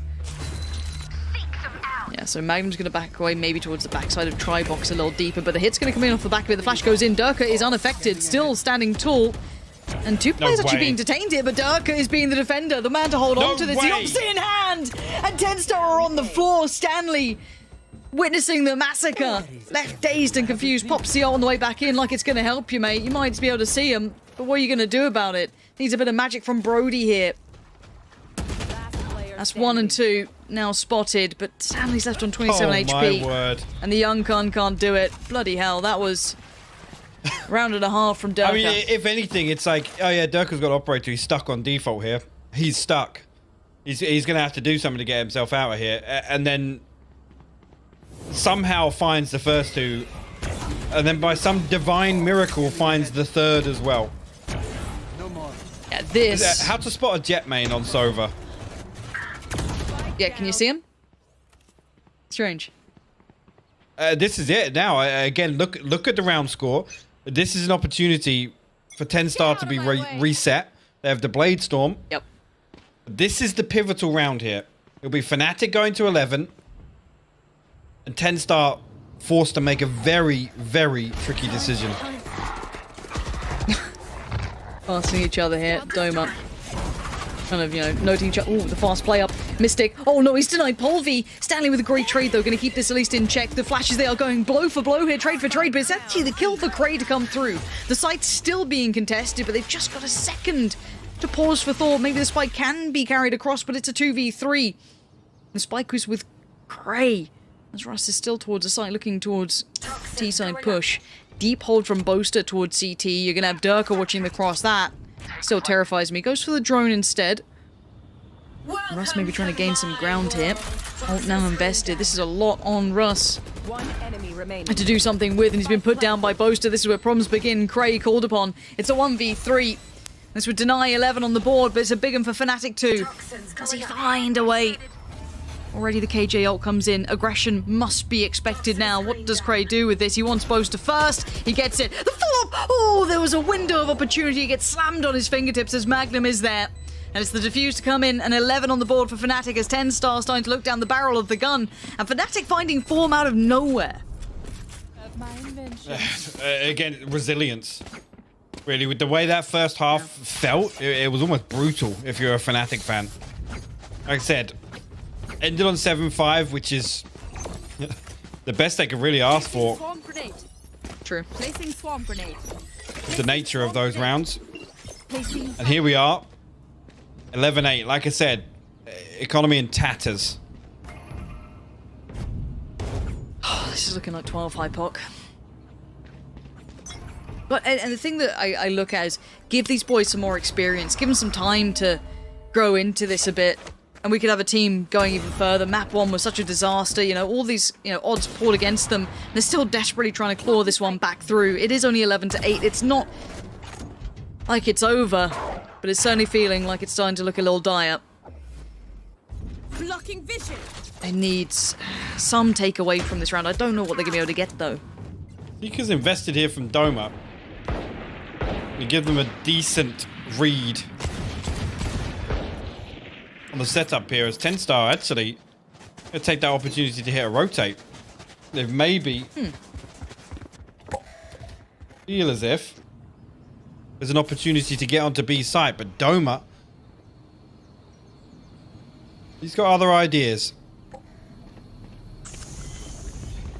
Certainly does, and the timing could be everything. He's let a couple pass. They don't know him yet. He's going to isolate one around the back lines, but he's being pulled in here. Kind of fell foul to their own traps. Now Mystic, a little isolated, swarmed, still alive. Mystic, how are you alive? Brody finally catches him by the heels, puts him down, says, all right, calm it down, mate. Boaster backhanded. Here we go. A little bit of an overstep by Boaster. Last time playing very patient towards CT. And now Magnum and Durka, pretty wondering what's just happened. Yeah, operator in the hands of Durka, so look for him to be the one to find a kill. Magnum going to spot out that jump spot. 10 seconds left. Difficult here. Again, actually, Magnum just stepping ahead. Polvi will punish. Yeah, I think he's going to try and hold on to this one. It's 10 star, seemingly out of nowhere, will capitalize on, I got to say, a little mispositioning and a little misuse of the utility there. Look about Doma getting caught up in that gravity well.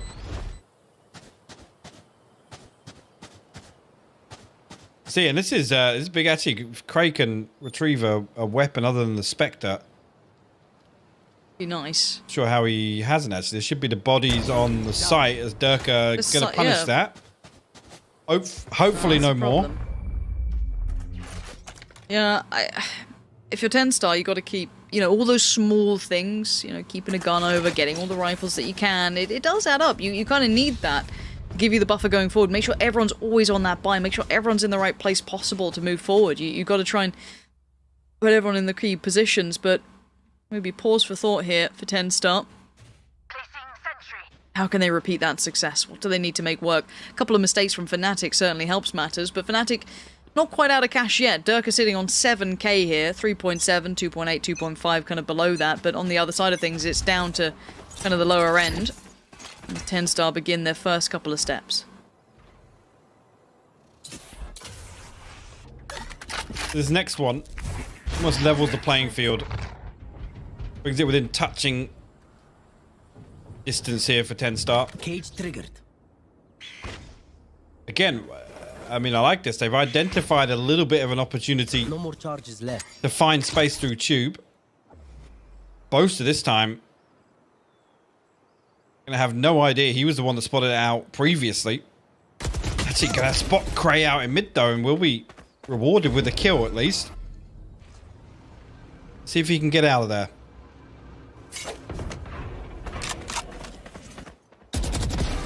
Oh, Brody. Good catch in the end, avenging the fallen teammate of Cray. But look at this from Magnum as well. Oh, they've got no idea. They're going to be none the wiser. That spike now dropped. That's big info found. Russ is going to be kicking himself. That's something that's going to make you feel a little silly. Spike is recovered, so it's not the end of the world, but it's a player advantage and a lot of territory to regain. Re-garner, they really need that impact from Stanley here. He's got to find so much value in this. Does he just hold for the rotations? Does he try and help them on the site? Magnum waits so patiently. Brody, he comes out, he tries to check it, but Magnum denies. It's a big 3k for Magnum, as Stanley's position suddenly feels out of sorts. It's 12 for FNATIC, and the hopes and dreams are starting to be shattered for 10-star here. We're on the brink of the dream run coming to an end. Right here. I gotta say, 10-star now are gonna be forced to muster something together. Magnum just posts up here, and again, a round that ultimately is decided by that one kill. The spike being noted, 10-star scrambling to recover on the back of that. Means that FNATIC can just set up ahead of them. It doesn't really matter what else happens with Stanley finding that space. Sheriff, Bulldog, 2 rifles and a Spectre. See if 10-star have got what it takes.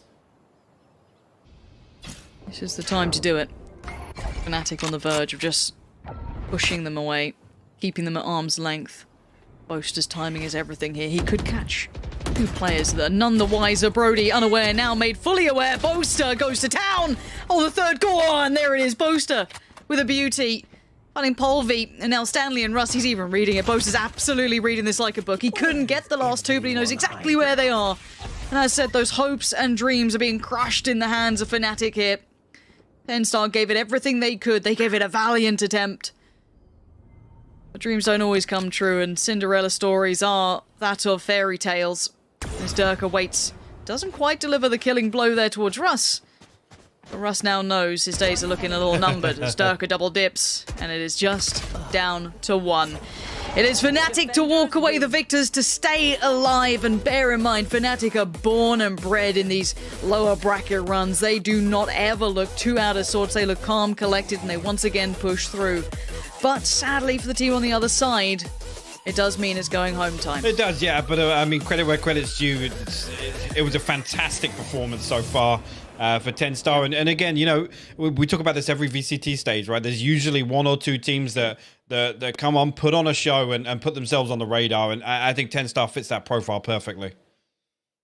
Yeah, I'm in 100% agreement with you, and I want to see how they look next time we see them. Another good run like this, another couple of names garnered. These guys, they are no slouches. They are certainly an incredibly talented bunch, and you could see that. You saw that in moments, but they need to string them together, find that consistency. It's always the last thing to come along, but these players, again, I don't think many of us would have predicted them to get to this point and push FNATIC like they did. But again, the map pool there, Hypoc, once that gets, maybe a little bit deeper, a little bit more comfortable, they could do some damage. Yeah, I mean, honestly, the only thing missing is reps. And unfortunately, when we look at a team that has such a strong foundation, It's series like this where you think back to Icebox, and it's the secondary layer to that gets exposed as being completely absent. So hopefully they can go away, they can work on that, because it'd be great to see them back once again. I'm in complete agreement. However, we do need to talk about the player of the match, and it's time for you guys at home to get your votes in. Let us know who you thought was a player of the match this time around. Durka, Mystic, or Doma? Some of your choices there. I'd honestly say Magnum for that beautiful smile of his, but, you know, we'll stick to these three for now and see what you guys had to say at home. Of course, let us know your thoughts over on the socials. You can see it there, so go get us your thoughts on it. I don't know who I'd pick, actually, from that lot, if I'm honest. It felt like somewhat of a team collective, but obviously some stood out more than the others. However, we are done for the day. Well, at least we are, the casters. The analyst desk is going to wrap everything up and give you the kind of idea of what's coming up for the rest of the week. So guys, stick around. We'll be back with the analyst desk in a moment's time.